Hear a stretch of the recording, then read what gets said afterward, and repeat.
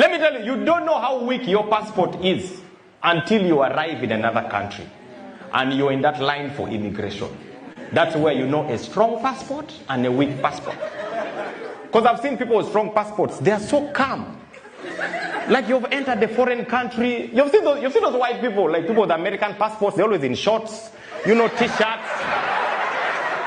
They're even talking to each other. How do you talk to each other in another country?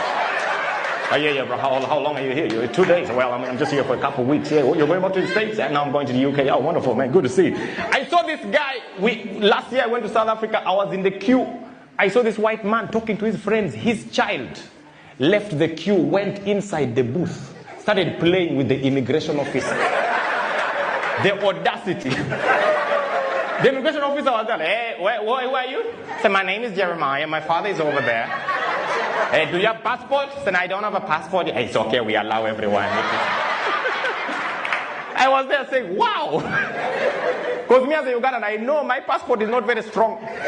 When you're in the queue, you are the most respectful person. Because you don't want anything that can annoy the immigration. Just there. Even if you recognize someone. I recognized the former minister of Uganda. He was at the front. I was excited. I was like, hey, honorable. He said, okay, look, first away. I said, I just want a selfie. Let us first enter. We'll take the selfie in Johannesburg. Let us first. Oh, man.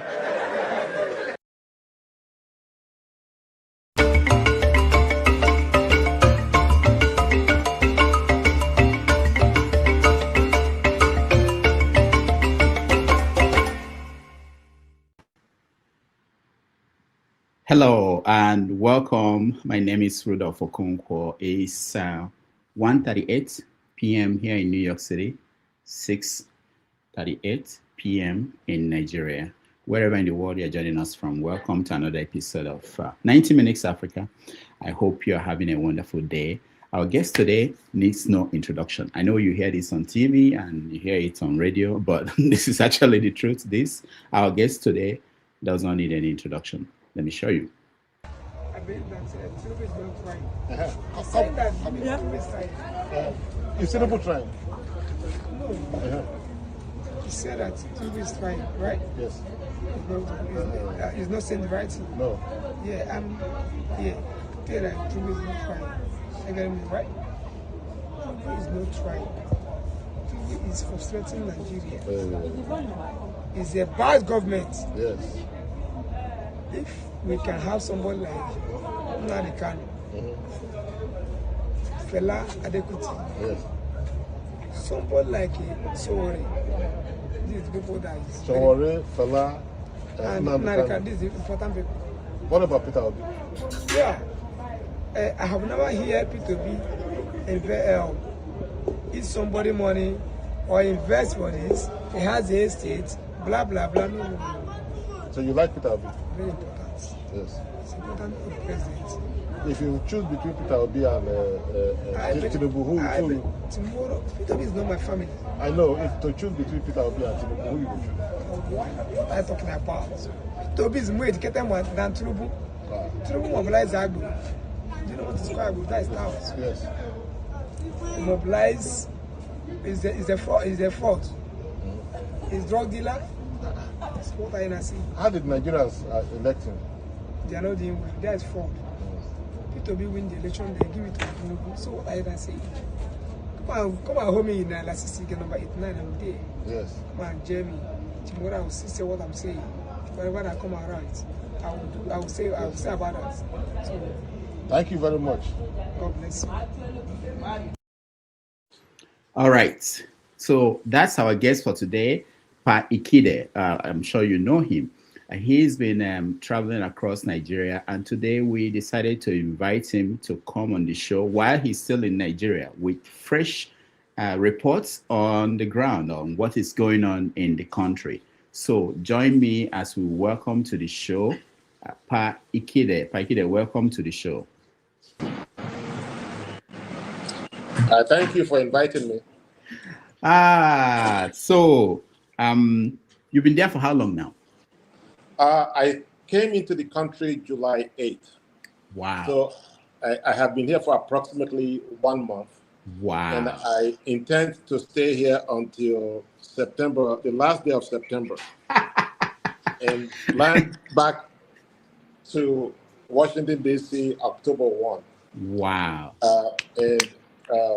So far, I will say that I fully intend to stay all till the very end because I'm having a blast.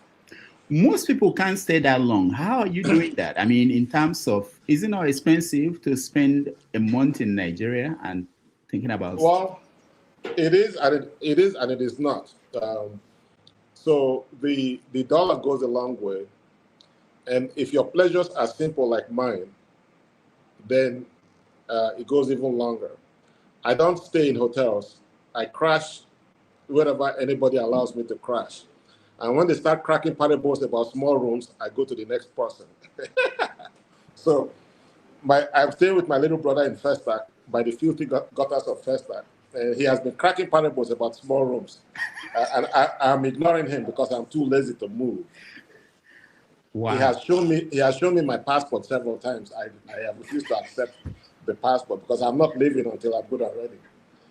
But yeah, you're right. The hotels can be pricey. Transportation is pricey because most of the transportation is by air, and to the extent possible, you avoid road travel because the roads are broken. There is narrative about insecurity and all that stuff. But I'm also not as active as people think. I could be in a room for days and really be having a great time. So, but most of my obsession has been to be on the streets, eating street food, talking to people, and just lapping in, the spirituality of the place that gave birth to me. I'm happy to be here. Yeah. All right. We're going to go into details of what you've seen, including the conference you attended at the Department of English at Chukwuemeka Odumegwu Ojukwu University. So, but first, let's start with the issues in the news. So this week, a few days ago, we saw the Catholic bishops went to meet Tinubu at Aso Rock, and it didn't go well the way any of the sides expected. What do you think about the event? What happened during that meeting?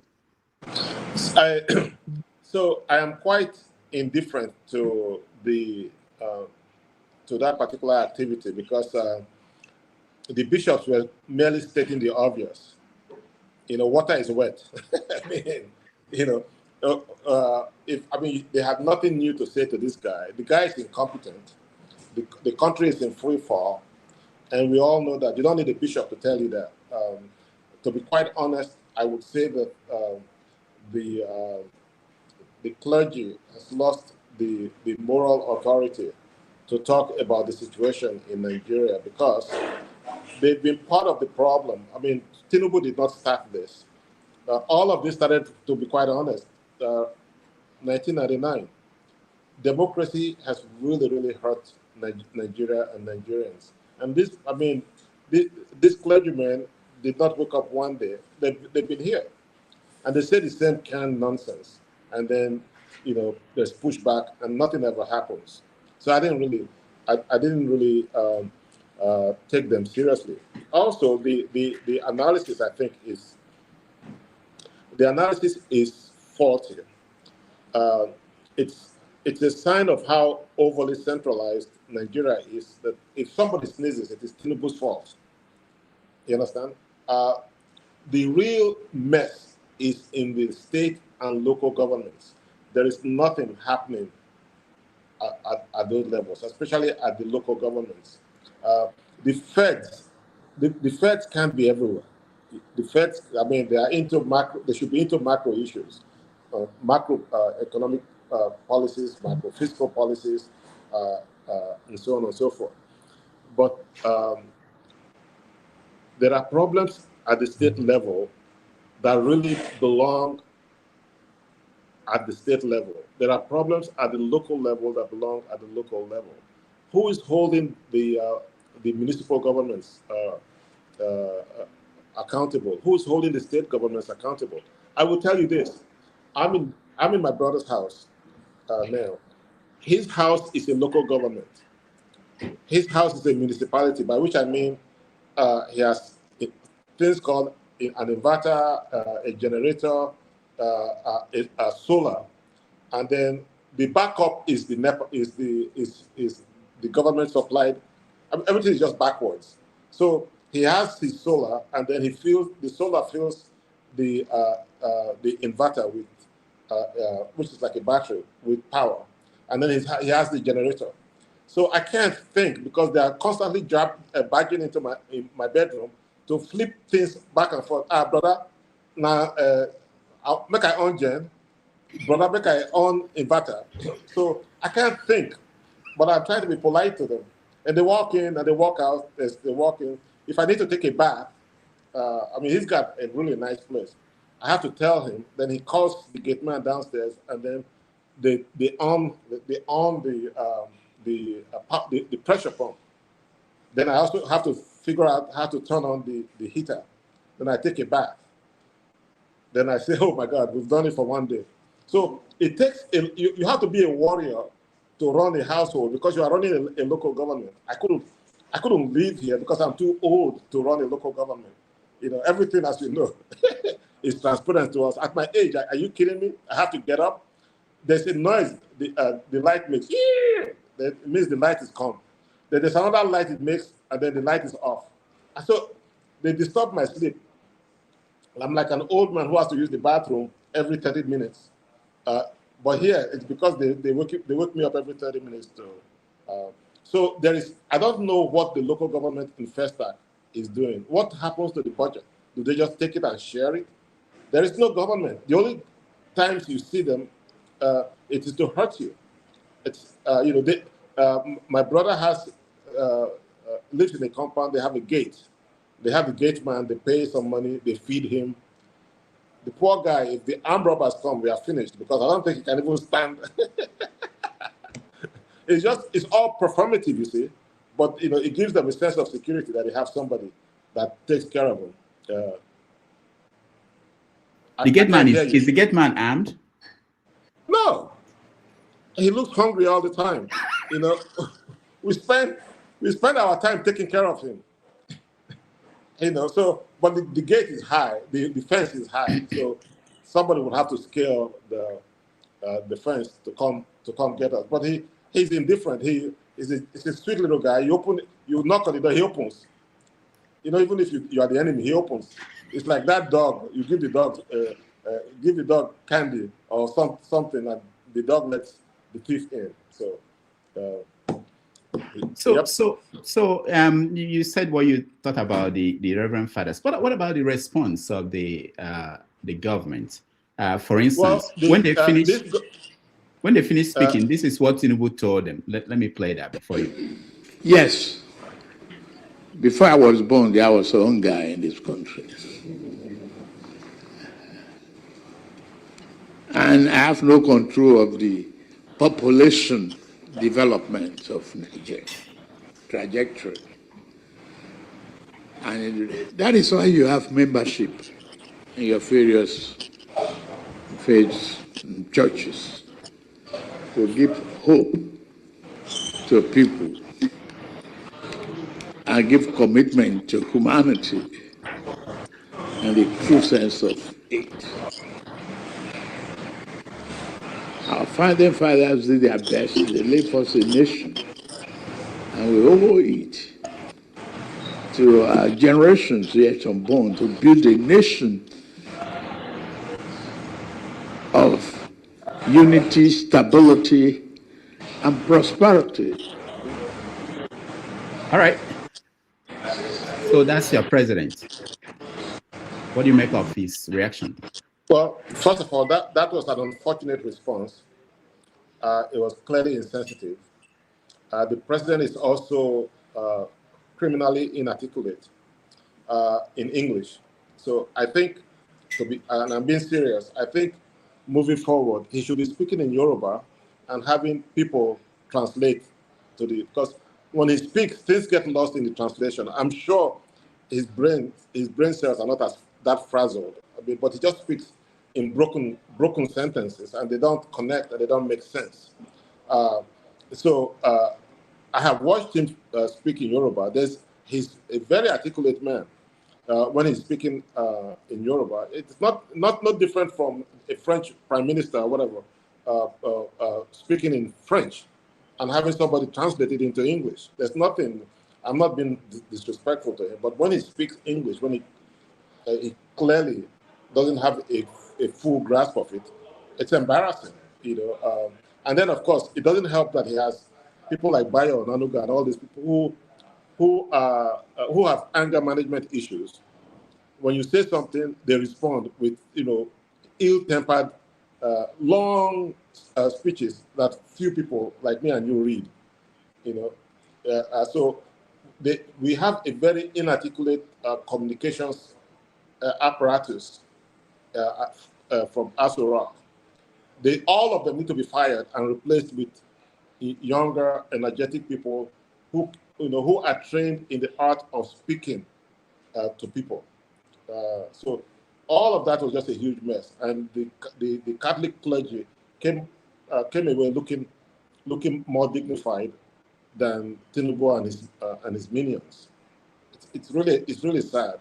I was disappointed. Well, not disappointed. I've gotten used to it. So one other thing that happened this last week was INEC published the certificates of candidates for president. Yeah. I don't know if you've had a chance to look at it. Yes, I posted it today. Okay. I posted it today. My question is, who really is Bola Tinubu? We don't know who he is. The man is he's a genius at being basically an apparition. Who is he? Who are his siblings? Who are his friends? Where did he go to school? I don't understand how. I cannot even believe that educated people are supporting this man. It's crazy that if you put his alleged qualifications side by side with that of Peter Obi, the man is not merely empty. There are huge gaps. Like synapses are not connecting. There's something wrong somewhere. I personally don't understand why why there's a. I don't understand the whole requirement for publishing the educations anyway, but it's been published, and I don't understand why the president of our country cannot tell us the schools he went to. So you can see that Atiku did not say the schools, but he acknowledged the years. On the year he obtained first school living certificate, West African school certificate, and a master's degree he got recently.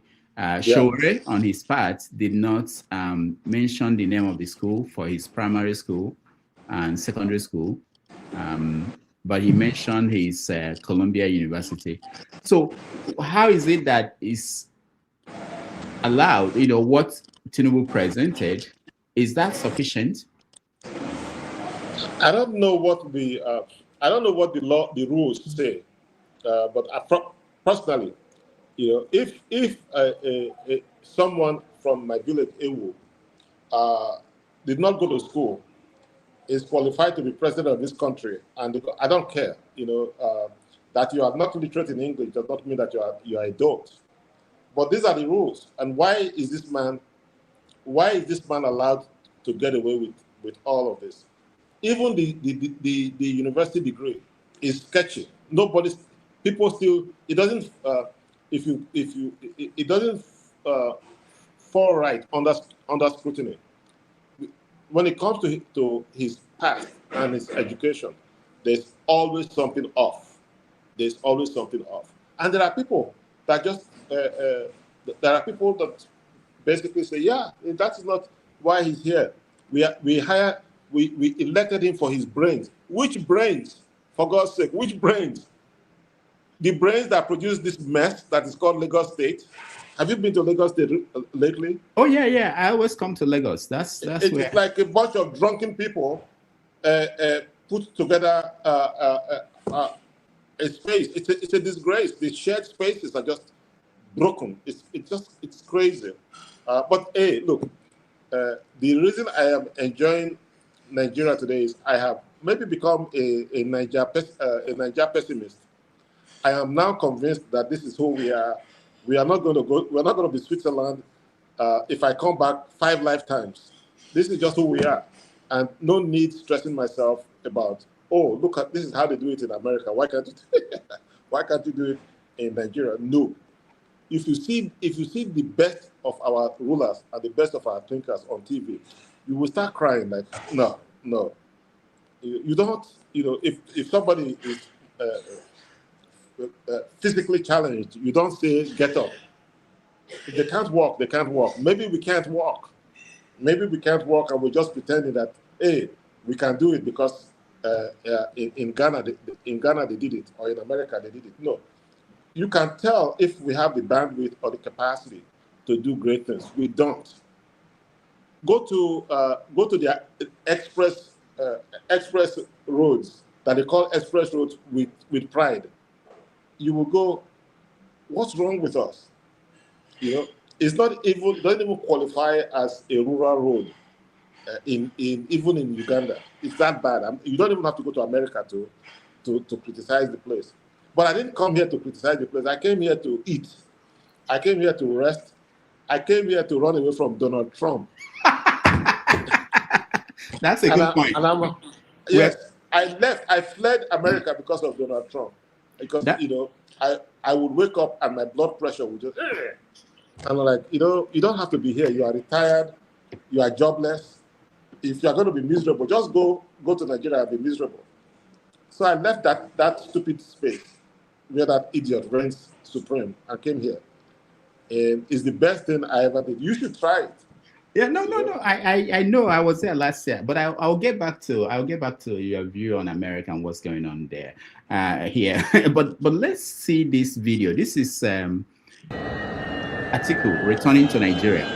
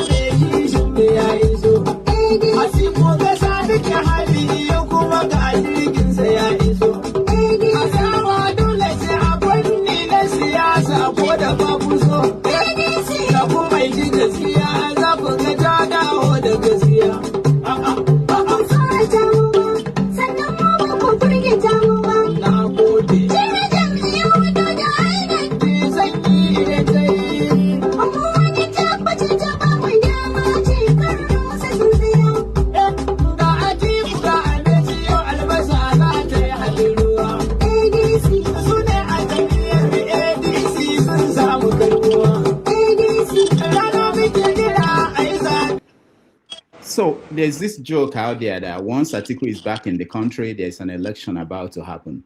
Yes. So, you've been talking to people. What do you make of him, by the way, running for president? I think Atiku should just go away. To be honest, he's a pain in the ass. Excuse me. He lives in Dubai, and his relationship with Nigeria is just transactional. He's disrespectful. He doesn't live here. He lives in Dubai 90%, the way I understand it, 90% of the time. And then when it's time for election, he comes.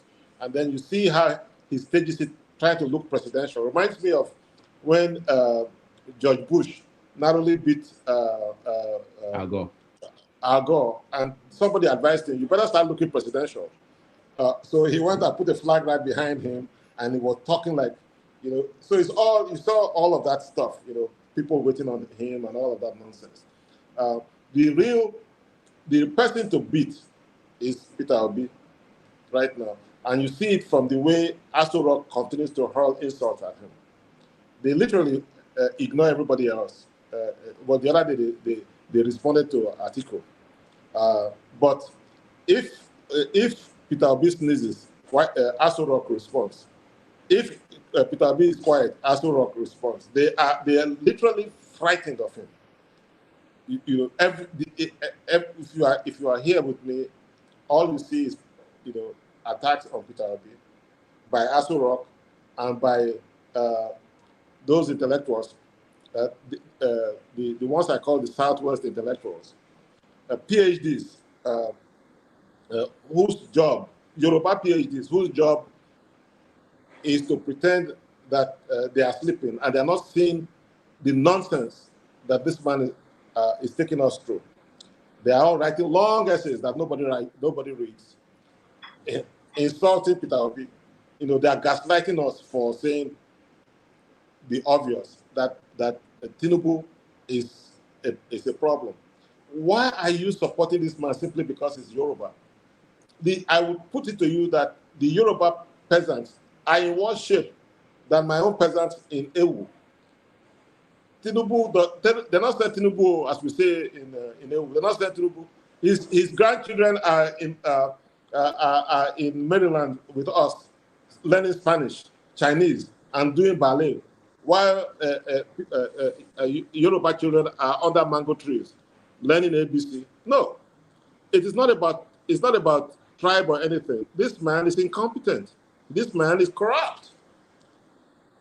And I dare Nigerians to vote him in again. I dare them. They have not suffered enough.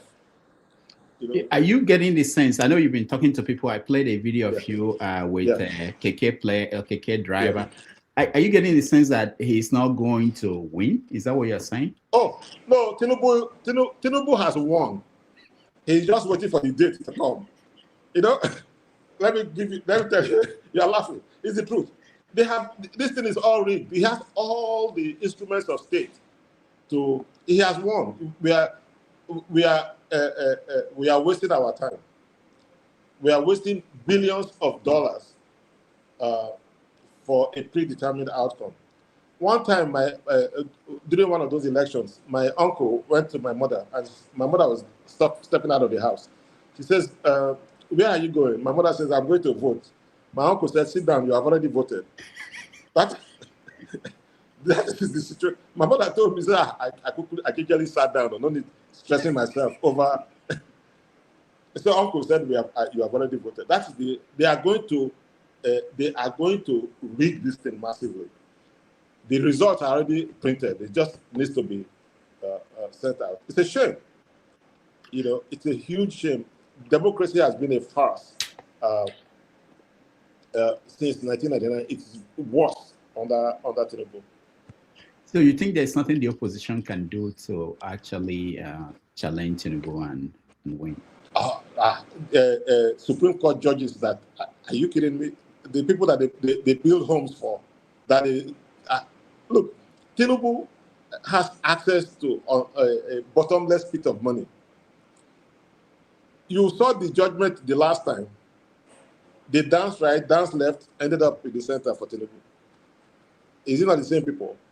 So unless there is like a massive uprising, where everybody goes to the polling booths, and it is obvious that people are physically protecting their votes, and it's obvious that there's a lot of energy. Even at that, the Tinubu that I know is not going to give up. He's going to do 2 terms.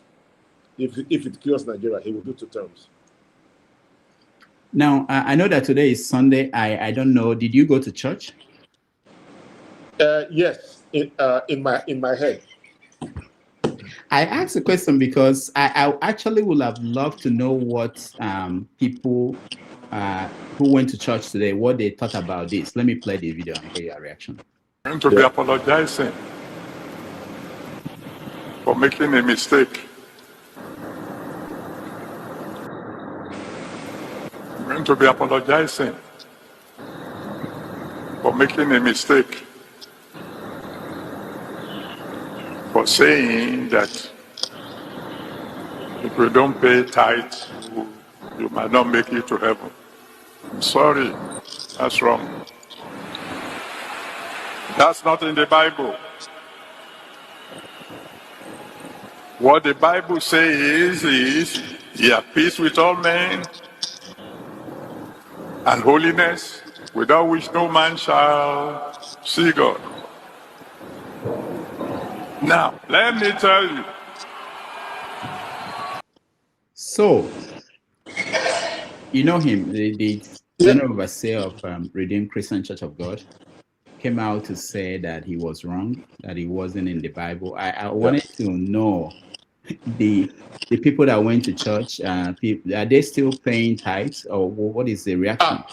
So it's a great question. My brother is, and the wife and the kids are part of Redeem. Oh, very good, very good. So what is their reaction? What obtains online is totally different from what obtains on the ground. They don't see, look, this man is their God. This man is their God. And I woke up this morning and they were looking for cash. What is the cash for? To put in the envelope. Yeah. The man did not even need to apologize. He didn't bother them. They didn't even bring it up. And they were saying, no, we need to, sometimes they had specific amounts of money that they needed. And so it is not, they didn't just sit down and say, Big Daddy, which is what they call me. I don't like what that man said, though. He didn't, in fact, they may be upset that he bothered to apologize. The man that is next to God, what happened?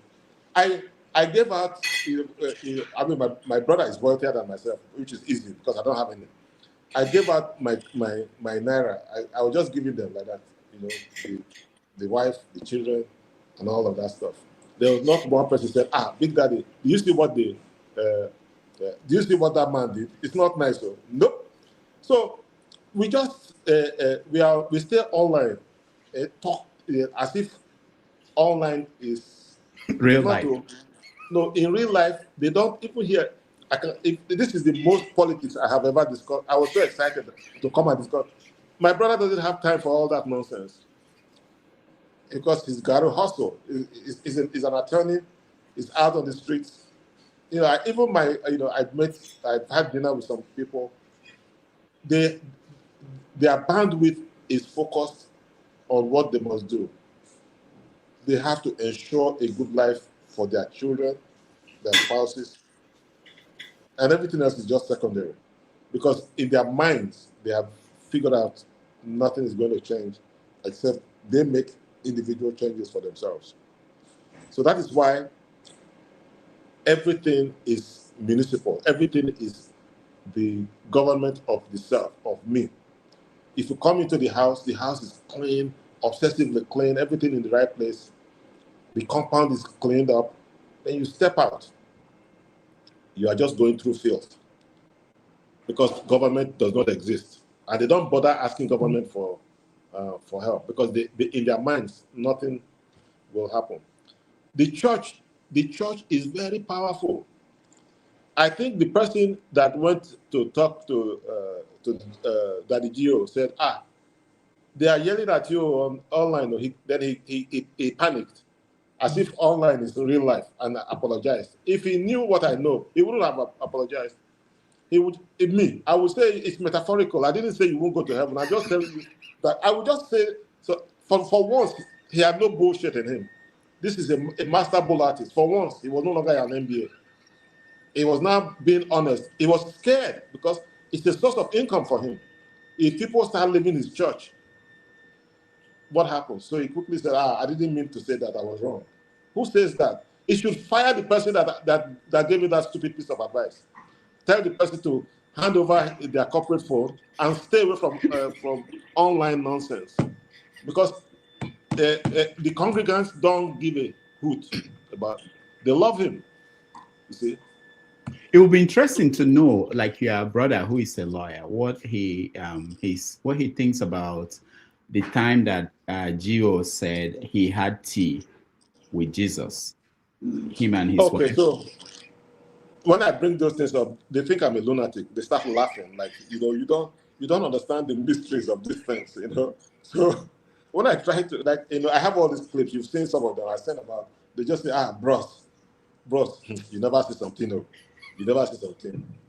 So it is really interesting. They hold on these people, and they're highly educated. They hold on them by this It's frightening. That nothing I have shown them that will shake their faith in these people, not in God, though, in these people. And they have prayer sessions, they have prayer lines that they subscribe into. And there are all these constant prayers. And now you have to understand, I was raised Catholic, unfortunately. You know, I went to Catholic boarding school where I am hoping that I can join a class action suit against the Catholic Church for the abuses that I got. At least in the winter of my life, they can give me some money to compensate me, keep me warm. But, you know, that old school thing, this is different. They don't, anything people say, it's when I put it, you know, people are saying, I will blow the trumpet, we'll blow the trumpet. That's online nonsense. In real life, they believe whatever. They are the new DBS, the new what we used to call native doctors. You know, light and darkness, good and bad, and that is how they make their money. You see. So I can talk to my brother and he'll give you several testimonies of how the church saved him. And he has a point, because the churches act like a social network. The government has abdicated its responsibility. And Tinubu said it to the churches. It's a social network, you know, and the people pay into it, and the church helps them. The church is a community. Even in the US, as you know, young people who are just coming in, what do? They go and find the Redeemed Church. They go and find one of those churches. And before you know it, they have been set up. There's a community. They set them up, and they know that in order to they have to pay it forward. So they start paying tithes, because they believe that it was the tithe that they were paying that helped them get married to somebody who helped them get that, you know what. So also it helps them to get contracts. So like your brother is a lawyer. Yes. All the people that have legal issues will come to him because he's a member in now you got it. Yeah. So you cannot just sit from the outside and be sneering at them. There is a method to the madness. You see, it's a very robust community, and in return for services that they do for the congregants pay a little something. You see, I can't do that for them, so the church does it for them. The government can't do that for them. The church does it for them, and it's not only in Nigeria, by the way. It's in the US, as you know. Immigrant communities are held together by churches. So there's some good that they do. To be quite honest, there's some good that they do. They have shelters for people who need homes. They have food banks. They have all kinds of things. You know, they are, in a sense, which is a shame, not saying a whole lot. They are more relevant than your NGOs.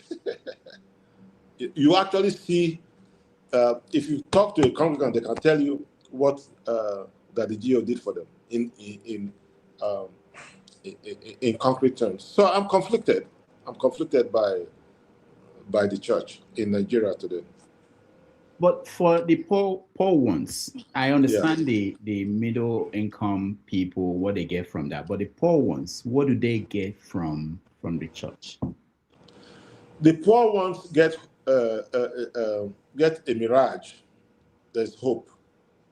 So if you go to church and you sing and you praise and you dance and you are energized, you have enough energy to be an indentured servant for the next week. So they get that sense of energy, sense of hope from the preachings of the priest. They also have communities where they can get funding. They can do this susu. They have things that they do even for the poor. It's not just going to church. It's a very, very complex community, more complex than the government of the day. And then of course the poor, when they go to church, they connect with other people. Many they meet middle class individuals. They get jobs from there. I mean, you're not going. Um, if you're looking for a gate man, you go to church, you find one there. If you're looking for a cook, you go to church. They offer jobs, to be quite honest. I know there are menial jobs, but these are jobs I couldn't give them. These are jobs that the government couldn't give them. So, for those who think that there could be a revolt, they sometimes you find out that they blame the churches for making people subdued and accept their situation, Yes. dreaming Yes. about when God will come, or people in the Yes. mosque, you know.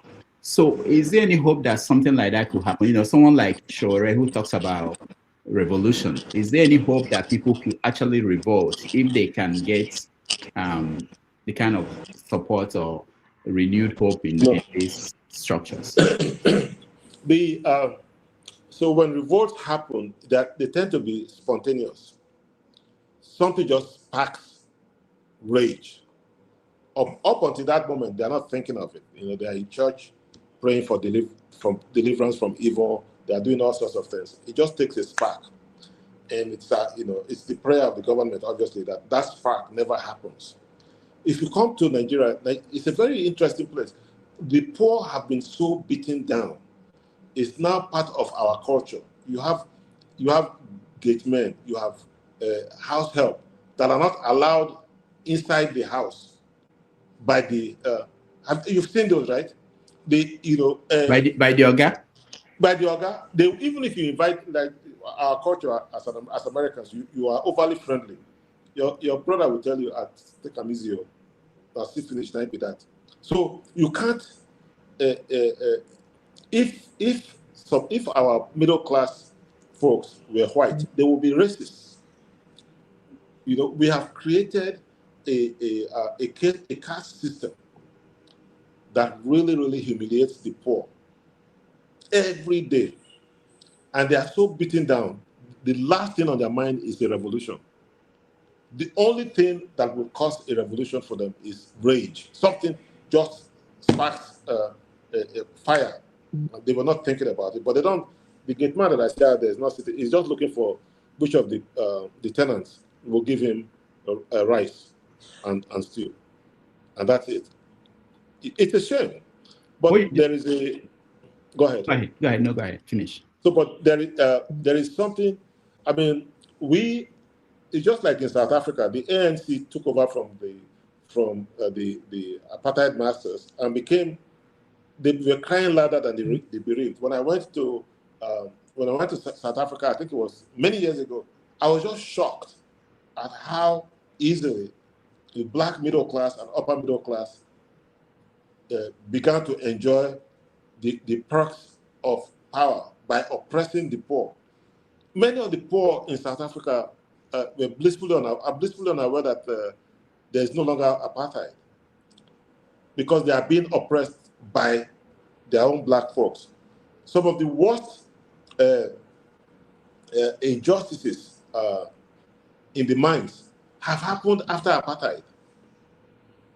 So the whole thing about xenophobia, I have not seen any analysis that goes deep into the disappointment that is the ANC, that goes deep into how the ANC has done little for poor black folks since was 1994, 1995. It's the same thing. Our black intellectuals and our black politicians have done little for the Nigerian populace since 1960. If you read Soyinka's books, and it is talking about the house help, you will think, whoa, is this a white man? It's the way, it's the way we raised ourselves to lord it over our own people. And even us, we get our little $500. We are coming from America. We change it.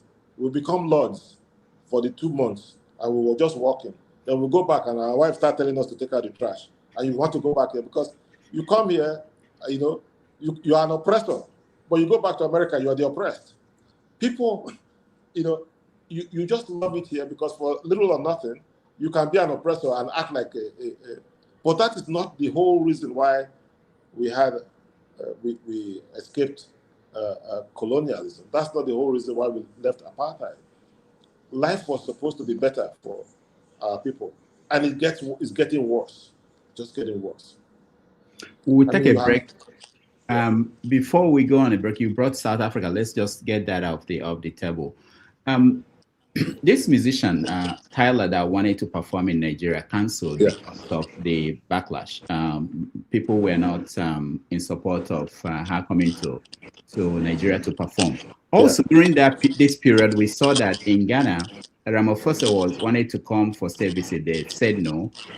What do you make of the reaction across Africa to what is happening in South Africa, especially the way that it's now impacting regular people? You know, if you look at the stories in Nigeria, Shore was against what happened. You know, like people were fighting against Tyler coming to perform in Nigeria. People felt that there are other people on the other side saying that they did not say anything while this is going on. They never said anything about their country people kicking other Africans out, so they shouldn't be benefiting from traveling across Africa. What is your take? So, again, I think the whole thing is unfortunate because if you're old enough like myself, you know that Nigeria really put in a lot during the struggle, militarily, financially, and so on and so forth. We educated a lot of young South African leaders. Same thing with African countries. But I think that we did not see this coming. A lot of poor South Africans have been abused by the leadership of the ANC. The ANC, Mandela basically handed over everything to the white man and became literally a ceremonial head. I exaggerate a bit, but the white man on average did not lose anything from Mandela coming out of prison. And Mandela and subsequent leaders have basically been coasting and not doing much about the fate of poor white South Africans.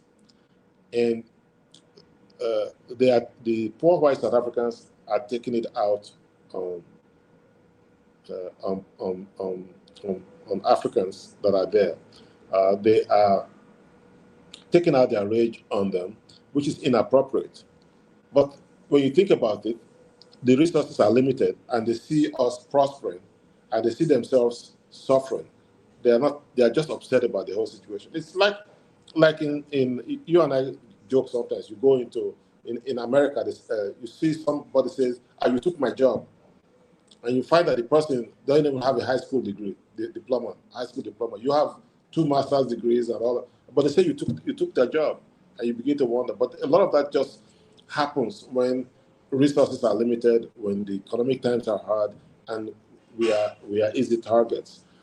I think that African leaders should put pressure on the ANC leadership, on the South African leadership, to begin to put in place things that offer economic and social relief to Black South Africans. The schools need to be upgraded. They need to find jobs for them. It's a tinderbox. If you think it's bad now, I worry about things 6 months from now, a year from now, if there's no outlet. All right, we're going to take a break. When we come back, we talk about a visit to Chukwuemeka Odumegwu Ojukwu University, what you went there to do, and all the other places you've been, including I saw you at Badagry. We'll talk about that, and we'd let people come in and ask questions and continue the conversation. Thank you. Okay.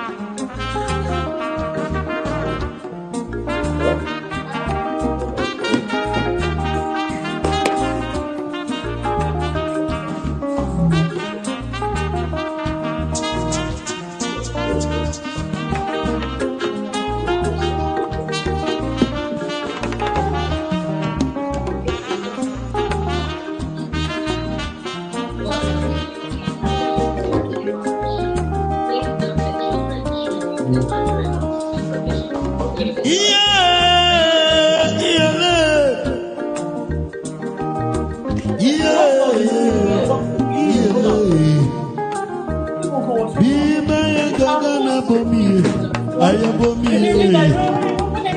Rosie, aye, bomi, aye. I want to watch him. You know it.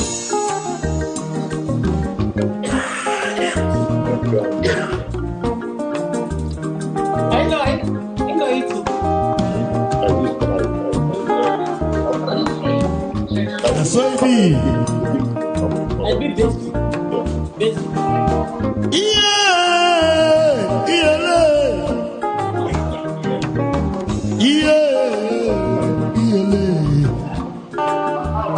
Bima ya gagana bomi, aya bomi, Rosie, aye, abomi, aye.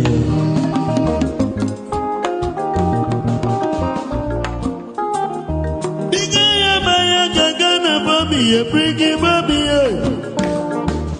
Rosie maya gagana bomi, Susanna bo, bomi. Aye bomiye, Susanna bomiye, aye bomiye, Rosie maya gagana bomiye, Susanna bomiye, bomiye,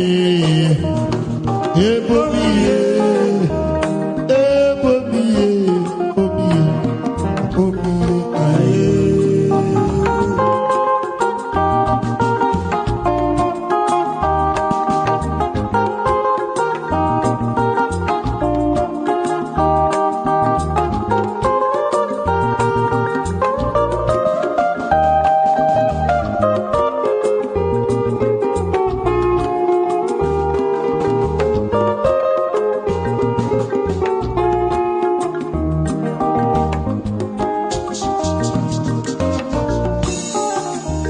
Rosie bomiye,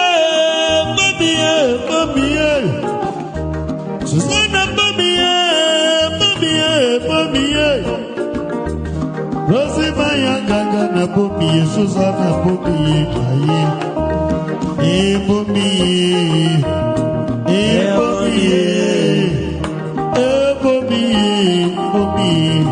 bomiye, aye.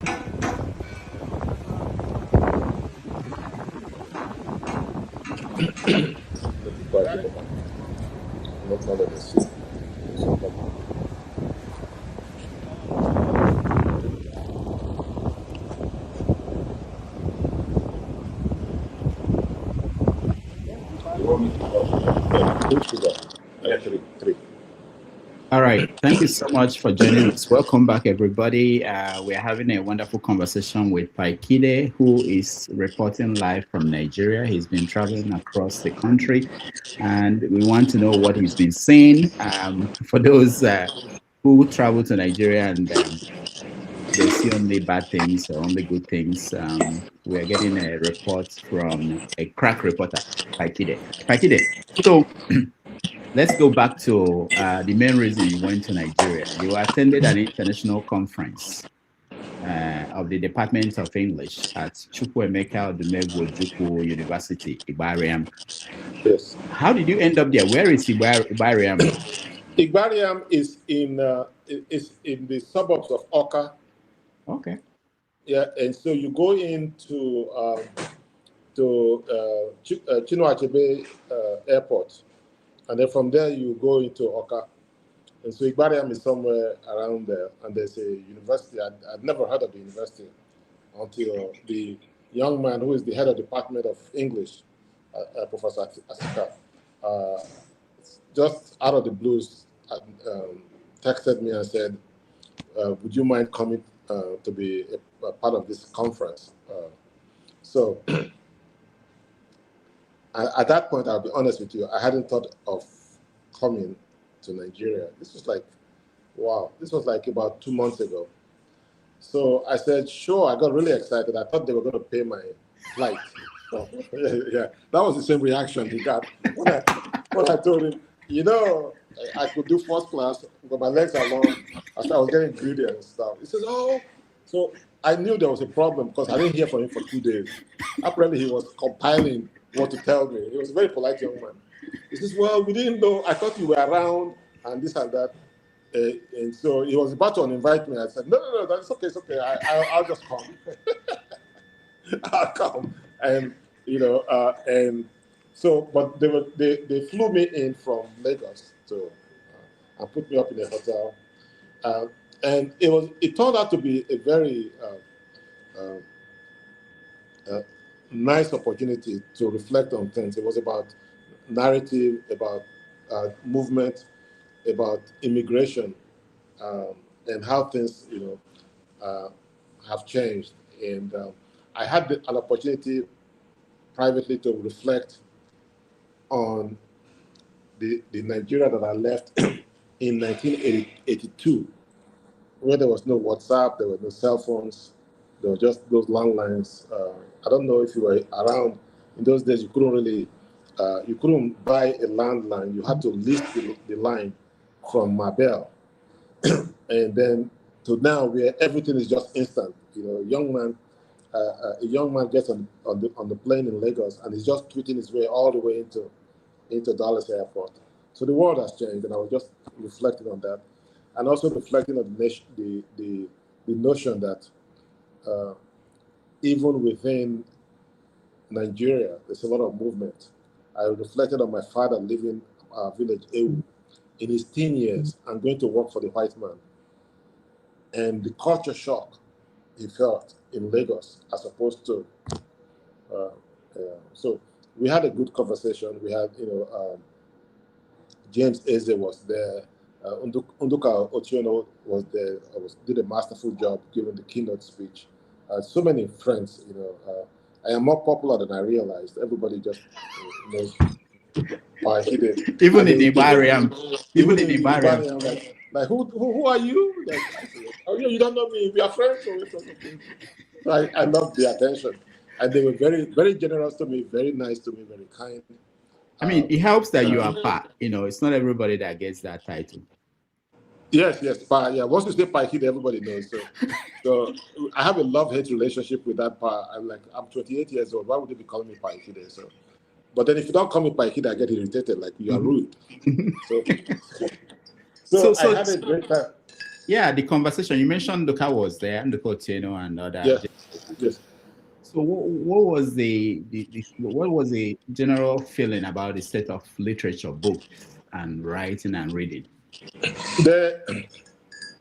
So I would say that, and this is not a criticism of us, I would say that people are still in a bubble about when they talk about academics, they're still talking about the book. And that conference was no different. And I'm not being critical. I mean, there was no, I was the only online personality in a sense, because from a deficit perspective, in the sense that I've never bothered to write a book, which people keep reminding me. And they can remind me from now to tomorrow, I'll never write a book.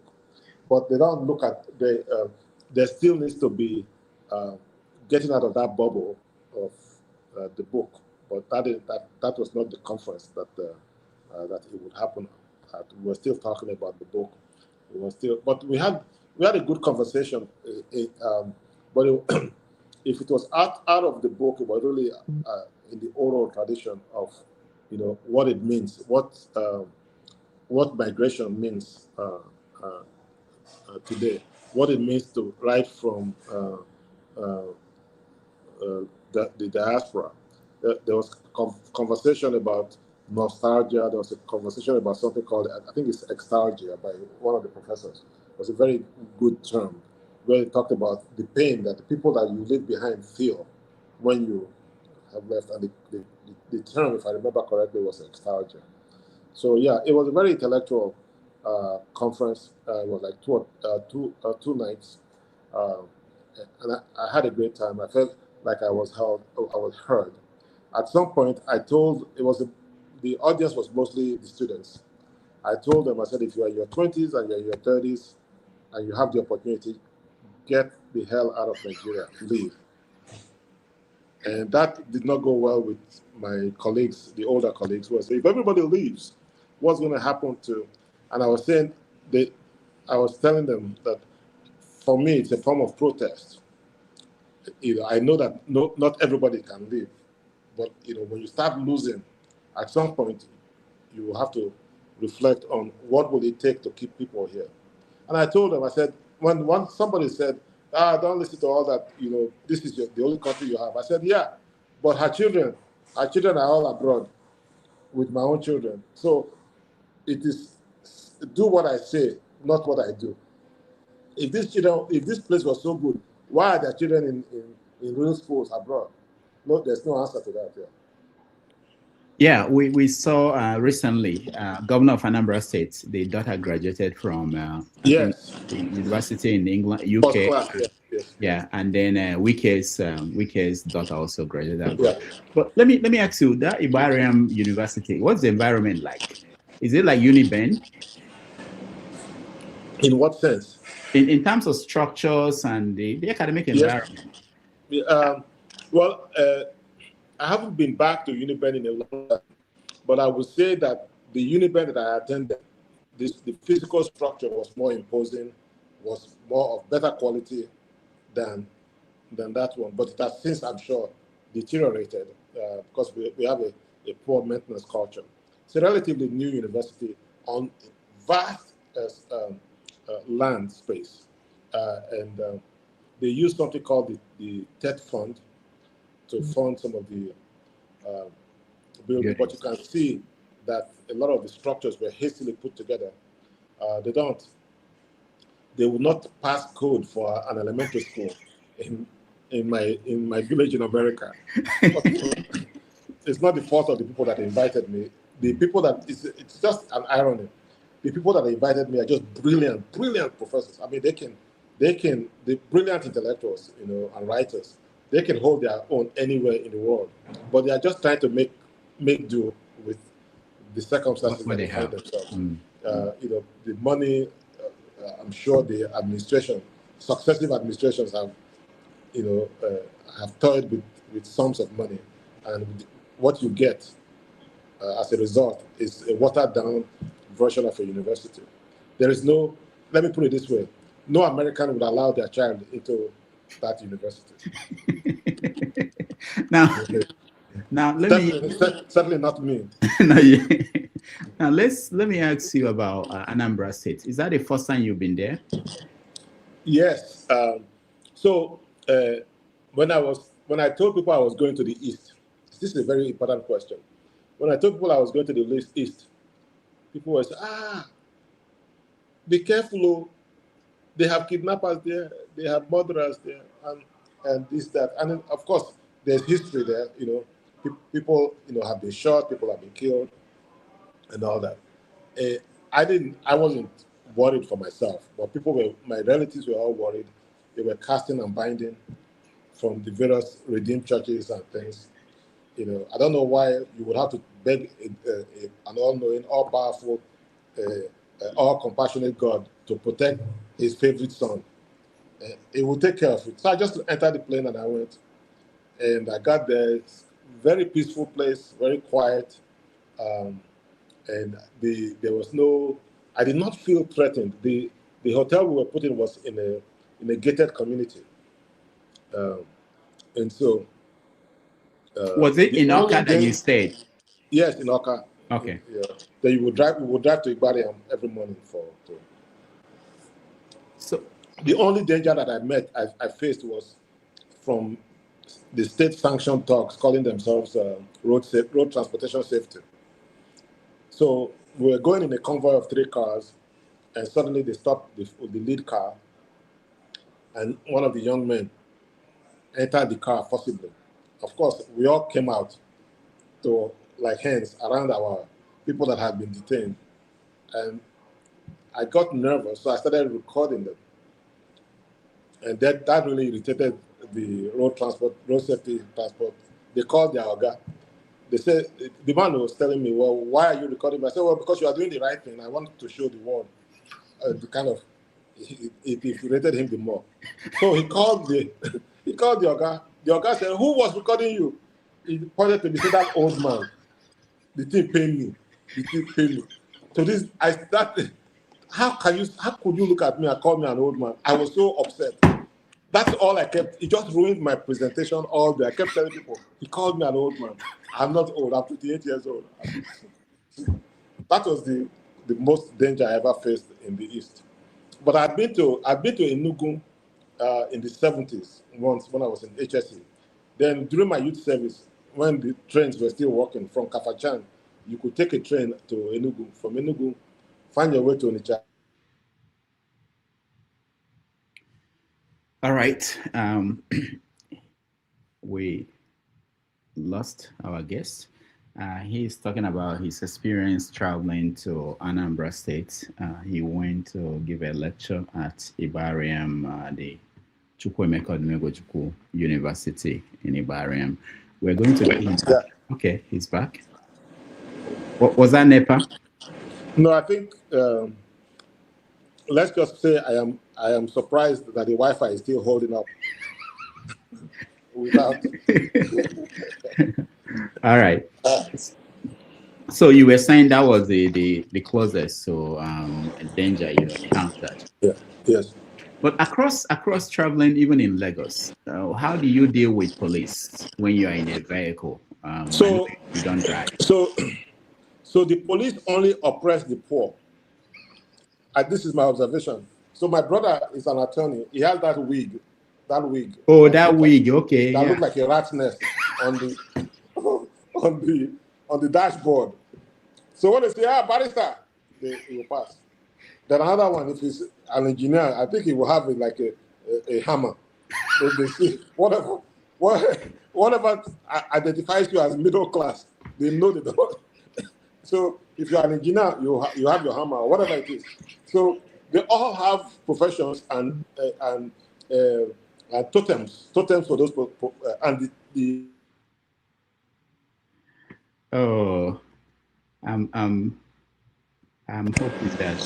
So they have been taught to show those totems, and they are left alone because it's not worth it when they can get their little 500K from the bike man or from the Marwa.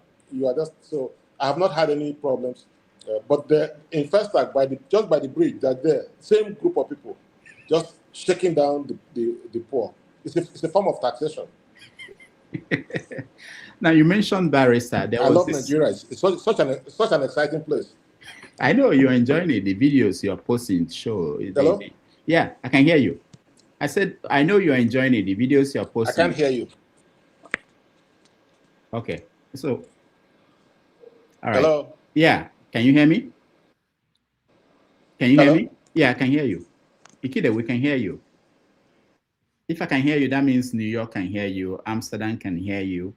If you can't hear me, then it's a Lagos problem. All right. Let's take a quick break. When we come back, we are going to let you join us in this conversation with Pa Ikhide, who is traveling across Nigeria. He's been enjoying himself. Let me play some videos from his travels.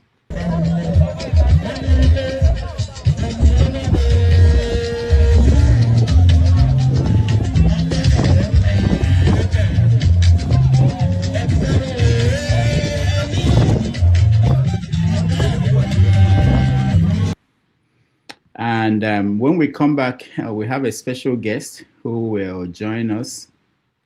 He was also in Nigeria, but he's still making his way back to the United States. So let's take a quick break. We'll be back.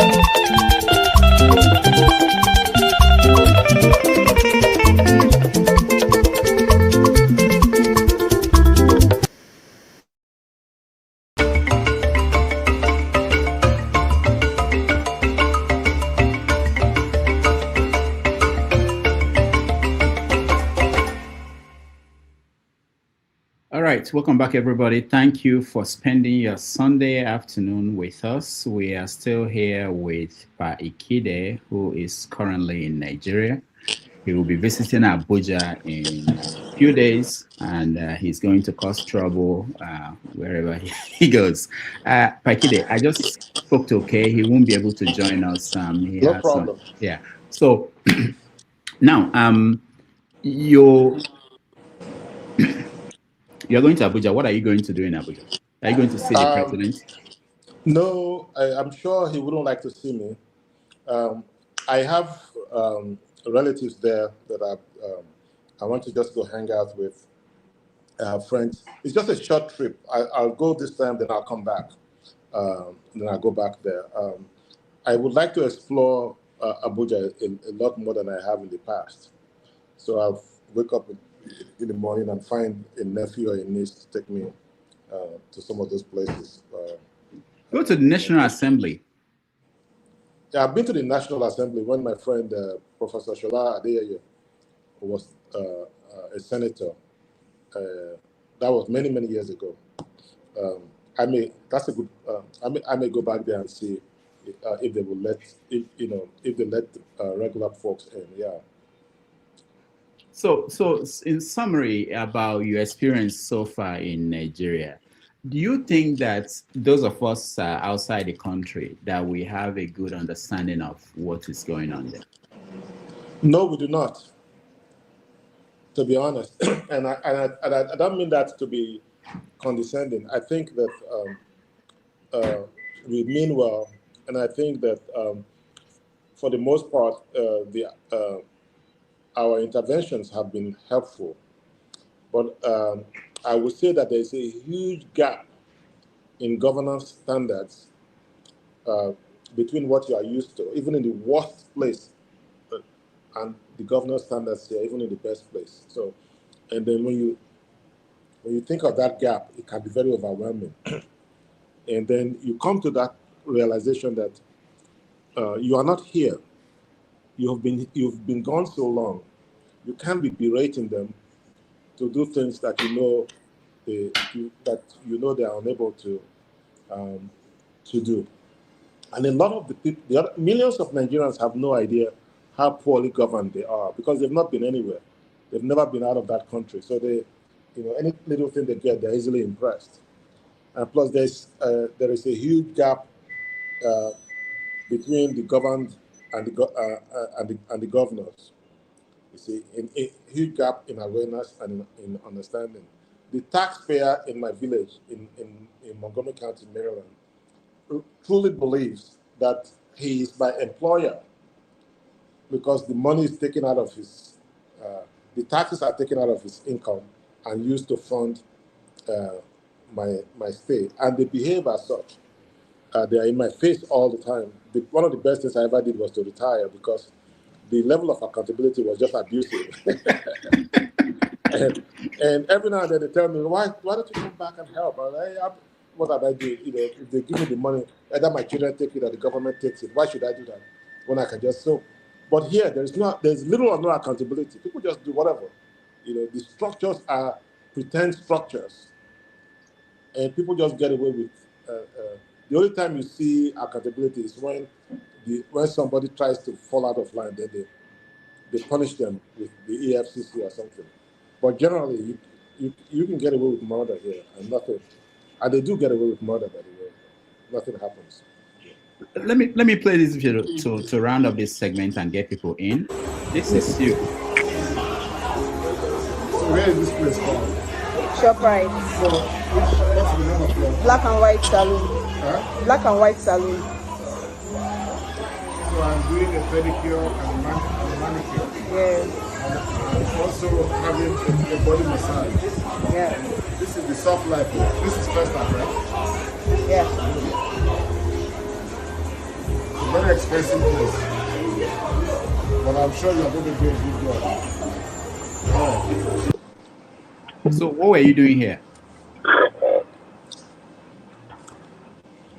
Ikhide, what were you doing? Did you hear me? I think our guests cannot hear me. Ikhide, can you hear me?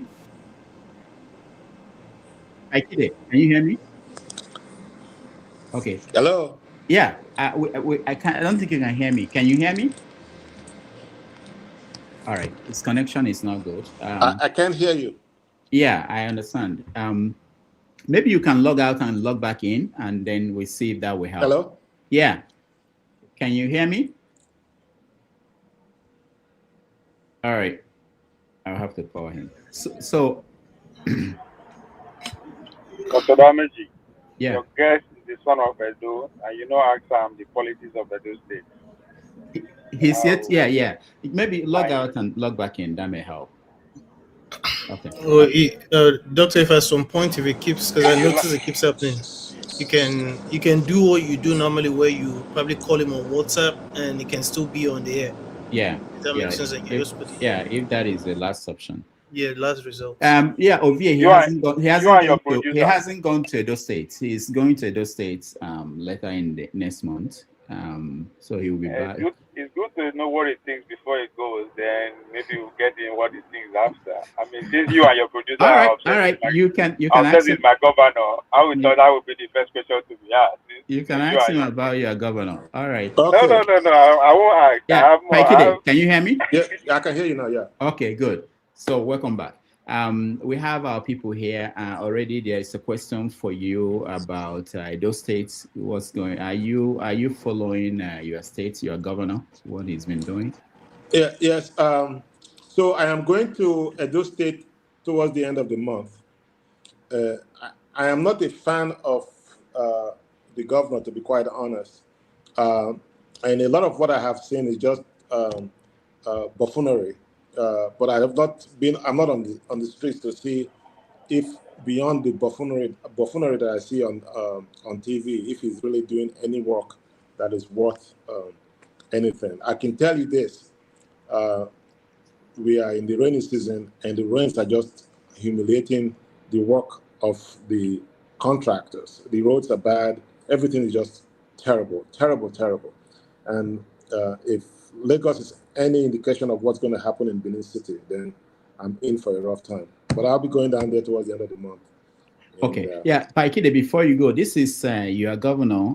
He just trained some forest guards, and they came out to demonstrate what they learned. I posted it today. You posted it too? Okay. Let me just play for those. Ogida Barracks in Benin City, the Edo State capital. 497 newly trained forest guards are all set to hit the ground running and make Edo State unbearable for criminals using thick forest as hideouts after unleashing mayhem.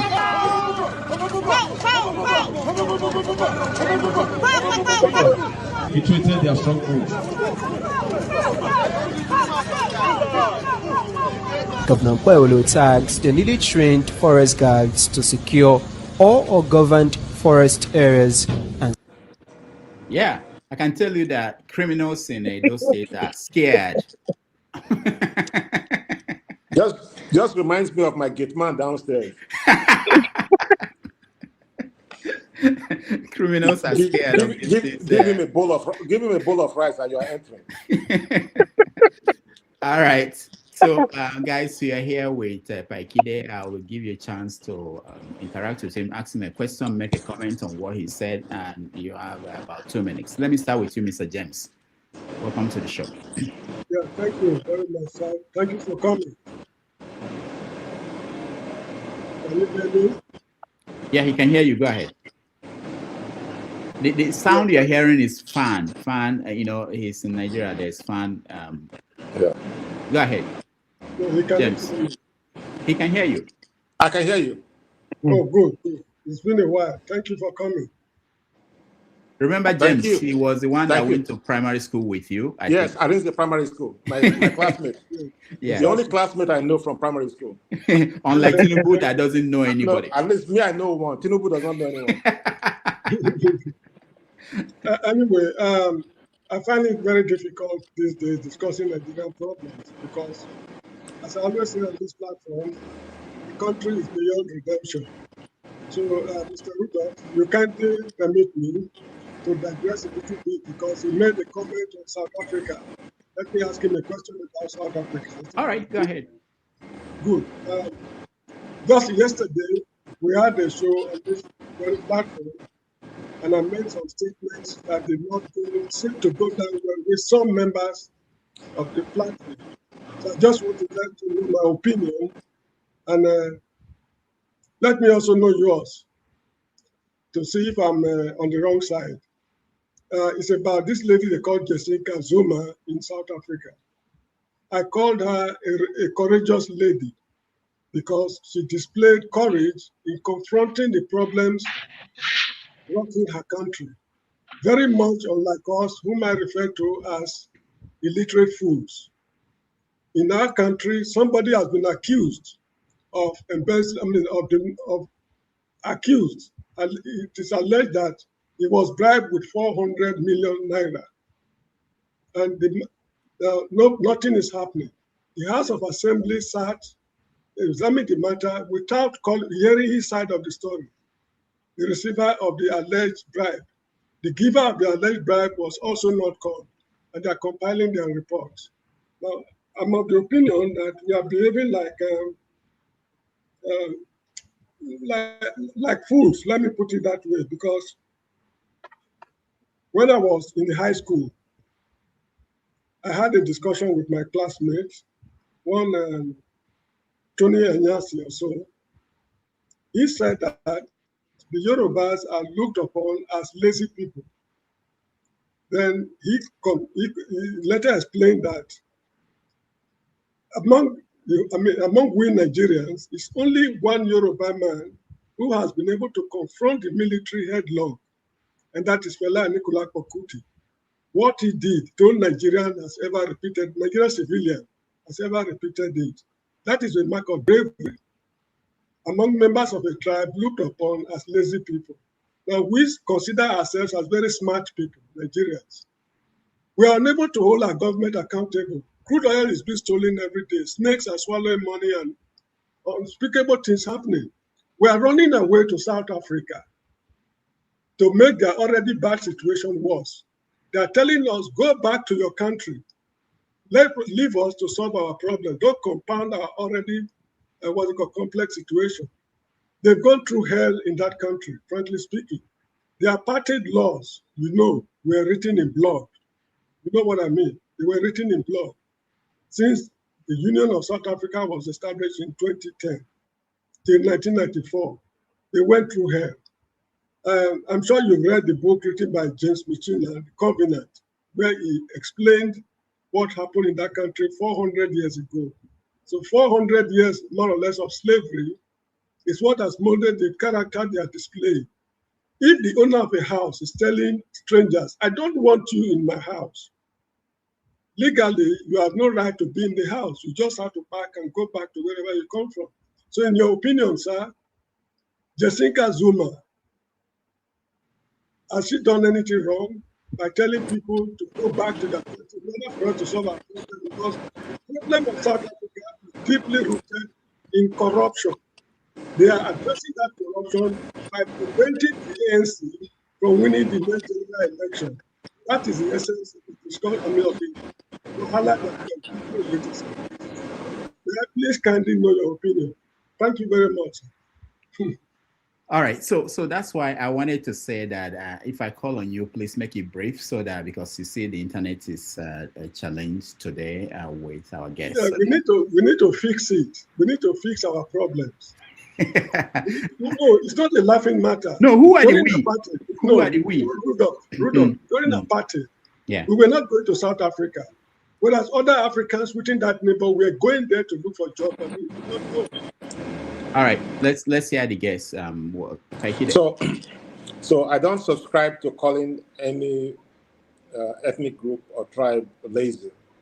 I definitely do not subscribe to calling the Yorubas lazy. They are no, they are not lazy. I'm sorry, they are not lazy. They are not lazy. At the risk of sounding patronizing, they are far from lazy. I don't think I do think that the situation in South Africa is a lot more complicated than has been presented by both sides. I think I touched on this a little while ago. I think that we are dealing with symptoms of a deeper fault. The leadership of the ANC, the leadership of South Africa, has failed tremendously to address the needs of poor Black South Africans, and we are beginning to see the result of their lashing out at immigrants all over the place. And TV makes it look like there are millions of African immigrants there. That's not true. They see us thriving, and they are not thriving, and somehow they've made the connection that they are not thriving because of us. And now that people have left, they are beginning to see that we are not their problem, and they're beginning to say, "Whoa, what happened to these stores? What do we do now?" So there has to be deeper, long-term, long-range thinking, not only by the South African leadership, but by African nations. Why are people fording rolling rivers? Why are people climbing mountains to go to other countries? People are running away from home because home is the mouth of a shark, like the poet says. So that's the situation that you find. We have to sit down and say, how can we help? How can we help? When I went to South Africa in 2005, I think it was, people were afraid of the average Black South African. They were angry and they could hurt you. And if you walked in and you were Black, the Asian storekeepers looked at you like you were coming there. It's a very difficult place. It's a very challenging place, and the solutions are not simple. All right. Thank you, James. Thank you, Pa Ikhide. Let's hear from Femi. Femi, you're next. Good morning, Pa Ikhide. And according to you, you're supposed to be a father, a fighter, a lover, and a troublemaker. I was wondering about your, is it Exco Igbo website? It looks like the last time you may have posted something there was 2019. But that's by the wayside.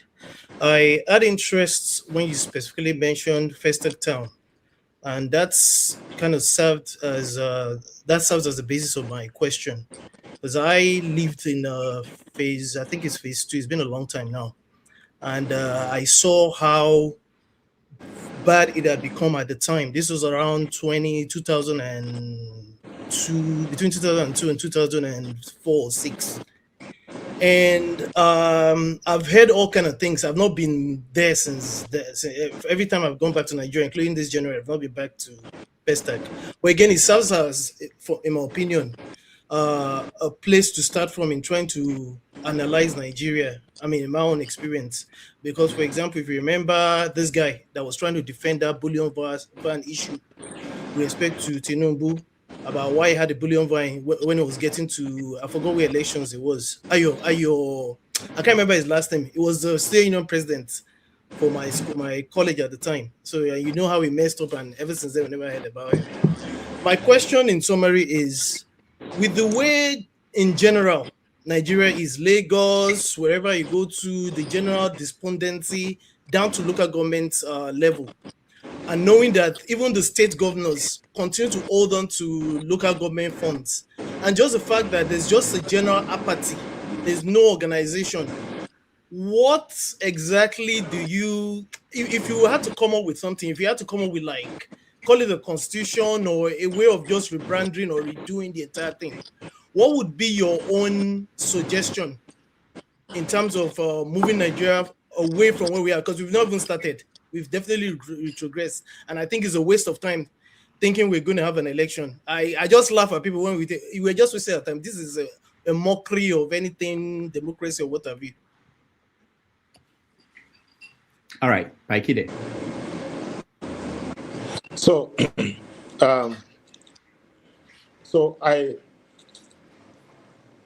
let me put it this way. I have a little bit of experience running public systems in the United States. I was chief of staff to the school board of the 14th largest school system in the United States. And then I was chief of staff to the president of the county council. So we were talking about 1 million people, $7.5 billion annually in salaries and stuff. So I will be the first to, and I did this for like 36 years. I will be the first to tell you that if I was to be given an assignment in Nigeria, I would fail dramatically because the structures are not in place to run a real system of governance, of democratic governance. By which I mean that it's top heavy at best. There's really no government at the local level. There's little government at the state level. And so what am I saying? I'm saying that democracy is not going to be successful in Nigeria, that we need some kind of look at the system that brings in doers, not bullshit artists, doers that build systems from the ground up, and that holds people accountable. We don't have that, but instead we are going in the opposite direction. People, the schools are terrible. People are not being educated. So we have a generation coming up that, is even going to be worse than the current generation. There is a conversation to be had about whether democracy as is practiced today in Nigeria is the appropriate vehicle to move us forward. My answer is no, it is not the appropriate vehicle. But when I say these things, people don't want to have that conversation. They think that I'm calling for the soldiers to come back. They never left in any case. They've always been there.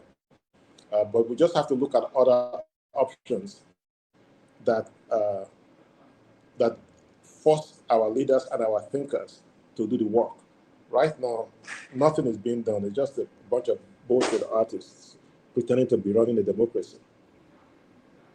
All right, thank you, Femi. And let's go to Osewa. Osewa, welcome. It's interesting to know that you already know how to pronounce my name, so I'm happy about that. Happy Sunday to everyone. Pa Ikhide, much more regards. Good afternoon from Tennessee. It's a sunny day today, and we thank God for the beautiful Yeah, weather hello, how are bringing you? us. I'm doing well, thank you. Thank you for joining today. I can see that you are enjoying your time in Nigeria. It's been so euphoric and a lot of jamboree everywhere. I see you having a good time.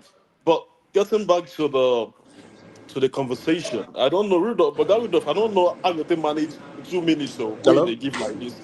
Can you hear me? Yeah, we can hear you. I can hear you. I don't know if Yes. my kid can hear me. I think he's having some difficulty. Pa Ikhide, can you I hear can hear him? you. Okay. Oh, okay, awesome. So you spoke I can hear him. Okay, right. You spoke extensively about different topics, but three things actually got me, and that was why I was asking Oga Rudolph if it's too many time. I mean, I understand No, go why you ahead. couldn't Go be ahead. there. I'll give you more time. Go ahead. Thank you. You know, sorry, David, please, I'm on the call. All these children, they don't understand something. So you spoke about governance, right? And you suggested that the real structural mess that we have sits at the local and state government levels. That was what you said when you started. But doesn't that ignore, Paikide, the fundamental law of organization signaling that we have, that the fish rot from the head down? And I believe that, right, that in any enterprise, performance and integrity are dictated by the executive tone. That's number one premise. So when we have a nation where the presidency, that sound though, but when we have a nation where the presidency itself is occupied by individuals that are burdened with documented international legal shadows. Paikide. We have a Chicago issue we haven't sorted. We have a chief of staff that has a Georgia issue. He stole $25,000. We have a Akpabio with some illicit cases and everything. So when the top tier government officials, are a complete gourmandizers with complete impunity, how could you state here that we should expect um, the local actors to act, the local and state actors to act right? You know, there's this in every organization in Nigeria. When people hear in every serious one, by the way, when people hear Oga they come, every staff sits right. But when the Oga himself is a shamble and a show of shame, how do you say that local government and the states, you know, they are we should hold them accountable? Please help me understand. Thank you, sir. That's the first one. Okay, so um, the real democratic governance, as I understand it, is at best concentric circles of leadership structures. So if you go to the local government level, there is a head, and that head, you know, everybody looks to it. If you go to the state, there is a head, it's the governor, and then you go to the federal level, there's a head. The problem that I have with the government as practiced here is everything is on Tinubu's head. That shows itself that there's a huge problem with the system. I'll give you a personal example. So I've lived in the United States for 44 years. I worked for a local government for 36 years. That local government has 108 schools. It has the budget of that local government's schools was $3.5 billion just for the salaries alone. And my pension comes from that local government. There is nothing President Trump can do to me that will jeopardize my pension because he doesn't pay into it. The schools are funded by taxes from the residents, from the property taxes, the income taxes, and so on and so forth. So right now, Mr. Trump is just making a fool of himself, but the structure is protecting us. You don't have the same situation here, where the structure does not protect you here. If everything comes from Aso Rock down, and that was not, I was part of the pro-democracy movement, by the way, in the early 90s and all of that stuff. And this was not what we understood. We understood that once we got into power, we would devolve the power into the satellites. And that never happened. So it's a huge problem. We need to begin to move. The federal government should get its head out of a lot of things because they don't have the capacity to do it. That's the point. If anyone tells you that this is a form of federal government like it's practiced in the United States, it's not true. And I can tell you that for free. Rudolph Okonkwo can tell you that for free. You can live as I live and he lives in a local government and not ever have to worry about what the state says and what the feds say. My local government, and I was the chief of staff to the president and to the council members for 5 years. My local government's income, 90% of it comes from within. Now that is independence. We can basically say, F you, you're not coming in here, ICE, and nothing happens. We have our own police. And within that county, within that local, we have 4 jurisdictions that have their own police. Over 60 years since independence, we are now beginning to talk about state police. Give me a break. It's not we are not a thinking people. That's the problem.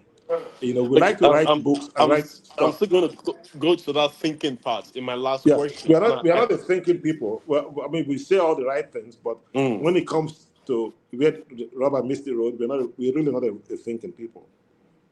Thank you. My second question, my second question borders on the church. You kind of frame the Nigerian church largely. This is my own way of interpreting what you said as a sedation mechanism. That's what I said. And as a what? Sedation mechanism. And you know, there's this Okay. political philosopher that will say Yeah. that religion is an opium of the masses, right? Yeah. And we can talk about that extensively.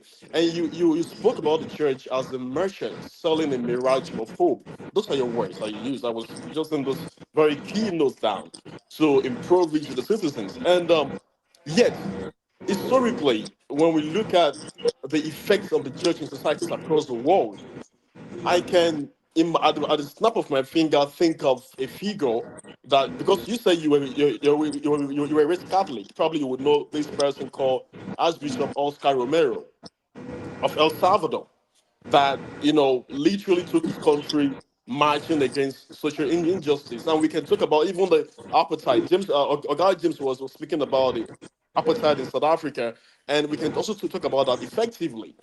Um, for me, I want to ask you, sir, is the problem really the Christian faith itself as an opium? Or is it that Nigeria has suffered a complete, what I call the bastardization and the commercialization of the gospel, where local and religious gatekeepers actually pacify the citizen, to shield the ruling elite? Because that's where it appears to me that your argument was leading to. Now, if that is the case, as an established modus, how then do we rehabilitate the church back to the space of prophetic protest rather than transactional compliance? What do we do?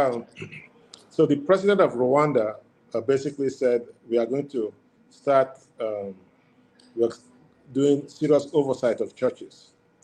We don't want charlatans. You have to go to a real school. You have to get a certificate, and you have to do certain things. I think that's the right way. I think that organized religion, has a very violent history, a very violent past. The ship that was taking slaves from Badagry and all of those places, one of them was called Jesus. So the Christianity has to come to terms with its uh, its violent history when it comes to black nations, and when it comes to the transatlantic slave trade.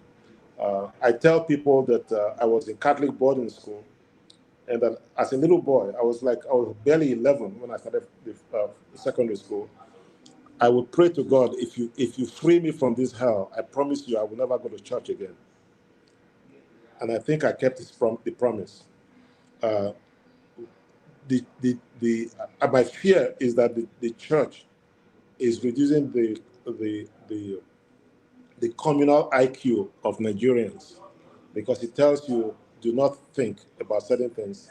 It tells you accept certain things at faith level and leave it at that. It's a problem.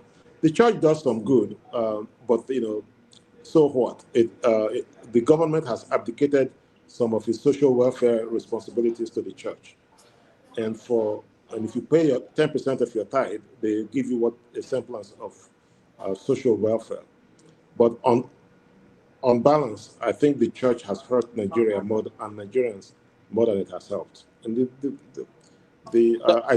if you are on my page, you see me throwing caricature video clips of things. I think that is, thank you for that expose, even using your own personal life. Again, by extension, I grew up in the church as well. And in fact, as a young man who grew up around Irish missionaries, the SMAs ministered to my people. Yeah. And I was in a Catholic seminary for a long time. I did my philosophy, was studying to be a Catholic priest. And Yes. again, it's unfortunate that you have to go through that and you have to experience what you experienced. I think your experience is unique to you. But the Catholic Church is always talked about, there's this Latin phrase, fidet et intelligram, faith and reason. The church has never and be antagonistic to rationality. And in fact, the very first scientists we would have in the world were Catholic priests and monks. And in fact, when the war was happening in Europe, the monasteries was where books are being kept, and the monks dedicated their entire life writing and interpreting. So what we would see is that the church has always been an advocate for rationality, and that's why you see that the Catholic Church and the Catholic priest has always been one of the best brains in the world. I'm a product of the Catholic Church, right? And I can say with you with no sense of ambiguity, when you go to my school, I schooled in Nashville in a school called Vanderbilt University. I'm one of the awardees there. I'm one in the LAME Overbee Award. They gave me so many money for that. But then again, I'll always make allusion to the Catholic education that I have and the Catholic background that I have. I took my academics really seriously, and they really changed my life, right?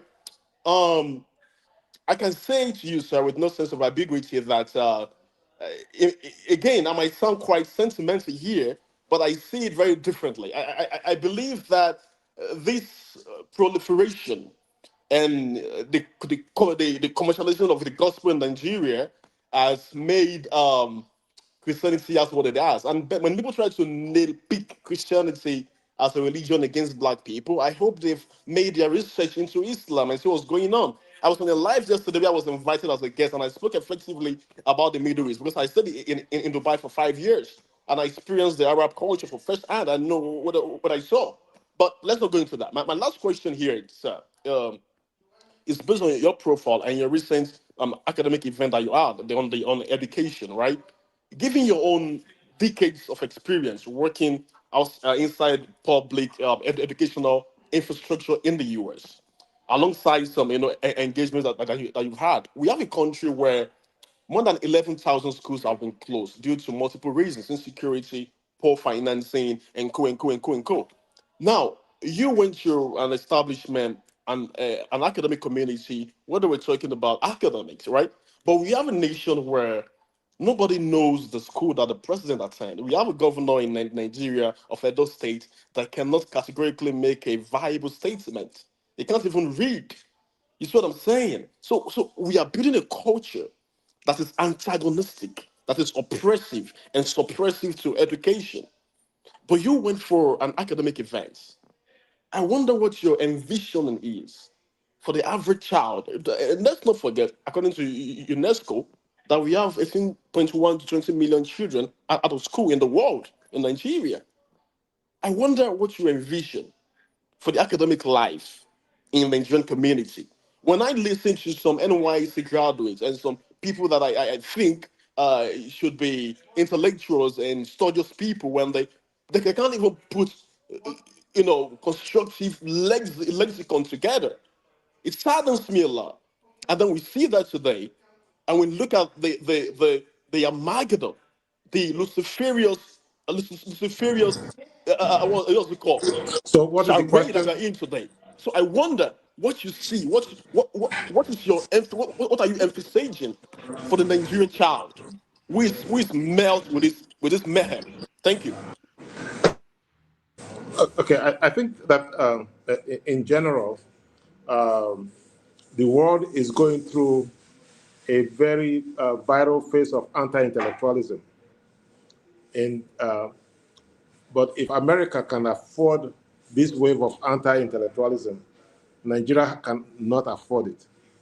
And that's what separates us from America. I mean, there's very little thinking going on in America either. But they are benefiting from centuries, decades-old structures that are keeping the place apart, and a strong cadre of thinkers and doers that are still keeping things going. But Americans in general don't read; they don't care. You see what's happening in the White House; it's terrible. You see what's happening in Congress; it's terrible. But if there is hope that America can survive the onslaught of ignorance and anti-intellectualism, I don't know that there's a similar hope with Nigeria. The structures are not there, and we are losing children to the streets because of the irresponsibility of our leaders and their enabler thinkers. It's a shame. All right, thank you, Ose. We have one more before our guest. He is in Nigeria. I know he's running his the MTN data. Yes. No, I brought my data from America, so we're good. Oh, okay. Oh, I didn't know that. It's part and parcel of the 1%ers. It's not complaining, even though you are pretending doctor. Yes. Pa Ikhide has successfully climbed the rank. Interesting listening to the conversation you two of you are having. Generally, what I took away from that conversation is your literal description of the situation of the country. You, at a point, you use the word the caste system. You from your conversation, I took three classes of Nigerians away from your conversation: the governing elite, the governing class, who are literally far from the reality on ground. Then you talk about the educated class, the intellectuals, the so-called lawyer, the engineers, who it was at that point I used the word caste system, who from my conclusion have key into that the gentleman agreements of the ruling class of turn by turn, and don't just die to get your turn. So this current educated class believe that it's just a matter of time. It will be their own in their own they will be in charge, and I think that is what is responsible of the way they treat the so-called lesser class. I think that from your conversation, whereby the ordinary Nigerian felt delusion to the point that he or she has checked out, doesn't even want to know or understand what these two classes of people are doing. And from the real sense of it, they are the majority. And if you're a student of history, which I believe you are, you will agree with me that you take the experience and the finance of this middle class to organize the disgruntled, the so-called base for any reasonable change to come to place, either a revolution or organizing the system, or even as simple as taking over power. So, from what you are saying, I would say the middle class, the so-called intellectual, the academician, the so-called engineer, who are comfortable for what is going on, are the Nigerian problem, because, as I said, they fail to use their experience. I mean, you are a clear example. I expect your younger days and where you are still in the struggle, you did your best. But in general, as a class level, you have also checked out your experience, which it should be of a valuable way in terms of organizing and educating and empowering, and organizing your class to finance the forgotten ones, to take the bull by the horn, but you have given up. So my question now is that you have given up that because that change will not come in your lifetime, or you don't believe in the next generation to come. Next generation to come, talking about 5, 10, 20 generations from now, who will come eventually after us. And I believe their view and their way of doing things will be different. So if you don't have hope in your generation and this generation that are like, have you given up on the generation unborn too? Oh, yeah. So, well, I was in my very early 30s when I started, or maybe I was like 29 when I joined the pro-democracy movement, and that was how my writing life started. There was something called NigerNet, and we joined NigerNet. It was the social media of the time in 1991. So 1993, June 12th happened, and then we were conscripted into the pro-democracy movement. And I did I was a writer. As a writer, I was conscripted to be a scribe. I was general secretary of a number of organizations.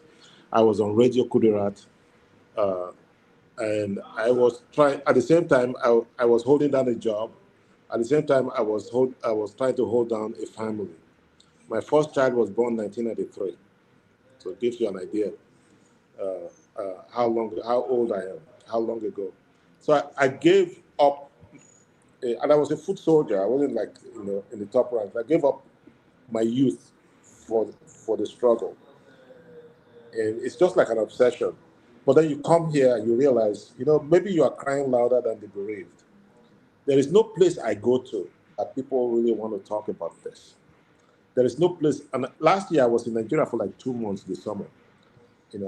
There's no place I go to where people want to talk about these things. They just want to survive. They are going around They want they want their children to have the best. They are looking for ways to get their children outside of this country. It's like we are at war again. Even the war, this Nigerian civil war is not this scary. And so people have no time to do this. Then I look at the quality of thinking of the thinkers and of the doers, and I compare it to even the worst thinkers or doers in other countries. And I realize you are trying to force people who do not have the capacity to do certain things. It's not that we are just not normally, we're not retarded or anything. We are smart people. If you go to the US, our children on average beat Asian kids in the schools. So individually we are just, but when it comes to communal thinking, we're just not there. And I have decided in the winter of my life that I have done enough. I will not cry louder than the bereaved. So I come here and I come to eat. I go to the restaurants under the mango tree and I eat Igbariam pepper soup, and I drink whatever my doctor allows me to drink. Because I'm in the winter of my life, even if I live for another 10, 15, 20 years, I never try. But I'm talking about, I'm not talking about you, Man, but it the is your middle turn. class. I'm talking about like the middle class you described, the lawyers, the I'm engineers agreeing who with are still you. in the field. I'm explaining to you, what I find. I have gone to all of my friends are middle class, upper middle class, and I go to their homes. They're just beautiful people. They are not interested in the conversations we are having. They are just not interested. You can't get them to talk about these things, and some of it is an unintended consequence. If they know what's going on, but if your livelihood depends on getting grants from the government, you have to be careful what you say. If your livelihood depends on getting grants from abroad, you have to be careful what you say. You understand? So a lot of us, unfortunately, and it's not our fault necessarily, I just compromised because the nature of our lives says we are dependent on the people that hurt us. And if you are dependent on the people that hurt you, what are you going to do? I don't have the same problem in the United States. Mr. Trump does not feed me, and I'm a pensioner. He does not feed me. He won't feed me. I can give him the middle finger and I'll be fine. But my colleagues here can't do the same. You see, that's what I was telling you. It's a structural issue. And I thought when we joined the pro-democracy movement in the early 90s, that once we got into power, we were going to make structural changes. That did not happen. And it doesn't look like it will happen in my lifetime. It's a shame.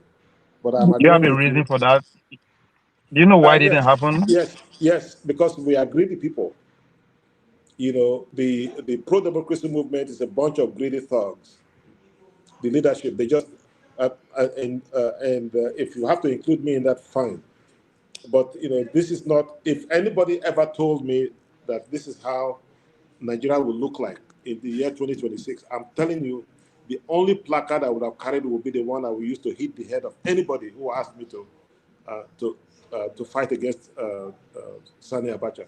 Sani Abacha is way better than these criminals that are running this place, which is a shame because he was a terrible man.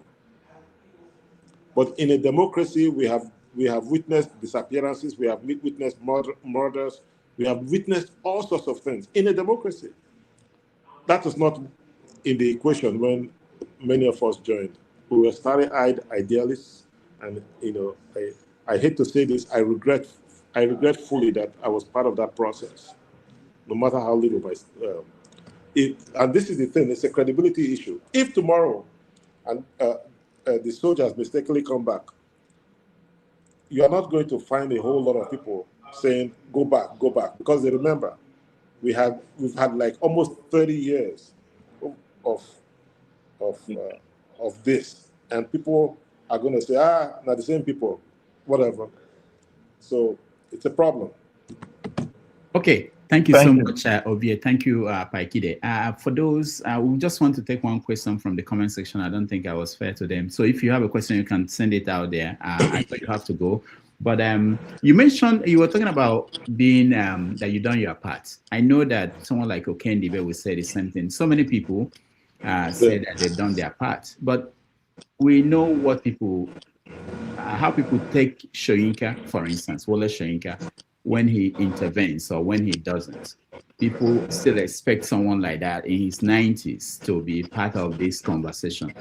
Is it right that someone at 28, like you, giving up, signing off, while we expect Shoyinka, and when Achebe was alive at 80, people were expecting them to intervene? I think people generally understand that, elders like myself, definitely like Shoyinka, for good or for bad, have run out of time, and they should leave the stage for younger people. Definitely, Professor Wole Shoyinka. Professor Wole Shoyinka gets into the public discourse when he says something. The people suspect rightly that he's very close to the guys in Aso Rock, and they're very unhappy about that because it is inconsistent. They think with his years of advocacy literally from the 50s. But it is what it is. I did not come here to crucify Professor Shoyinka. I came here to tell you that I'm enjoying Nigeria. I'm enjoying the suya spots. I'm enjoying the pepper soup. And my spirit is here. There is something about being home that, I can't explain. The food tastes better. And when I was drinking, unfortunately, I think my new doctor is related to my wife because he told me I can no longer drink. But when I was drinking, the beer was better the beer tasted better. The cognac definitely is fake here, but you can bring your own cognac with you. Don't drink that cognac. Your kidneys and your livers will disappear. So, but the beer is original. So I enjoy the food. I enjoy the food here. I actually eat chicken when I come here because chicken here is not foul, not the one that they produce for lab. And when it they produce in 2 months. In 2 months. In 2 months, 2 weeks. So when it is time for my flight to go back, I start crying, because here too also I enjoy the benefits of patriarchy. I know they will drag me. I enjoy the benefits of patriarchy. If I sit here, they will put food for me and they will salute me. If I go home, my wife will say, "Did you take out the trash? It's Tuesday." And I'm saying, "Do you know who I am? Me." And you say, "Hey, you came home with your bad attitude. You came from home with your bad attitude. You are not going back there again."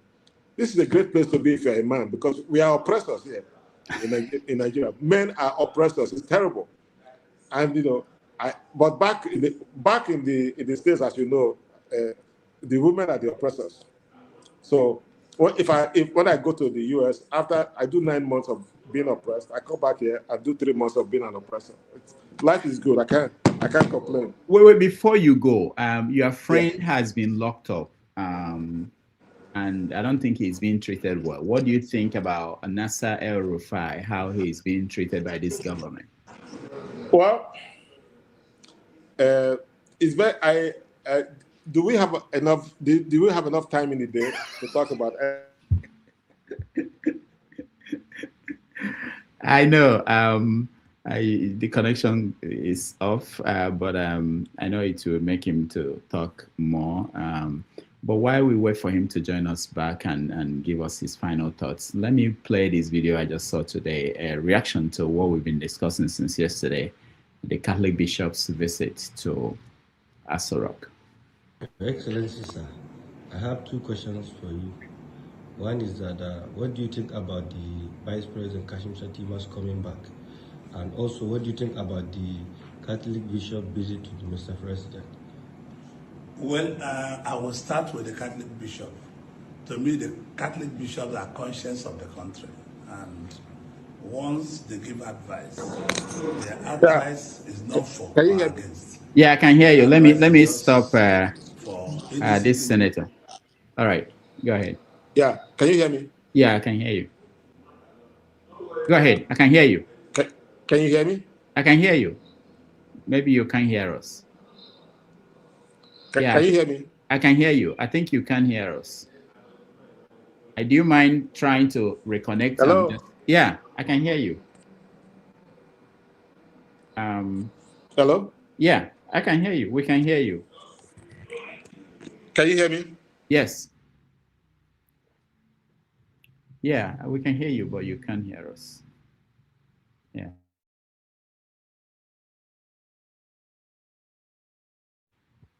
All right. So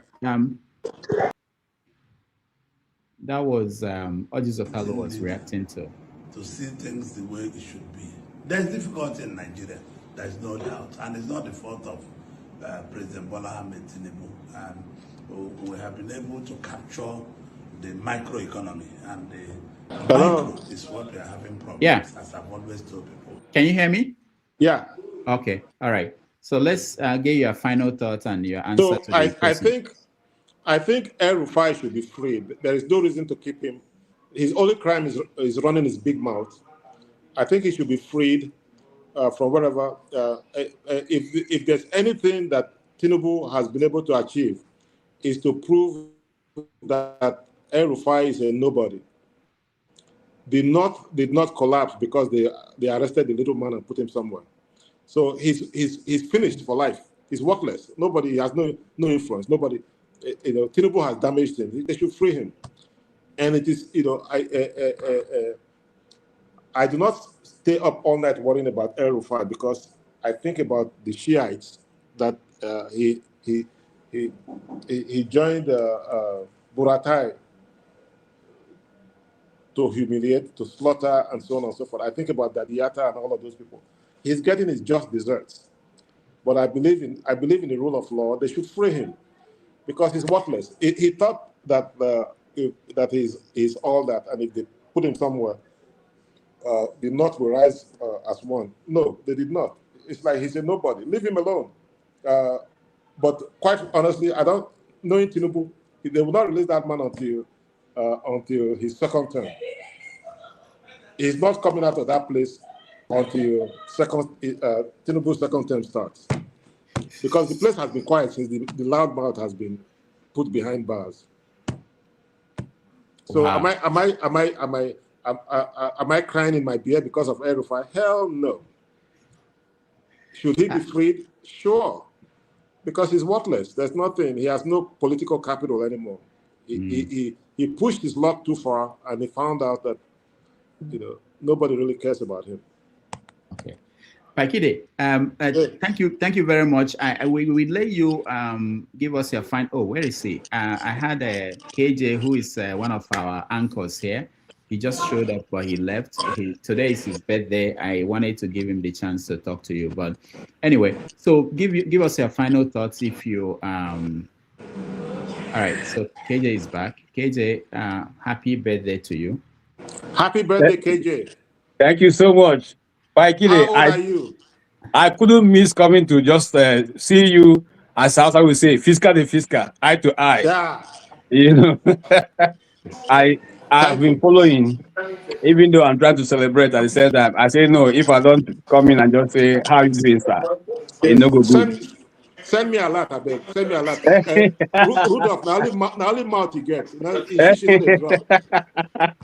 happy birthday. Send me a lot. Let me pray for you. Thank you. Okay, Pa Ikhide. You are where a lot work. Here, nobody send a lot to anybody now. Good to see you, sir. And I saw the dance move you are giving. The only quarrel I have with it is that you are not in your traditional attire. You are wearing t-shirt. Yes, I woke up since I came. I have had this fantasy of doing a photo shoot. So for you, I will do a photo shoot and a dancing photo shoot. Okay. Then I will tag you. Okay. I will tag you. Yes. I'll be glad. Yes. I'll be glad. Yes. Thank you so much. I totally agree with you. I mean, I'm a student of your this philosophy. So what you have just said is, I agree totally with everything you are saying. I mean, thank you. People those are the kinds of audience you should be bringing to me, not these other people asking me hard questions. Are you talking about Ose? Why are you punishing me for free? Thank you so much, and have a blessed day, sir. Thank you, sir. I really appreciate it. Thank you. All right. So Pa Ikhide, final KJ is thoughts. young enough to join state police. So Pa Ikhide, final thoughts. Huh? Okay, man. Yeah, I'm having a great time in Nigeria. I'm having a great time in Nigeria. I think that honestly, we go to places like Europe, Italy, London, and we spend thousands of dollars in tourism. Bring your dollars here. You will have a great time, and spend the money. The country is a win-win situation, and give feedback about your experience. And that's the only way this country can improve. I think just give honest feedback about your experience. I was in Italy the other day. My wife and I, we spent thousands of dollars. I can tell you that I've enjoyed my trips in Nigeria more than being in Rome or Milan or any of those places. No. With all due respect to Italy, this is where it's at. Bring your money and spend it here, and go back home. You will be safe. The narrative about insecurity is largely driven by historical reality, which is this place can be violent. But when you're on the street, you don't see a whole lot of that. I'm serious. You go on the streets, people generally are just minding their businesses, and they're fine. See you on the other side, Rudolph. All right. Thank you so much, Ikhide. I really Bye-bye. appreciate you. And we will take a break and then we do a recap of what happened today. Thank you so much. We appreciate it.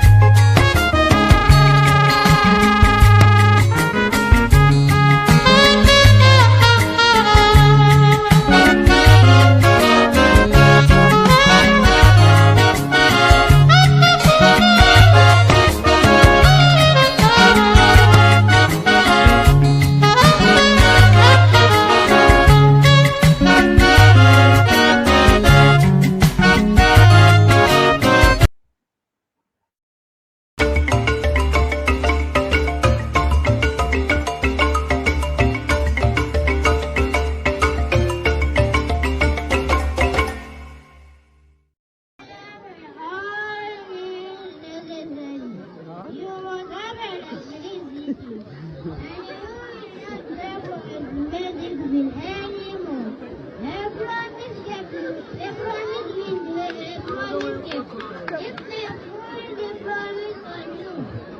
no? Who wants to provide? Who does you?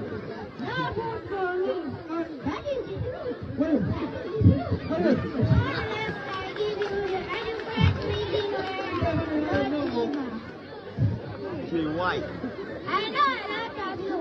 You not what they not This morning, I announced to parishioners who break through the rain to attend Mass this morning that they should come to the mission house, to the rectory, that I have something for them. So they are going to come immediately after prayer. They are done with prayers after Mass. They are going to come this morning. They came under the rain to attend Mass. So they will be coming here. And what am I going to give to them? I will be sharing rice for them. I will be sharing a bag of rice for them. 3 days ago, I returned to the house and I saw that they told me somebody brought a bag of rice. And when I looked at the bag of rice, it's a customized bag of the President of Nigeria. And it is a renewed hope ambassador of Nigeria. So I decided to say, okay, is this for the President or those working for the President? I'm not interested in the bag of rice. That money, you see, it is a product of the irresponsible elite that we have in the country. You can imagine the millions and tons of rice that will be distributed across the country. This one is this is brought to me, and this is going to be distributed. I have every reason to conclude that this is how it's going to be distributed to some places across the country. And you can imagine such irresponsibility that instead of coming together, instead of the elites coming together, pooling resources together to build roads and build infrastructure to generate employment for our teen youth, what they do is to buy rice to distribute to people just because elections are coming. And so this is very unfortunate. And I felt like returning the rice, calling the person to come and carry the rice back. But on a second thought, I said, well, out of Christian charity, let me not say anything about that, return it, but share it to parishioners, and that's what we're going to do this morning. So we are bringing out the bag of rice now. Take it there, and stand it. The product of irresponsible leaders that we have, irresponsible elites, and this is what you have made of our president. And then the president is aware of this. This is very unpatriotic. Instead of using this money to build companies, instead of making electricity, building power plants to make electricity stable, instead of building industries, instead of the elites coming together, the government coming together to build industry, all that the supporters of the president and very jobless and irresponsible elites that we have in this country, all that they do is to do this kind of sycophancy. This is purely sycophantic. There is nothing here. And this is, you eat today and you pass it up tomorrow, and your problems remain the same.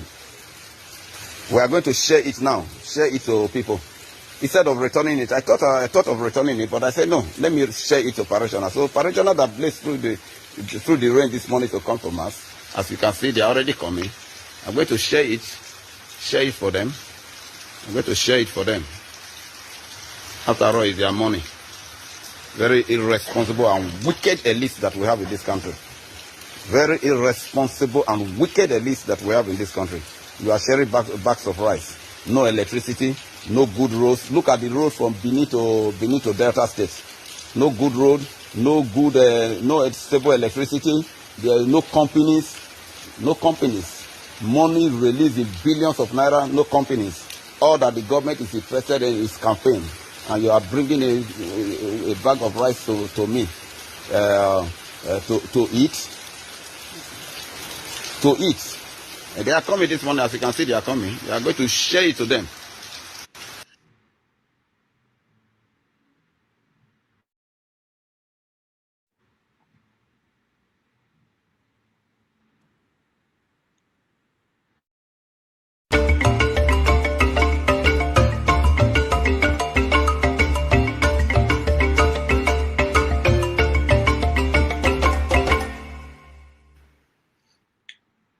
right, welcome back, everybody. Thank you so much for joining us today. We are going to do a recap. KJ wouldn't be able to do the follow-up show because he's celebrating his birthday today, and so we will stay another 30 minutes or so and just to get your opinion on some of the things. I'll say I sent you a message. Check the private chat. I did that last week. I don't think you checked last week. There should be something highlighted on your screen on the right.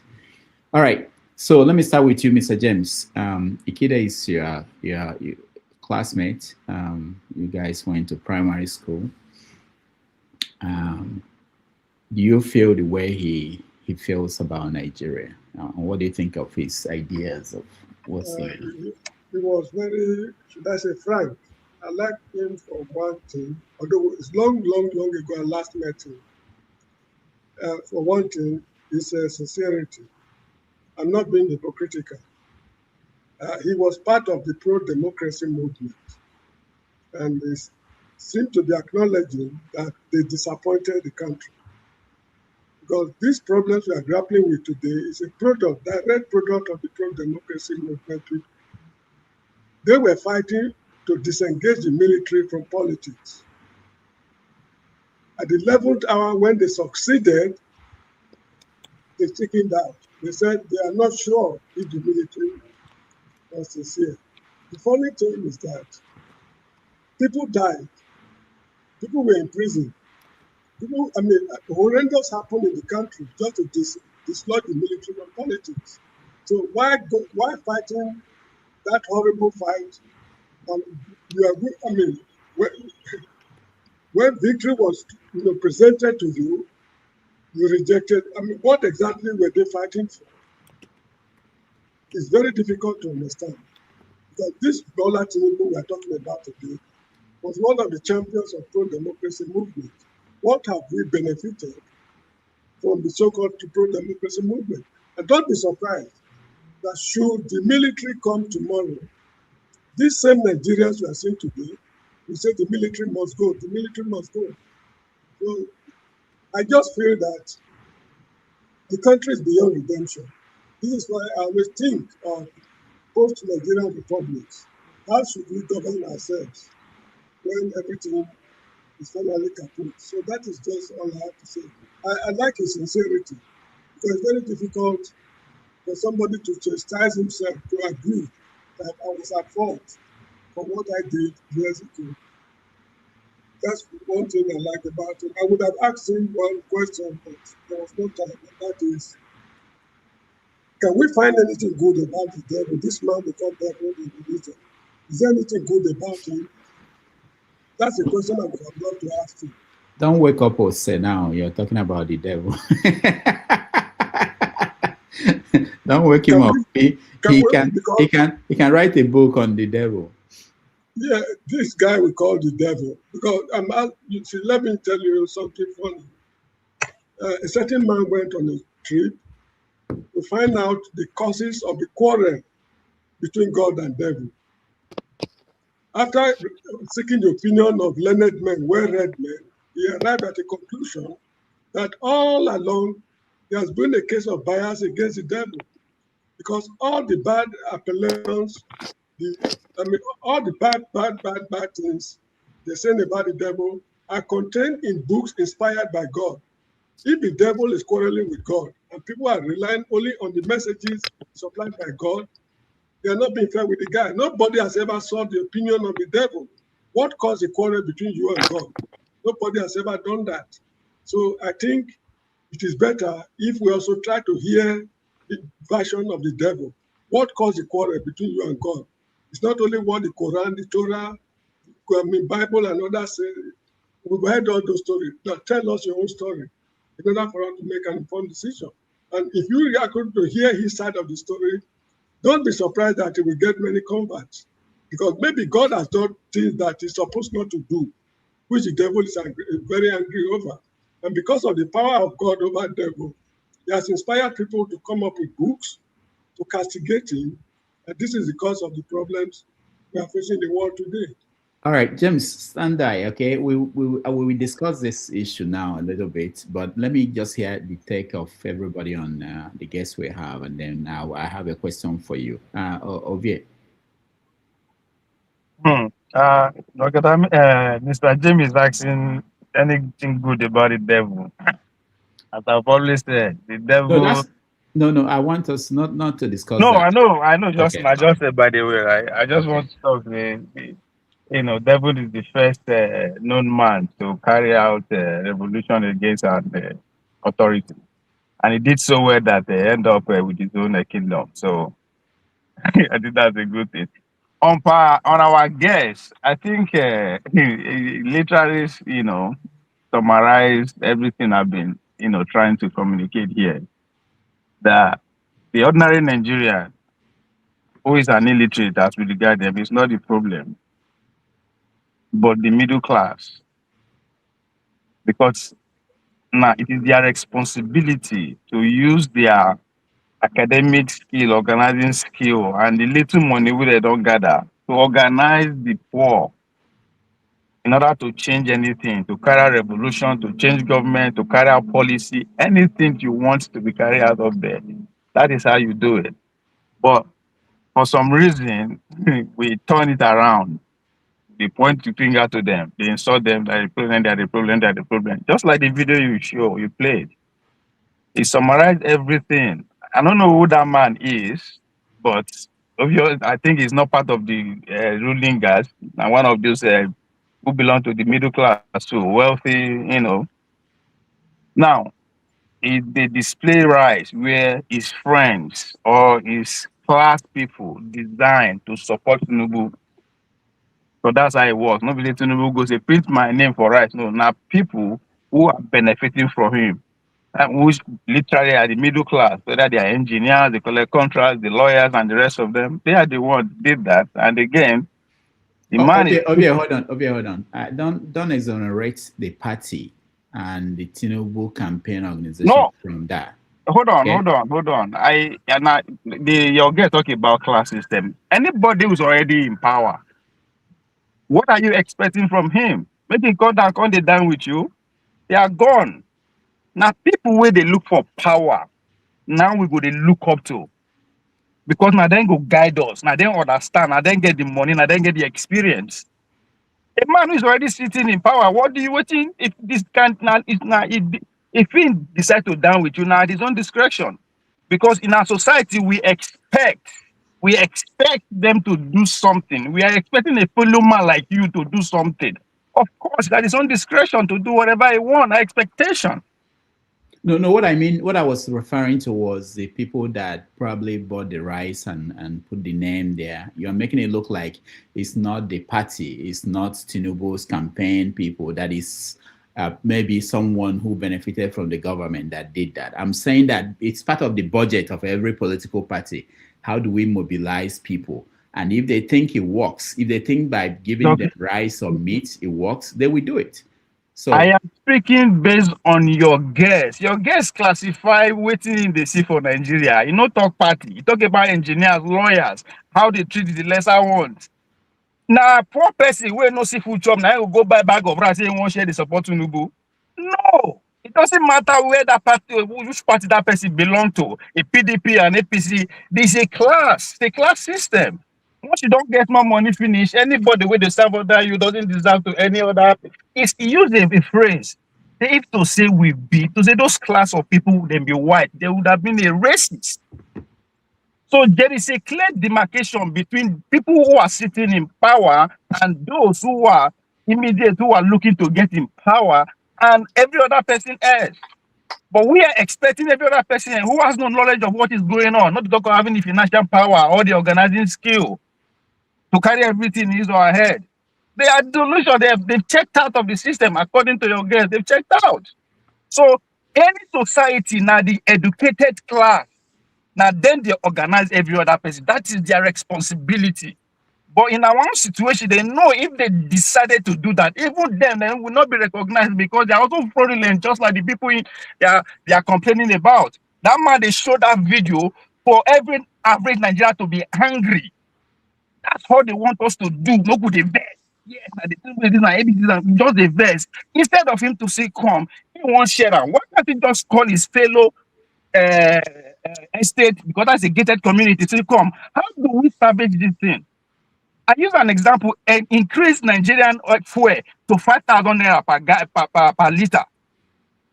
Those who have the finance, they will find a way around it to make sure that they buy and to show up to their neighbors, say yes, they can afford them. Rather than to say, come, no, this will not happen. How do we organize this anger, this raw anger of the young and the delusion to go after power? They will not do it because the circle is still very small. They protect themselves.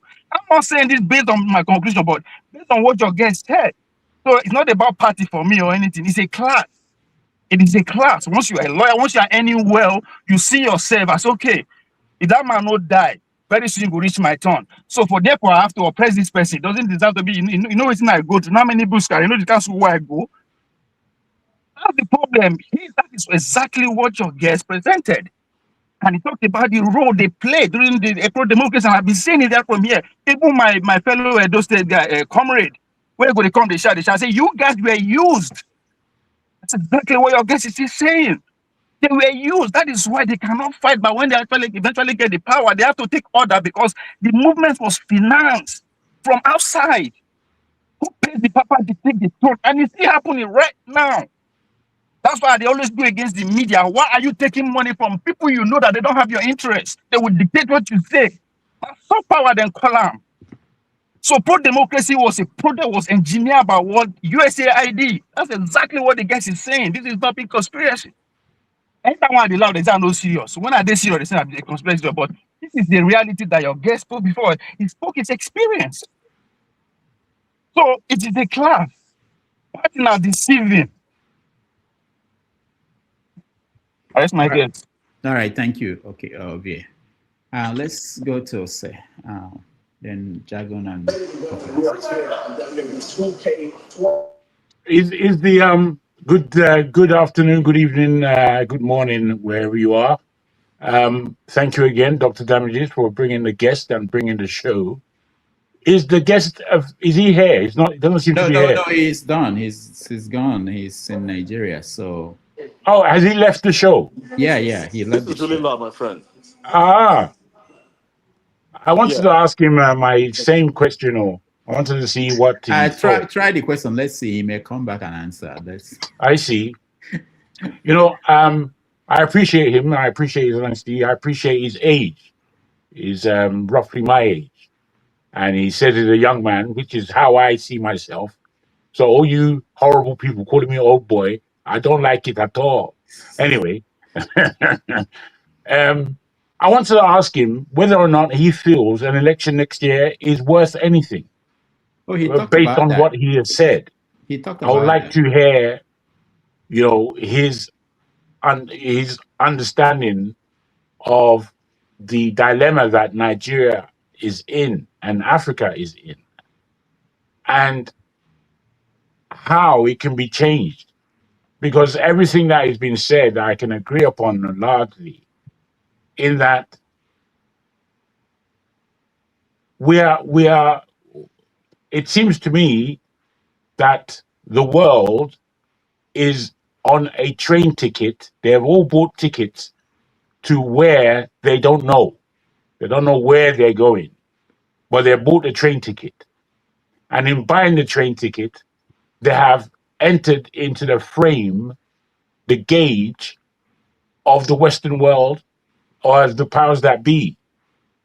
And is there any real way of us breaking away? Because our leaders aren't doing anything. In fact, when you look across the board, I can hardly speak about a leader that I would like to see. I'll prefer you, Dr. Damages, than most of those who have appointed themselves as possible leaders or possible presidents for Nigeria.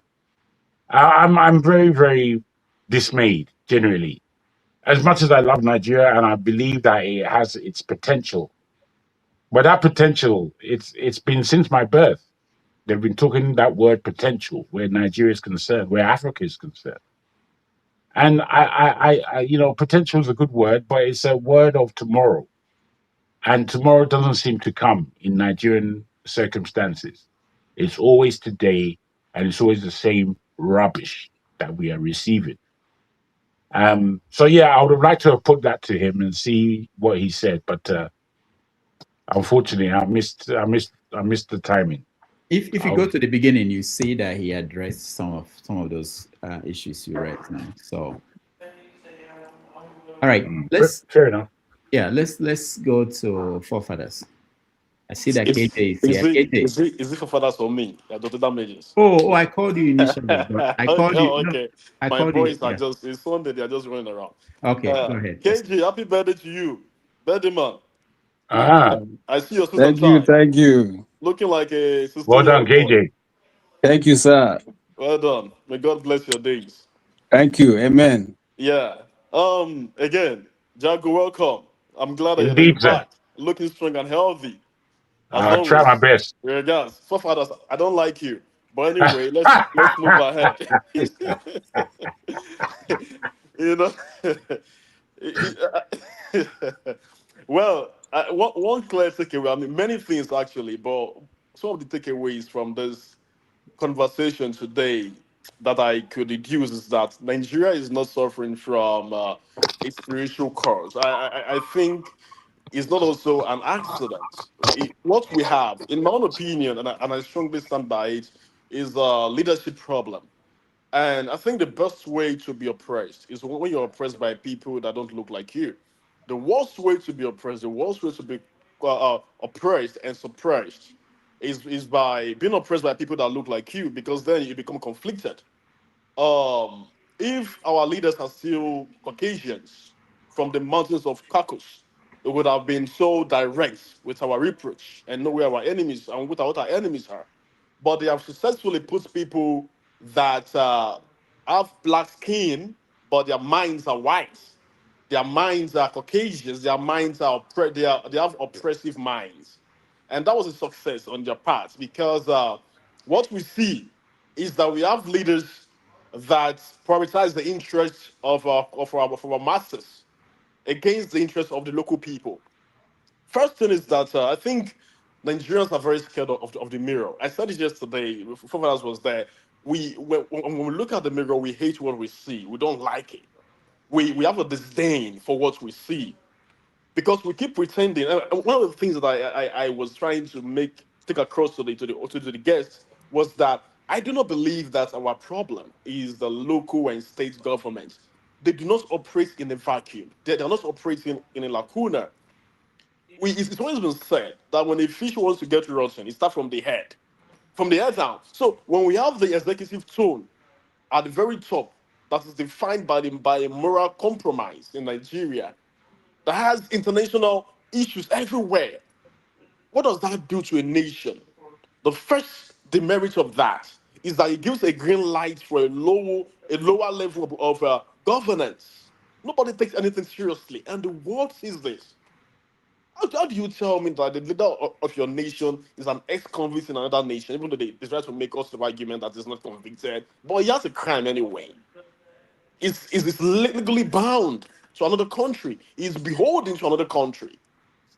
Nigeria, we have a global profiling as Nigerians, and it's not because, as you remember, we talked about this yesterday. It's not because we are uniquely dishonest, but because we have leaders that nobody respects in the world, and the world profiles Nigerians because our foreign powers know that our leadership lack the moral authority.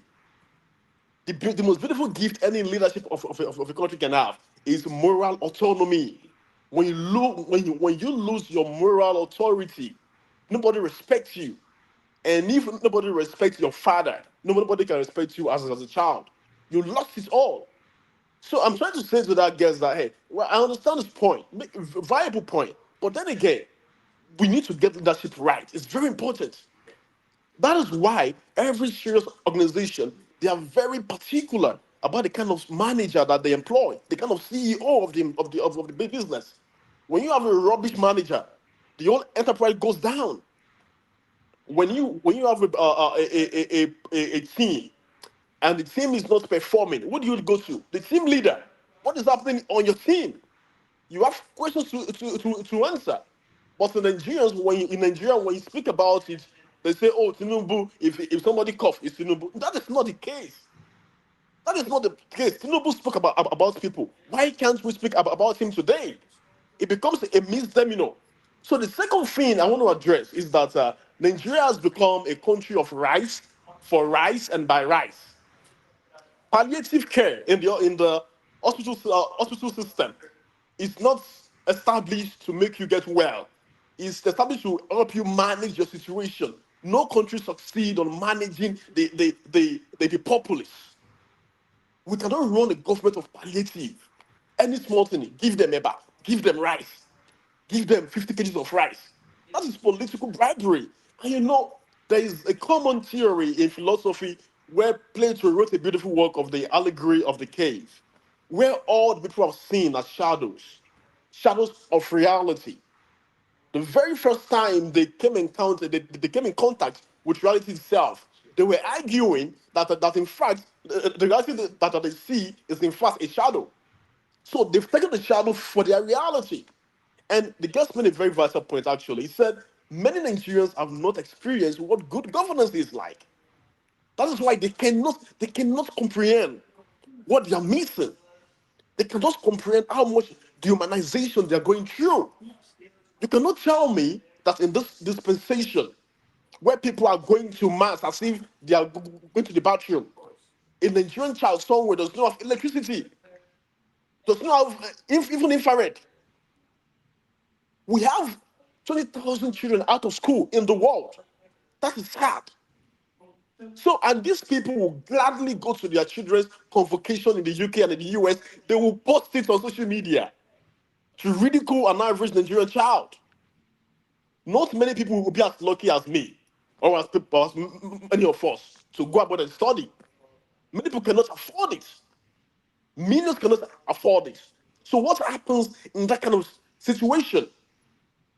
So I think it gets to a point where we must be able to face our reality. It goes back to the Latin word, speculum, the objective reality, the objective truth. And when the Latin man calls truth, veritas, it goes a long way to show you the deeper meaning of what that means. Going back to the context, the third point I want to make is that we really, as Nigerians, need to look at our institutions. And Oga Rudolph, I hope that you are taking these archives very seriously, because I want to look, when the time comes and the generations to come, look back at what we have made, produced. They will see that some of us spoke against this atrocities going on. I hope that YouTube will last 100 years so that they will see, even if nothing has been achieved in our time, they will say, okay, there was a guy called Chukwuemeka that spoke against this rudimentary Armageddon we are facing in Nigeria. This is really a sad thing to behold. Now, the guest has spoken about the church, and as a product of the church, well, there's some truth to it, because even though the truth could be quite painful, I still look at it because it's good. Now, they said the church can't keep acting like a merchant of cheap hope. But hope is a very beautiful thing. In America today, you go to the medical, I work in a facility, you see young people, they're so hopeless. And one of the things that makes someone go having anxiety and all this kind of medical diagnosis is when they lose hope. When we take the hope factor from the Nigerian community, you cannot overestimate how many people are going to go to press in Nigeria. How many Nigerian news have you opened, Dr. Rudolph, that you see something that makes you laugh and happy as a Nigerian? None. And an individual person gobbles and consumes that on a daily basis. The only place you can go and have some form of rudimentary succor, solace, is the church. The church should not be afraid. It will be well. They need that. When you take the hope factor from the Nigerian community, it is doom. Now, some people are actually using this against the people to stifle from them and to get them beholden to their own selfishness. That must be said. But then again, the church factor, the faith factor, is not just a business center. So people might make it their business, but it's not a business center. It's very important. And we certainly can't build a serious civilization when 11,000 schools are shut down. As I speak to you today, there are many children that won't write their exam next year because of insecurity. The bishop went to see Oga Chief the other day, and he was saying that all is fair in politics. How dare you say that? All is fair in politics, meaning the end justifies the means. That is outrageous and ridiculous to say.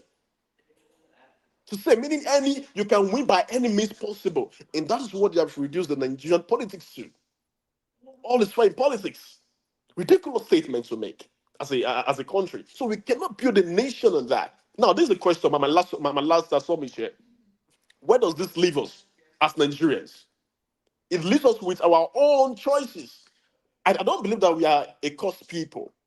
I believe that we need to get to a point, just like the French people at a point came together to let themselves to be united by their suffering.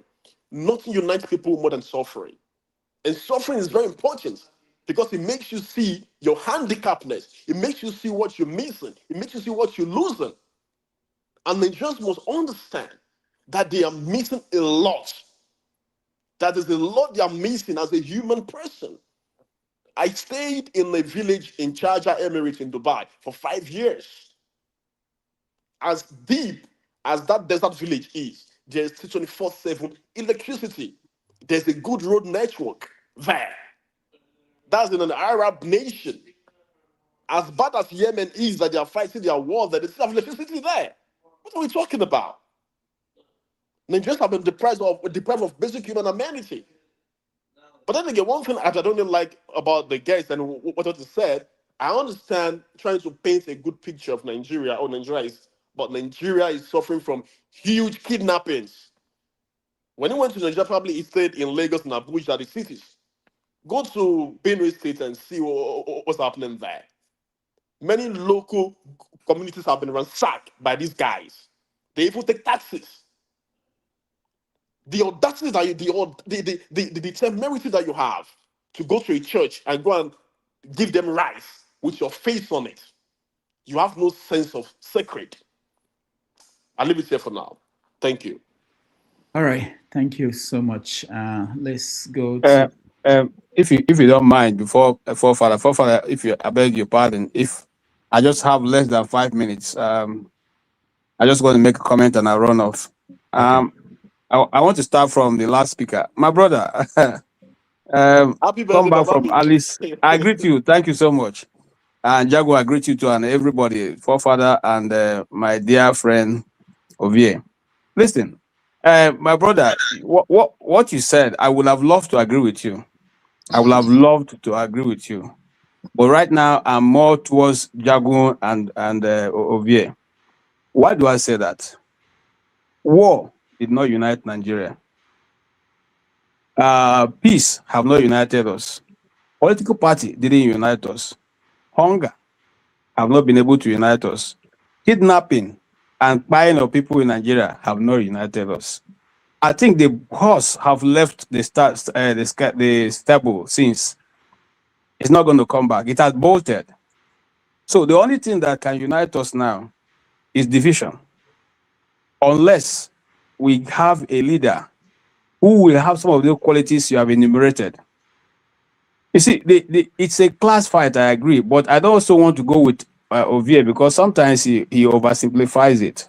Because if what he's saying is true, then there should be no country in the world that has a good government that is running the affairs of the ordinary people and taking care of they are poor, you know. There are many countries in the world where not everybody is a big man and they are still, everybody is comfortable and surviving. Nigeria is not an exception because we're among the League of Nations. But unfortunately, even the hunger, it has now become my tribal hunger and your tribal hunger. So if your tribal person is ahead of the government, you don't mind, you can starve, you can go to bed without eating, as long as it's your man that is at Aso Rock. You don't mind, they don't mind. So you see that when the society have been fragmented to that level, It's only God that can bring them back. It's only God. Listen, when the children of Israel, when God sent the deliverer to them, which in the man of Moses, they asked him a question: who have made you a leader over us that you have come to now begin to shout and tell us what to do? Is that not what is going on in Nigeria? It is what's going on. The few candidates that we know have the the know-how to be able to turn around the economy. We question them. We ask all kinds of uncharitable questions and try to paint them in the same brush that every other person be painted. Is that we don't have a good candidate in Nigeria? We do have them. The system will not allow them to come to the fore. And the ordinary people that are supposed to make the change have refused to come to the street. In France, the French Revolution was because of bread. Is it that the big people couldn't afford bread? But the poor said, no, this is too far. We will not stand this any longer. Just some few, years ago, we had the Arab Spring. Even though it had not brought the result that was needed, yet there was some form of change. And the people who are in the hem of affairs now know that they are not only ones who can dictate what happens. See, I have tried to look at every aspect where the change will come. Even amongst us, the Biafran people who are asking for a different country, there are people amongst us who are also eating from that table, or at least picking the crumbs by the table, who will not even want to mount that same truth that is, at least everybody can see glaringly, that what Mas Nnamdi Kanu said many years ago is what is playing out in every part of Nigeria right now.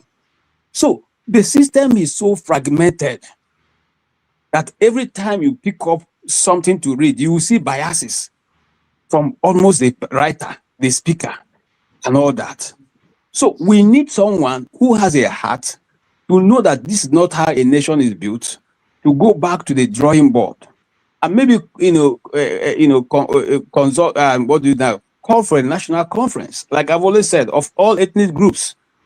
Every ethnic group in Nigeria, even if there are 5 in their tribe, let them send a representative. Let them say how they want to be governed. And then, just like the earlier speaker said, the system of change is in the hand of those who are the oppressors. How do they change it? You know how difficult it is to get somebody from out of the National Assembly. When your people finish signing the letters, you will take it to the same National Assembly that you are trying to get him out of to approve. To take it through deliberation and approve. How will that happen? Who is going to change it? So it's a hopeless situation, and the more we talk about it, the more we are not even able to understand how to go about changing the issue that we're facing ourselves. And that's what Pa Ikhide have been able to enumerate today. He has showed up the different sides, and like a writer, sometimes you show different sides and allow the reader to make up his mind on which way he wants to go. And that's why I love him so much. He speaks the way it is. He throws it out there for you. You take it, make sense out of it, or make nonsense out of it. He doesn't mind. But the idea is out there, so you can do whatever you want to do with it. Ordinarily, somebody will come and agree with, with his classmate to say, oh, yeah, I agree with what you said. But he said, no, I don't agree with that, because I think, again, you can't tell me that South Africa should now be led by, a producer who doesn't even know the law. And then everybody now become a lawyer, it become an immigration officer, becomes a police in South Africa and going around looking for, black people to chase out of the city. But you don't see the white people to chase them out. Because that if you try that, like the video that is trending, they'll shoot you down. And nothing will come out of it. So all I'm trying to say in essence is that we Nigerians need to think of a better style, a different method that will bring about the people to be angry enough. Because this goat have been pushed to the wall. It has even broken through the wall and it's still running away. It's not coming back. It's not going to bite. Not going to do nothing. If we're thinking anybody is going to do anything. You see, in other places, you will see people like Shore. Shore will be and what do you call it now? A force. Okay, a catalyst. Yes. Catalyst to start a move that can turn around the people. But no, instead the people are telling him, go and be local government chairman. You have not even been local government chairman, you're coming to contest. Nobody is seeing that, look, this guy is giving us a rallying point. And he doesn't need to be a local government chairman before he can become president. He doesn't need to be a governor before he can become president. What we need is a force that can bring around the mind of people to know that we have been punished a lot. And I agree with Pastor Pa Ikhide. People have not seen good governance. So whatever is thrown at them, that is why. Have you ever seen any country where the people, the man in charge, the governor or the president is going to commission a road project? Then the people of the community will go and stand on the road from 6 a.m. waiting for the man who will show up at 3 p.m. Okay, and they will dance for him and sing for him and be very happy. And after that, they will all walk back to their house while the individual enters back his SUV, drives back to the airport, and the road is coming to commission is the people's money. The people dancing for him free of charge is the people that he's working for. Why does that happen apart from Nigeria? Is there any other place? No. Okay, so when Ojuzo Kanu was governor of Abia State, me here, my parents contributed money to buy transformer for our community. Okay, everybody in the community contributed. They bought transformer, they bought cables and all that, and connected the national grid to the village. And then Ojuzo Kanu came to commission. In the commissioning, he said that it was a project, his rural electrification project. Okay, and then we are all annoyed. And I said, ask the elder, why people allow him say that? Say, well, whatever I like to say. This is what we witness every time in governance. So until we are able to know that we are the catalyst that have to change the situation, it's not going to change. And if we're waiting for somebody, God to send a zero from heaven, it's not going to come. That means we're going to wait forever for so long. Thank you so much. And I'm running out of battery. Thank you. Thank you, guys. Thank you for allowing me. Before you run away, before you run, today is your birthday, and for some reason, you are looking like Pastor Oyedepo. It's looking young enough to join the state police. Thank you so much, guys. I thank you for your kind words. We are not that young, but God is helping us. It's the grace of God. Thank you so much. Thank you, KJ. Thank you. I need to follow the family and go and do what they are saying before I'm sacked. Enjoy your day. Thank you, sir. All right. Okay. Forefathers, you're honest. Yeah, thank you for having me, Dr. Damages. Greetings to all the panelists. And I hope KJ enjoys his birthday. He clearly looks well polished today, and that's good for him. Regarding the guest, I didn't have much of a need to come on because he was basically, I agree with most of his submissions. And however, for me anyway, I'm beginning to realize that this Nigerian problem, as a matter of fact, he also talked about some of the things I talked about when I went to Nigeria, some of the feeling you get. And I said it in the chat that part of it, I think, has to do with the fuel scarcity that is no longer there. And it's been like that now for almost a year or more. No fuel scarcity issues anymore. And the fuel scarcity is a problem because it's like for roads, outage in electricity, where there's no electricity for the properties. But for road, if there's no petrol, the roads cannot function. So you can see regularly they were having that problem, but for over a year now, that problem has gone. So you can see why there is this feel-good feeling of things are improving slightly, even if it's subliminal, is there.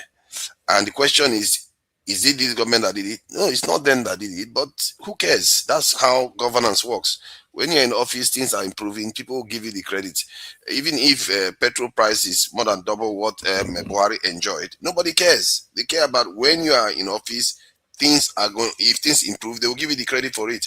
And I think, I fear that Tinubu is going to get the benefit out of it, except the feeling that people got from 2023, 2024, and early 2025 lasts. If he's still strong by the time of the election, then PWB will have a chance. But if he doesn't, and this trend carries on, things keep improving, it will be unassailable. In terms of the situation in Nigeria, I really wish the Nigerian refinery carried on working. That they were saying that was working. If he had carried on working, Nigeria would even feel better today. And people that keep saying things are going down, it's not. Things are going in the other direction. And the omens are clear that things are going to improve. You would like it or not. And unfortunately, the Jagaban that is causing most of the problem is the one in office when this is happening.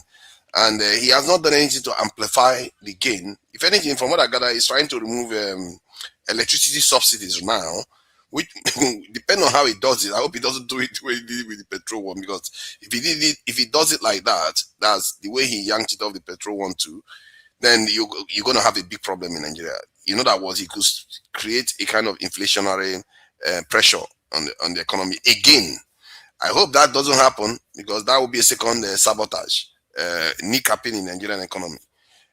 So it's something that we should watch out for. That said, in terms of his submission, the areas I see gaps is this idea that, our people, it's okay for our people to travel overseas, and the idea that you relax when things are, just because you are elderly, you relax. I think where we are right now, of course, that's an individual choice, but I feel like where we are right now, I think our people underestimate the dangers that we are in. We really underestimate it. Just because things are improving or things look normal, things have been like this since 1960. I've been saying it. I never considered Nigeria secure once. I never considered Nigeria a strong country. I've never considered Nigeria a threat to anybody. We just talk as if we are a threat. Who are we going to threaten? We have nothing to threaten anybody with. We don't have a say in the bigger scheme of things. Till today, our people are still in delusion, thinking that, somehow we still matter. No, we don't. And this idea that we can go and relax, it just shows that the people we criticize, that our leaders don't have ambition, don't have vision, we are them. We don't know how deep in trouble we are in. And when I see like the forest guards, state police they're talking about, all the things that they are doing, people don't understand how significant they are. If Nigeria actually goes ahead to get state police that are armed, that are recruited from scratch, they are not part of the national police, they are recruited from scratch, the forest guard, they increase the size. This will be one of the first time as a nation we've actually had that kind of high level of security posture. Let's say we recruit up to 300,000 state police and another 100 or 200,000 forest guards. If we did that, that would be one of the first time Nigeria has even shifted their security posture slightly. So for me, Nigeria has not come out of the doldrums at all. If there was a clock that, when the clock goes to 6, we have gone halfway. 9, we've gone to third of the way. Then it goes back to 12. Then we are all the way. We've not even gone to 1. We've not even moved anywhere. We've just where we were when we were defeated in the colonization wars. That's where we still are. Let's make no mistake. Strategic. As a matter of fact, we are in a worse position now, because the oppressors have more technology to be able to do far more harm to us than they had the ability to do before. They had to resort to indirect rule. Now, if they wanted to do directly, they have the power to do it. If they want to take everything, they have the power to take it themselves. They don't need anti-malarial nonsense. All that stuff goes away. They can do anything they want with us. So I don't understand. Maybe I'm sounding alarmist, but it's just the fact. Get this thing. It's just the fact of our predicament. People think that we are out of the woods, and that's one of my biggest fears. If the economy starts improving now, and our security situation improves a little bit, like to the way it was in the 1970s, people would think our problem is solved. They will forget that same situation we were in the 70s led us to where we are now. They will not understand that no, where we were in the 70s was not good enough. We need to be truly sovereign. The fight that Iran is fighting right now, the fight that the Chinese have fought, the fight that the Indians have fought, we need to go through that process. If you don't go through that process, if you want to free yourself, if you think it's going to happen with some kind of a gradualist movement, it's not going to happen. No. Your operators are not stupid. They are going to make sure you earn it. Because that's how it works in this world. A question, please. Yeah, please go ahead. Thank you. Do you honestly see Nigerians as you may look upon the Iranians? Do you see them as similar in any way as a man, and how I don't know if you've met any Iranians. The way they behave is completely different. Or they don't behave like us in any way at all. They behave in a way that tells you that they have a code of conduct, a practice, and a deep understanding that's beyond their religion. Their religion of Islam is secondary. The Arabs know the Persians very well. They're not to be played with. So what you're saying is we agree. But when it comes down to Nigerians being at the helm, they're not the same people as Iranians, though. In fact, most Nigerians would see Iran as a backwater, as a tyrannical regime, as people who are very, these people are wicked, though. They are very wicked, and start speaking stupidness like that. That's how people. We're not people that think, as has been said. We're not people that have girth. I think you all understand what is girth. You understand? We're skinny bastards in terms of being able to operate in the big man's world. Iran, I've known since I was 10 years old that these people aren't to be played with, man. They're not to be played with. I went to school with many Iranians. For my birthday, 13th birthday, my mom gave me a beautiful watch. It was a Patek Philippe. I don't know, I knew what these things were, but me, I didn't ever think I could receive something like that too. So by the time I saw it, I really cherished it. With a hunter jacket, I don't know if you were in London to know what that was. It's a leather jacket, beautiful. At school, boasting with this new clubber that I have. The cleaners in this boarding school that I was at, they stole my stuff. I was so angry.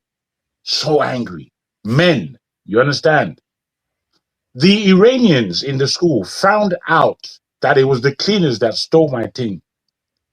So one day, a gentleman by the name of Tamis, he came into the recreation room. He called upon his brethren, Aleph, Beku, Hamza, come up.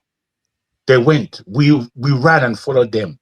Bruh, they called these cleaners who were men at the time. I was tall, but young. Bruh, the way they broke these people up, broke them up, simply because they stole. These Iranians, they didn't like me or dislike me. It wasn't like that. But it was principle that they were dealing with. They broke these people up. When I saw this vision, I knew that we as black people, we can fight physically, no doubt, but we can't fight strategically because we don't think. We don't think. And this is we all what has been said. I listened to Oyewekan very, very well, and he spoke much sense. The only thing is, you're dealing with Nigerians. You're dealing with Nigerians who are weak back. Let me take it from there. We're weak back people, Joe. Weak. I think we are see everything that is happening in Nigeria it can be explained whether it's Ovie to Otilosun. Ovie. Hold on now. Can we stop interrupting now? Come on, let's sorry. have some courtesy, please. Sorry, go on. The problems we have in Nigeria can be explained in so many ways. And part of it is because we have not been blessed with the course that the Iranians have. Yesterday, I was listening to an Iranian professor testifying to the fact that he survived chemical weapons, and that the West blocked them from getting access to masks when Iraq was using chemical weapons on Iranians, that they had to go and get their masks from North Korea. That the West and the Israelis were blocking Iran from getting something to treat themselves when they have been subject to weapons of mass destruction. So these are people that were forged. They were forged. If you go through that, you're not going to forget. No. That's not when they were forged a long time before that. I'm telling But they you. were also defeated. See, my point is that No, defeat is what you win or lose. You have to take the reality of it. let me The finish my fact of point. I hear what you are saying. They were forged. We too have been forged. We have been around even longer than them. Historically, you can go far back. We sometimes we act as if we just emerged no, from. you're right. I'm listening. I'm listening. So we have been around for a lot longer than they have. So the fact that even the Chinese, what every single one of them did, all these people that we talk about, no matter how ancient they are, they changed. They had to. Because the world that they were dealing with, they know they have to move. And as a matter of fact, even if they had the will to do it at first, they didn't do it until they were pushed. Iran was pushed to this position, not because they were just sitting there saying, we have really genius, so let's push ourselves. No, they were forced. Imagine being subject to chemical weapon attacks, war continuously. For almost a decade, you were fighting, and then you watch America going to the next country next to you, destroy the country, and you are sitting there like, hey, these people are going to come for me. After all, they hate me too. You will prepare. You're not going to sit there joking around. The same thing with North Korea, that watch 80% of the structures in their country get destroyed. China, the same thing, subject to horrendous attack by the Japanese. All these people experience some serious cataclysmic event that they had to react to. And we as Africans have not been subject to that. So you can put that from as one of the reasons why we are the way we are. We think it's optional.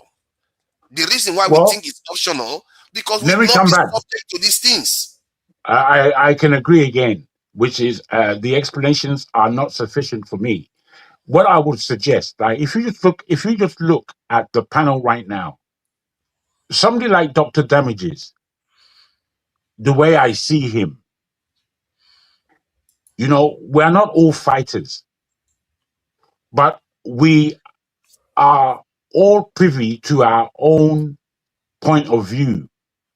And when I come across Nigerians, it's not their point of view that they share with me. What they share with me is everybody else's point of view.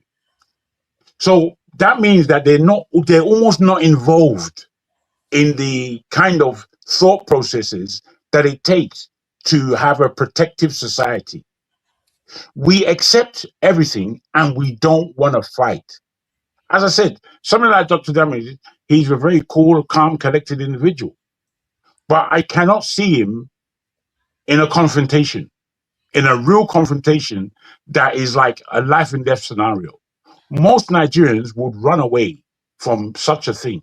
They'll run away. I've seen it. That is true because of our realities now.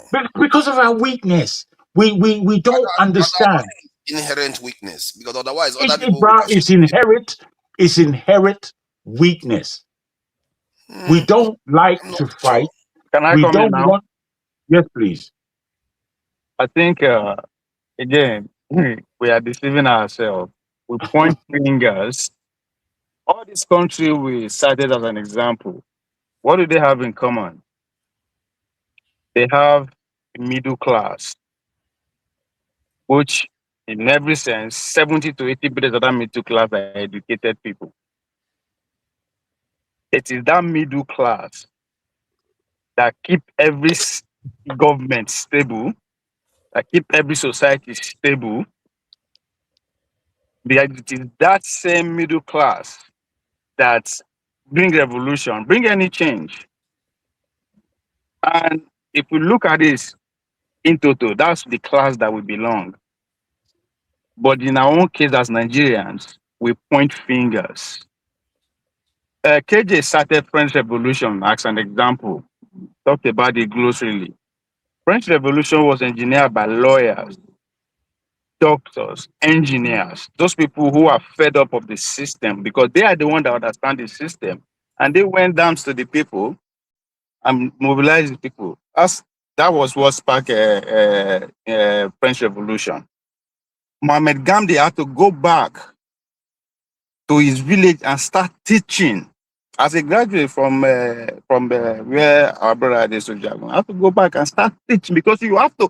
It is the people who are educated that understand the government they want to change. They understand that they want to change. No village people understand. So they have to go back because that is where the foot soldiers are and educate them, prop them up. That's what Mohammed Gandhi did. Those that carried out the American Revolution, the same thing. It has to take with the educated class. By bit of their education, they have experience of the organizing skill experience. And again, they are placed in one or two places which earn them money. It's not different from Nigeria. That's why I say put party aside. The middle class won't make the party successful. Would they accuse Bola Tinubu of stealing billion, Desiani, whatever? How did they steal this billion? It is through the engineering, the knowledge and the skill of the bankers. So the bureaucrats, the lawyers, the engineers, the journalists, it is our responsibility to actually go and tell those people in the village that this is how the system works. They don't know. And they don't know because they don't want to know. They have checked out. They put what they want to eat first.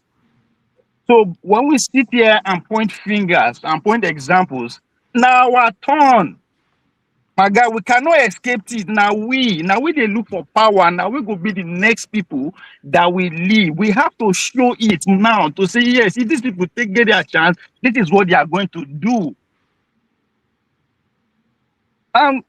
When Talib coined the phrase intellectual yet idiot, this is what he's talking about. We like skin in the game. We can sit in our posh offices, nice places, and project your type. But it's beyond that. You have to go down to the people and feel their pulse. Now us, anywhere where we run, go. It has to take, if we don't organize within ourselves, everything where we talk, so no will go anywhere. Just like Dr. Dameji asked our guest, if we in diaspora actually understand the pulse of the nation, he said, no, we don't. And it is a fact because we only come every 4 years to harass them, to insult them, to subject, to try to coerce them, to agree our own. And if that is not the case, we check out to come back again in the next 4 years and we expect change. Waste. Now we be the Nigerians. It doesn't matter where you are located. The world is not like the way in the 60s that if something they happen for Lagos, before the person where they been go know, it go take days. Take advantage of the real time. Real time no apply. Excuse me. French Revolution did not occur in a vacuum.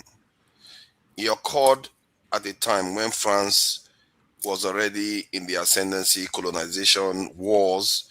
Like I said, some of those things you have to have a higher consciousness.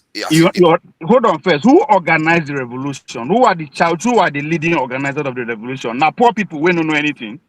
No, now educated people. That's what I'm saying. That's our problem. We refuse to go and organize the people, but we expect them to carry out what we not teach them. We are a product of. What I'm trying to highlight is that the people that you expect to do that don't have the fire. They've not been through. Hold on. When you say, hold on. Who are those people who colonize those countries? They see the people that colonize those nations that fought those wars are the ones that are still the ones that fought this in where. Hold on, you are repeating the same story, right? No, you are those civilians. Hold on now. In our case, Nigeria, who are those people that are supposed to take the challenge? Who are those people? The reason I think they are our elites that are refused to do anything. Even the middle class, they can't do anything. Hold on. They all accepted the culture. Let me finish my summation. The elites are failed. Now we be the emerging elite. Me and you. And all we do is give excuses. You have the experience to do what needs to be done. We don't have the experience. How do you expect somebody in the village, the young people, the Gen Z, to have the experience more than you do? If you can't, hold on. I don't expect them. Hold on. If you're at the age of 40, you still don't have experience, but you have the audacity to point finger. What does that tell us about us? What I'm saying here now, What I'm saying here now, we be the engine room of Nigerian society. We by the conversation. So if anything we are expecting change, it has to come from us first. Can I say something? I use us in that as an example. I use us as show me where any country, anywhere in the world, where Nigeria and they are well organized, they have the political power.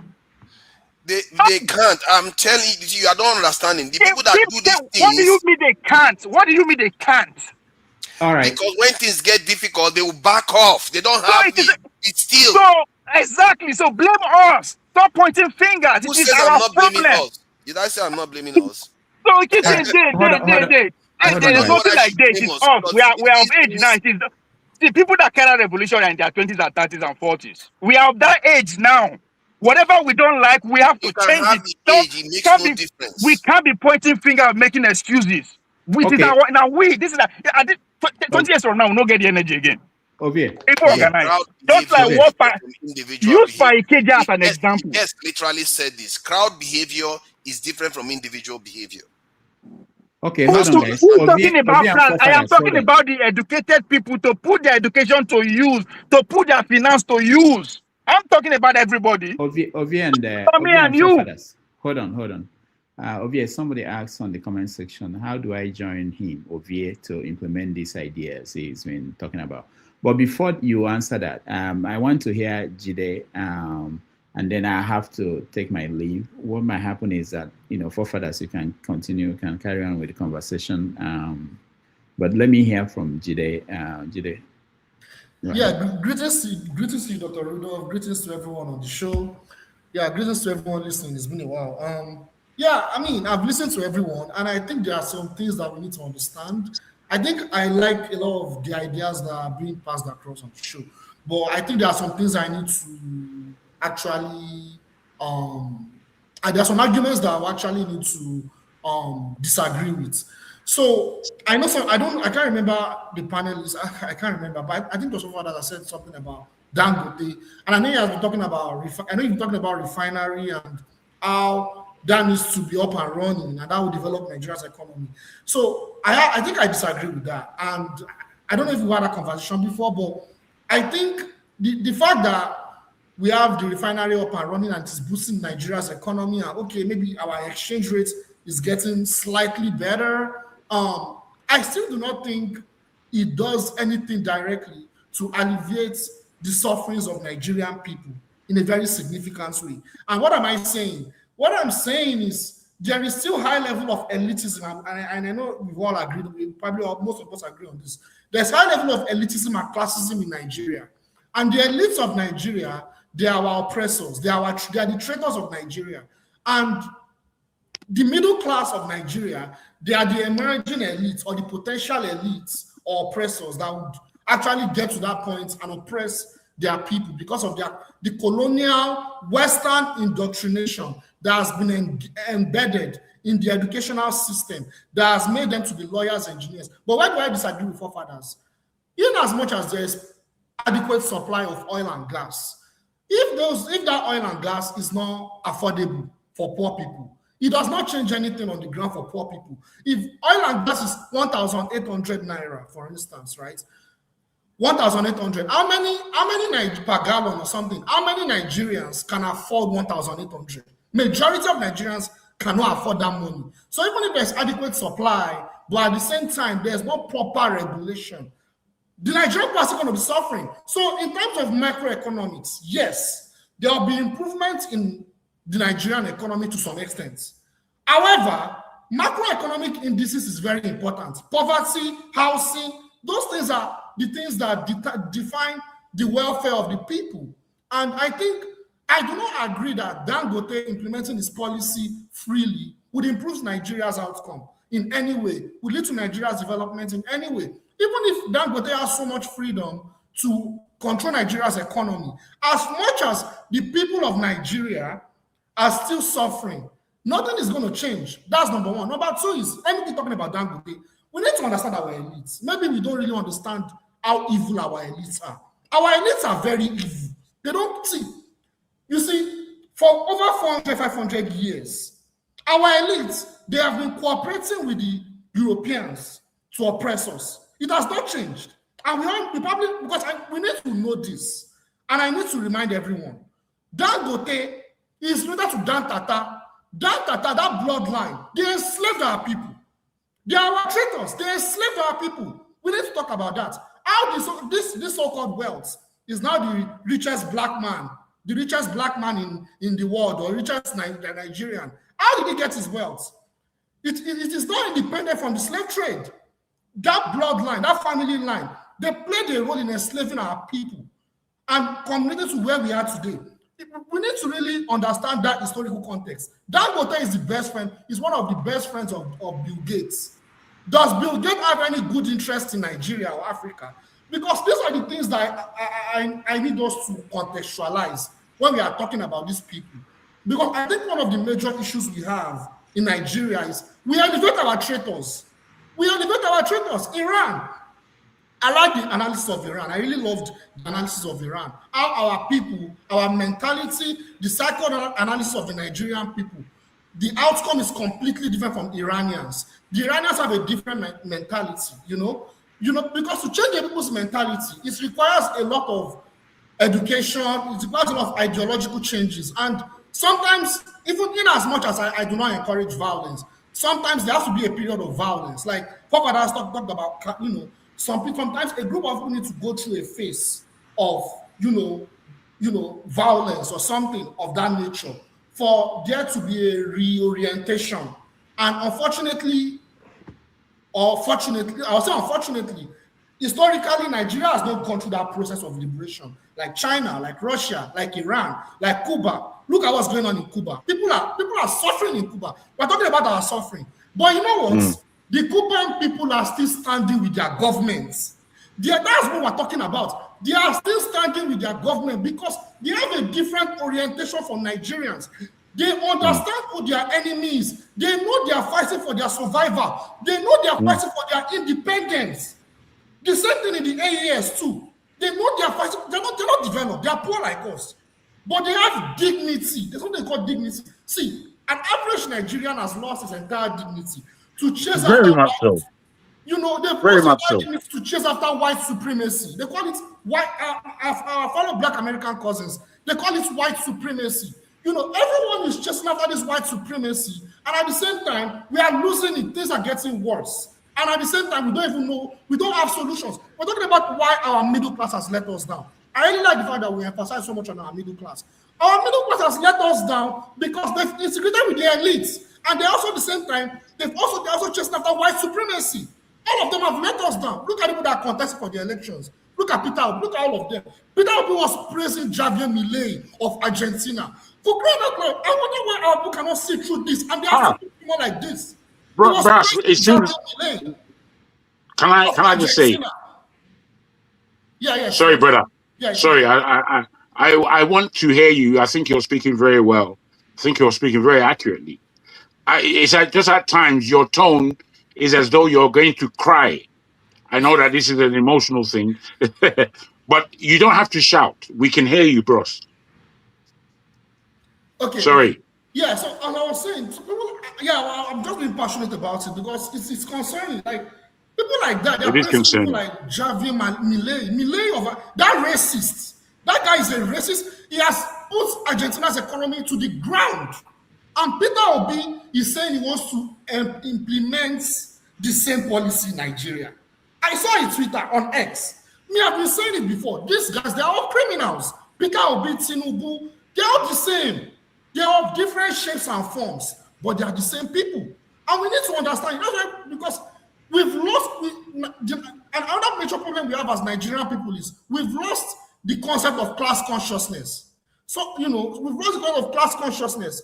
Osaweko was talking about the fact that how come is it that other countries, they are doing very well for their people? That if it's the case that foreigners have taken over the world or they've taken over Nigeria, but how come is it that other countries, they are doing very well for their people? It's very simple. It is because in other parts of the world, like Western Europe and co, they've been able to compromise with those foreigners to ensure that in as much as they've lost part of their sovereignty, they are able to still implement socialist policies for their people. But Nigeria and many African countries or third world countries is different. There is need for extraction and exploitation. And for those countries to be exploited, there can never be a consideration of socialist policies. That in those third world countries. That's why there's so much poverty in Nigeria and many African countries compared to Western Europe. Western Europe military is integrated with that of the US. They are not really fully sovereign. UK, look at what happened with, I don't want to go into different examples, but the point is, in as much as they've lost part of their sovereignty, they are not exploited as much as Africans are exploited or African countries are exploited. Because when a group of people or a nation is exploited, you cannot expect the people, the leader of such people or the elites to favor their people or provide policies that would lead to the development of such nations. And that's what Iran is fighting for. That's what Cuba is fighting for. That's what North Korea is fighting for. I'll stop there. Thank you. All right. Thank you so much. Before you do that, forefathers, I'll hand over the show to you. All right. So let me just before you run, please, Dr. Damages. Everything that has been said, I believe that they are of deep importance. And I do wonder what you really say as the head of this show.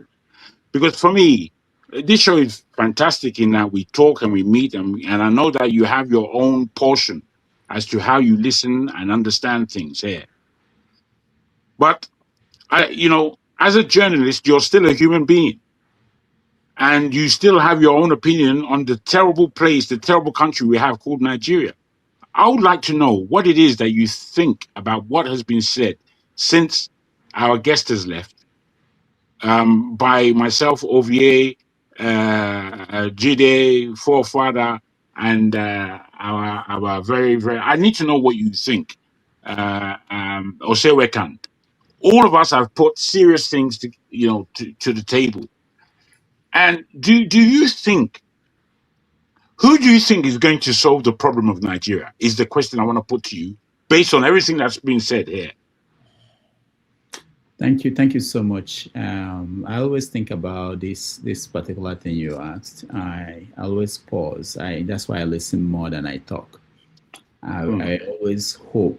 One of my biggest hope is that there's something we could do with these conversations we're having. There are some that I'm trying to transcribe, like some major interviews that I've had with some people, like Odenkalo, Franklin. I'm trying to transcribe these interviews and maybe compile them into a book over time, because we don't know whether the internet will survive. We know that if it's a book, the book will survive, if everything goes down. But I'm trying to find a way that we can preserve it, one, and hopefully get it to more hands. I remember, like I told you guys, many years ago, 1999, 2000, 2001, we had this kind of setup at nigeriawar.com, a website. We had a message board where we discussed things in details, and some of the people who were part of that discussion, they become part of the government. People like Ruben, people like Reno, people, so many people today, they were there, Professor Aluko, and so many people. And we lost those archives of those conversations we had with supporting documents. So I don't know who will solve the problem, but I am happy that we're having conversations across different platforms. And I do stop by some of them and listen to what is going on. I know that young people are paying attention. They might not show that they are paying attention. And I'm counting on them. I'm not counting on our own generation to do things. But what we're doing is important. I'm not saying it's not important. But okay, can I ask a quick, why are you not counting on our generation? Well, we're so far away from agreeing on something, but we are still having the conversation. I hope, for 4 years now we've been doing this. I've not seen people move their positions to come closer to where we could say, this is what we think we should do. People are still where they are, and it's okay. But don't you think that's the fault of the show?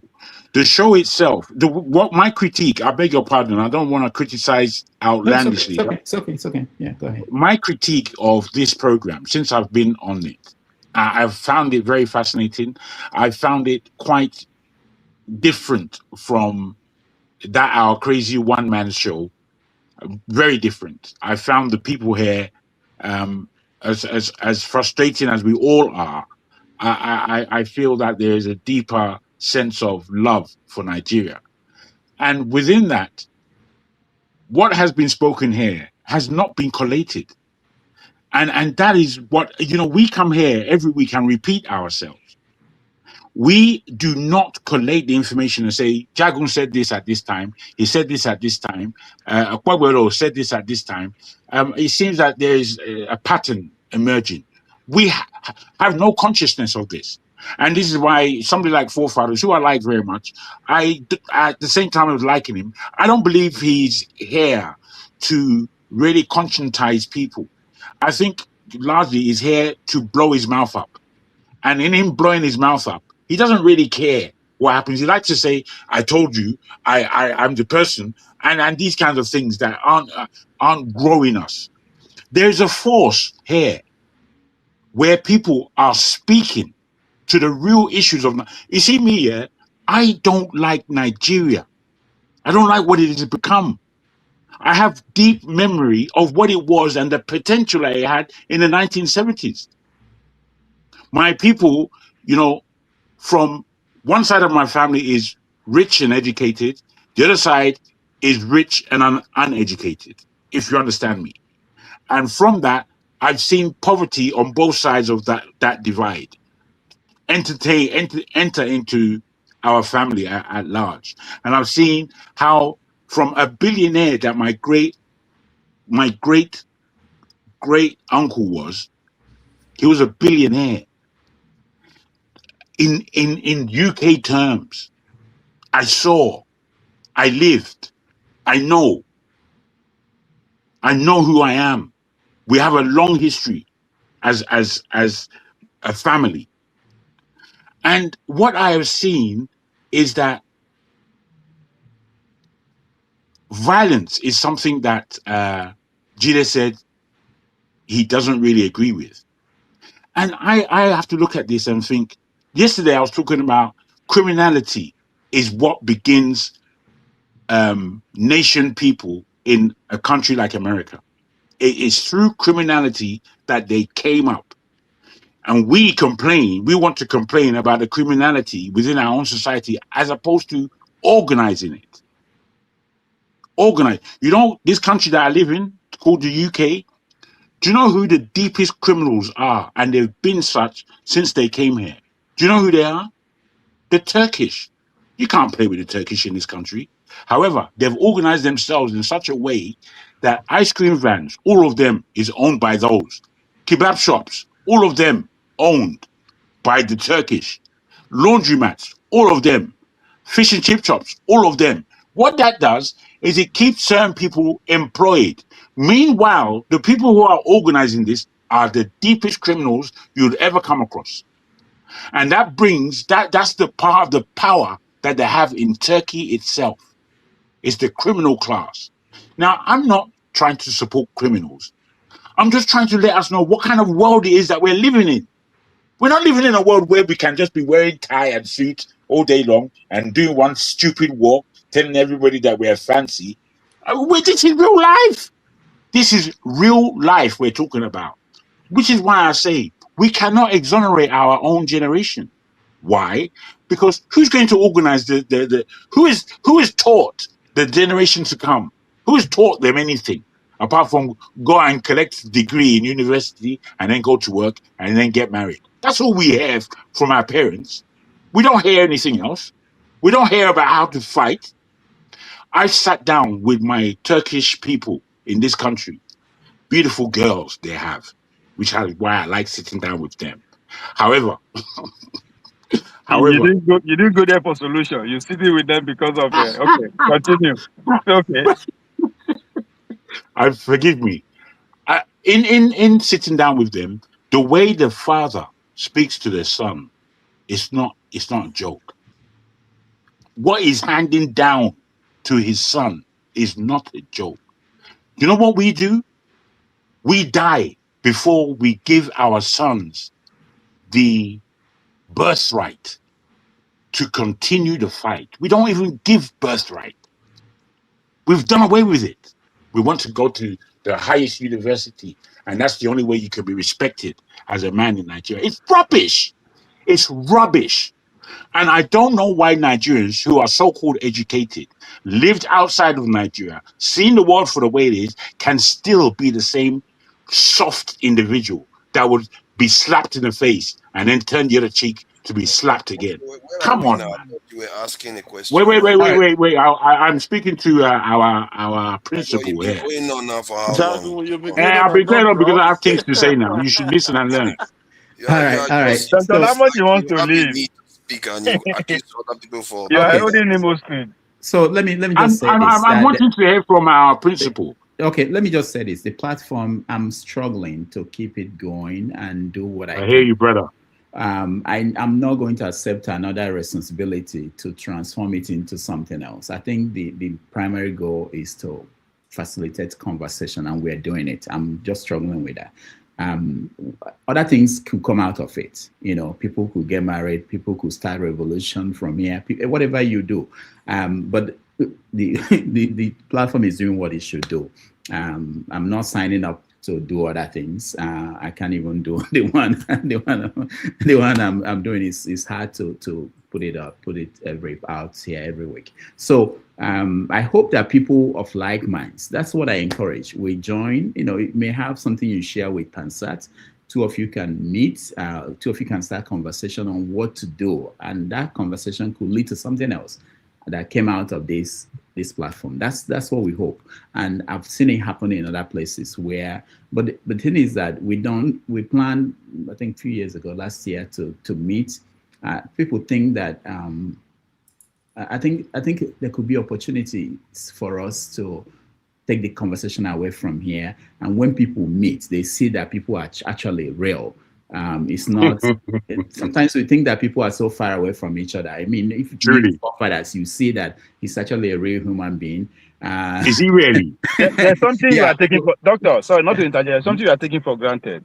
You are producing social media warriors like Ikhide, like forefathers. But let me tell you something. I mentioned it that from Nigeria world, we had people who have been part of the administrations in the past. I'm sure in the next 10 years, some people that you know here will become part of, it won't end here. I think people will eventually get involved in politics and revolution in church. So I'm hoping that somebody will start a church from here. I could be for tithes. That's in my future. That's in my future. If I need help with, they can tell the church people donate 10% of something additional to help. Let me make a suggestion. How do you say? Jago, you'll be a header in my church. Don't worry. My suggestion: when a new guy come in, especially somebody who's older than you, you ought to give me a chance to speak. That kind of improvement would help the platform. But I'm going to be here for a little bit because I have an engagement. Dr. Damages, you had a good guest today. What state is he from? It's my brother. Edo State. I think he's from Edo State. Yeah. Very close to my village. I don't believe it. Somebody said that and I didn't believe it. Normally I could tell if somebody's from Edo State. I could walk from my village to his village. Oh, his name is there now. Yeah, that's he's a good guest. He's not perfect. I do disagree with him in a couple of things. One of them is that he's saying that Tinubu has won. That it's a futile exercise. That is not true. They're going by. True. Normally, when a dictator is operating a country, normally you have to first kill him and they show him to everybody, so that then they won't be scared anymore. They will know that he's dead for real. They did that with Saddam Hussein. I have traced Tinubu's foray into the federal government. What actually did he do? I'll make that quick. In 2022 or so, or even prior to that, 2015, he helped bring Buhari to form a coalition. Buhari with the Northerners, the Muslims, and everything. And then in 2022, Buhari reluctantly supported him. Okay, it was Buhari first tried to fuck him, but El-Rufai and other northern leaders persuaded him to go ahead and go with Tinubu, right? So now, if Tinubu supported me in 2022, 2023, I would have won. I don't want you to underestimate the support of Buhari to Tinubu. If Buhari supported, even you, Jegun, you would have won. whoever Tinubu supported, whoever Buhari supported would have won the election. He has the structure, he has the government, he has INEC, he has Northern Muslims, and stuff like that, right? So that's how he won that election. Now he lost his own state, perhaps including his own county, or what they call polling unit. But not, I don't know if he lost his polling unit, but he lost his, okay. So, and he didn't want to lose that, and he had an APC governor, so he was using his own modus operandi, which is to bribe and do things like that. But that election was bigger than a bribe. It would have taken shutting off that beavers. The only person who could have done that was Buhari. He shut down the beavers. If he didn't shut it down, P2B would have won the election. Okay, so what they did was to slap us and say, "What are you going to do about it?" And then we didn't do anything about it. So that has nothing to do with Tinubu at all. Yes, he does have his own way of bribing, conniving, but it's something everybody could see. Anybody, anybody could bribe. You cannot bribe the entire country. That election was bigger than a bribe, and the following one is going to be more. So, in essence, Nigerians, those who are sitting on the fence, like forefathers, for example, who would say, "You know what? I see a good in both sides. I see a bad in both sides." There were a lot of Nigerians like that, who says, "You know what? If the worst comes to us, Tinubu wins, the world is not going to end. There are some things, there are some qualities he has that we can also use. If Obi wins, it's fine too, because there are qualities." Nobody is in that camp now. They say the economy is clean cut, right? For you to support Tinubu, you have to be ignorant, right?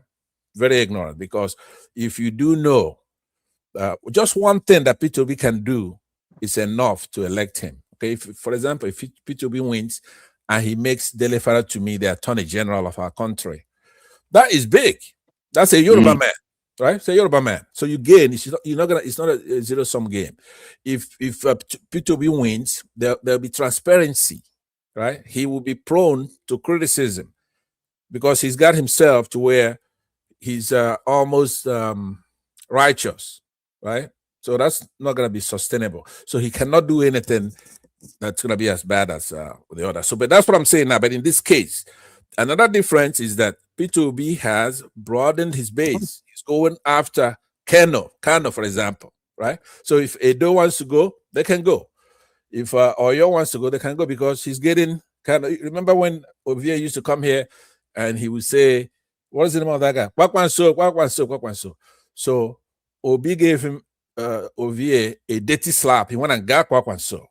So now he's shortened his name. It's no longer Kwakwanso Okpebelo.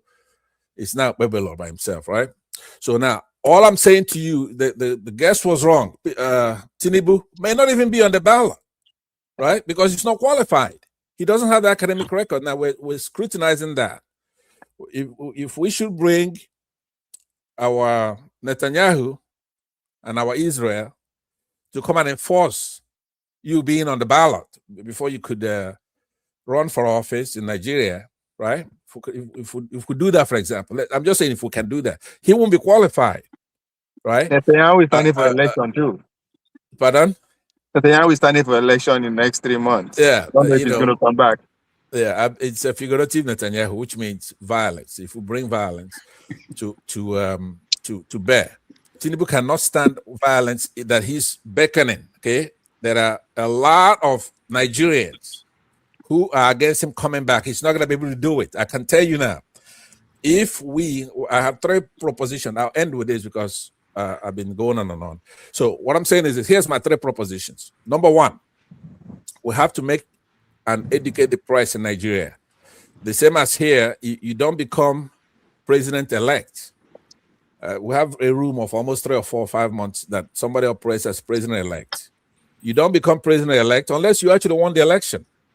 We have to work together now. We have to coordinate the international monitoring organizations to make sure that the election is free, fair, and transparent. If they have to make a call, then the Nigerian people themselves will have to come in and be satisfied with that election. All 3 things would have to cohere. If somebody tries to claim that he won the election when he didn't win the election, then we will abiola him. right? What is it? Abiola and somebody. When you claim that you won an election that you didn't win, right? The Nigerian people are sovereign. We can impose violence.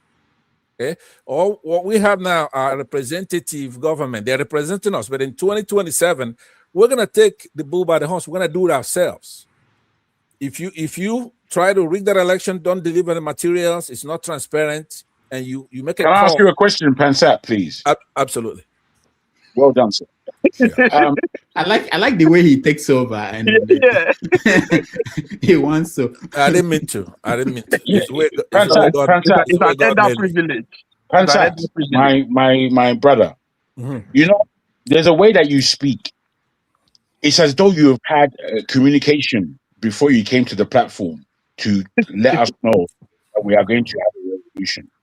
You know, I'm here listening to you, and I'm liking a lot of what you say, but then you say something that I'm thinking, oh boy, you haven't organized anything now. Where do you get the thing that we are going to have any such thing as a revolution? There was no revolution in 2023, which was more crucial in my mind. I believe that Tinubu has won. I believe from 2023, Tinubu has already won 2 terms. It's whether or not he wants to stay for a third that we have to wonder about. But 2 terms, he's one man. I can't see where the opposition is. If you can see it, beyond your pandering to the Igbo and pandering to Peter Obi because he's Igbo, I understand that very well. However, that doesn't suggest anything to me. It doesn't tell me anything that we're moving forward in any way. I need people to be honest about what they speak. I need people to be mindful about what has been spoken on this platform. Because I just like Ovie said, unless we're doing it, ain't nobody doing it. Simple.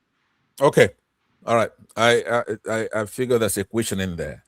Number one, I do not pander to the Igbo. I only have one criticism for the Igbo. That's why. What is the criticism? We don't have to go through elections. We should take the country over. We can. It's a lot of us. And we brought the country. The other recalcitrant tribes don't want to listen.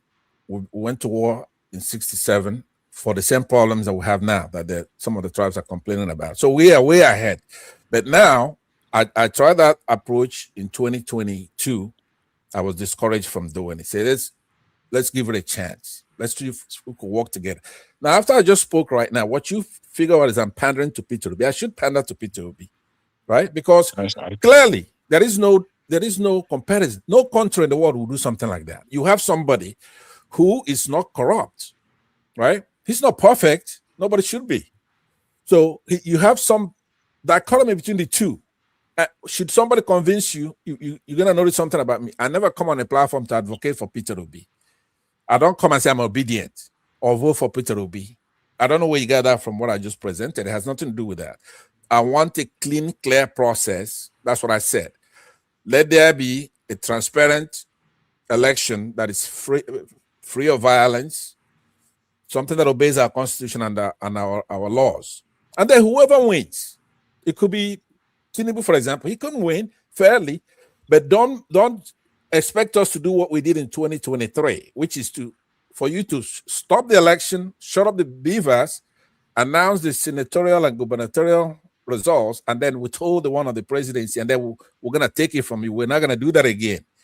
Peter Obi did that because of his past foray with the Nigerian courts, right? They took away his mandate. He went to court, and the courts went ahead and returned him back to office. So he had to go through the same process. Don't play with Peter Obi. He's not stupid either. He's not going to do that again. He has meticulously taken away everything that was bequeathed by Buhari on Tinubu. Tinubu sat there stupidly, and Obi took all that stuff back from him, including the North, including Kano, Kwakwanso, all those people. You have your eyes on Edo State, a small state, right? But that's the headquarters of the obedient, though. You miss it is the headquarters. But I gotta tell you, you go and look at the statistic, the data, the way they voted between Goodluck Jonathan versus Buhari in 2015, which is about 40% for Buhari, APC. Now, what kind of people would you present Jonathan, who's not the smartest Bob in the room, but at least he's a civilian, right? He's a Democrat, a minority that found himself in office by accident because his boss died, Yaradua. And then a military thug that we knew from our past, right? A jackbooted thug that's older than Methuselah, sick. He was presented on this. Do you know how, for example, Rudolph State, Anambra, do you know what percentage they gave to Buhari in 2015? 0.00, right? And 98 point something for Jonathan. More than what Bayelsa gave to Jonathan. Look it up. So that's the way Edo voted 47% for Buhari at that time. That's what they voted in this race for Tinubu. The same thing they do. At the best, they be in the middle. So that's why we're carrying all this load. Why would I come here and pander to the Igbos? Because they do have it right. All 5 states, when it comes to Yaradua, they will choose the better candidate because it's a thing of good and evil. If it's what's his name, OBJ against another candidate, they will choose OBJ if he's better. If it's Jonathan, they will choose Jonathan. So if you present, for example, we've never had a chance where you present someone like Osibanjo. If you present Osibanjo versus Obi is still gonna win, but there'll be a debate, right? Obi is not just gonna take it all. There'll be some people, Igbos, Yorubas, fewer Igbos, obviously, because Obi is that much better. Because he's been a governor for 8 years. The other day I was speaking and I say 8 months. I could Obi is in an office for 8 months. I could see everybody say, "Oh, Pansa finally made a mistake." I'm correcting it. It's 8 years. He was in office for 8 years. He did not pay for putting hands. The thing that is the common disease in Nigeria, where governors take all the money, steal the money, corrupt, and still keep the money and take money after they left office. So, Rudolph, let me not push my luck. Thank you very much. I hit that bell. You have no respect. I'm older than you, and I'm about 2 inches taller than you. I'm 6'4", you're only 6'2". I was just thinking about something. No, Yeah, hold on. Before I forget something, Pansat, you always talk about we. I've said it on this platform. There are only 3 groups of people allowed to use the pronoun we. Presidents, editors of newspapers, when they write editorial, they could write we, and people with tapeworms in their stomach. Which one are you? Certainly not the latter, not the latest one. Because I'm serious. You say we. Yeah. We are going to take over this. We're going to do. Who are the? He means the Igbos. He's an Igbo fanatic now. No. He's an obedient editor. No, let me answer it seriously. Right? Yeah. First of all, I got that from forefathers. Think about how many times forefathers says we when he's talking about Nigeria. We. I'm the one who tells him there is no such thing. You're on your own. But let me tell you something. Jegun, I'm not an Igbo fanatic. I'm not. I see. I just want to tell you that, and I respect your intellectual acumen because you're very smart when it comes to history, literature, and stuff like that. We don't get enough of that from here because I know you do know history and stuff like that. But let me tell you, we are progressive Nigerians. Okay, one of the first people I praised here said, I hope he's going to be our Attorney General. Is Dele Farotimi. Is he an Igbo? Are you in touch with them, the people you consider? No, Is anyone here part of that group? Let me know. No, unfortunately, on your platform, it's very hard to tell. But I'm heartbroken. I thought we were in this together. Pastor. I'm heartbroken. But because you know how many times I've lobbied you not to feature people like Okpebelo 2028 on the platform. Right? Political godfather. I say, I'm talking about you. You are Okpebelo 2028, right? I'm talking about you. Let me tell you something. It's not a joke. On the politics, it's not a joke. Ovie, we need to come and start now. What's holding us down is very, very small. Believe it or not. There's a big change in technology, everything, AI. We need to take our country back.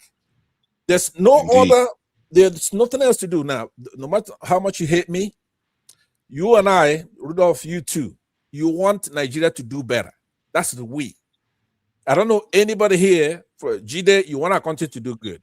But you can't go challenging China. You know, I've been watching you as Trump is devastating all these people, hitting Iran hard and all that.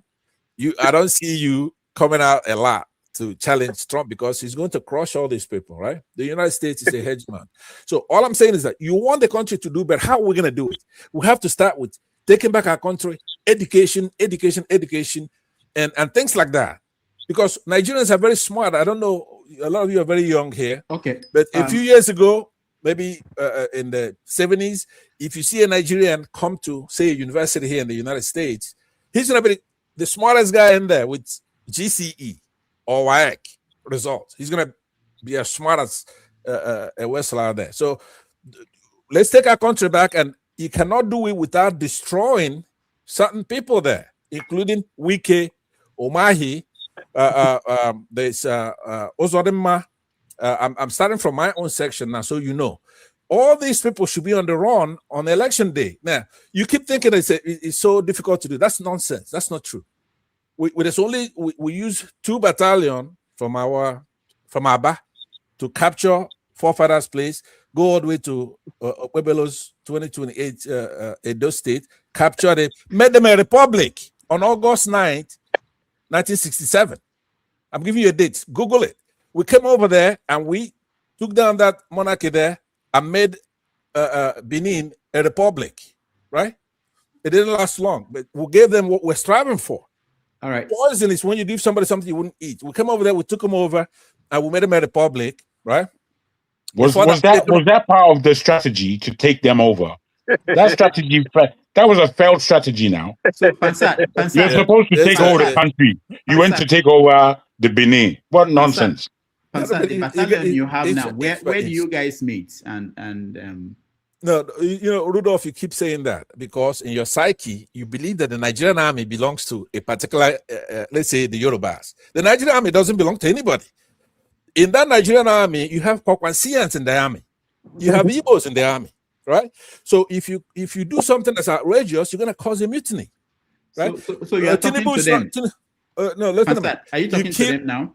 After you interviewed Samuel Ekpa, you had him arrested, you had him charged, you interviewed him,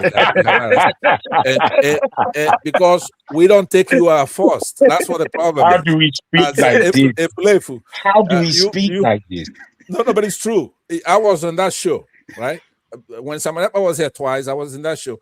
Rudolph had some kind of intelligence because he kept asking him questions like you just asked me. Without denying me, when are you going to take over Nigeria? And then he's running his mouth.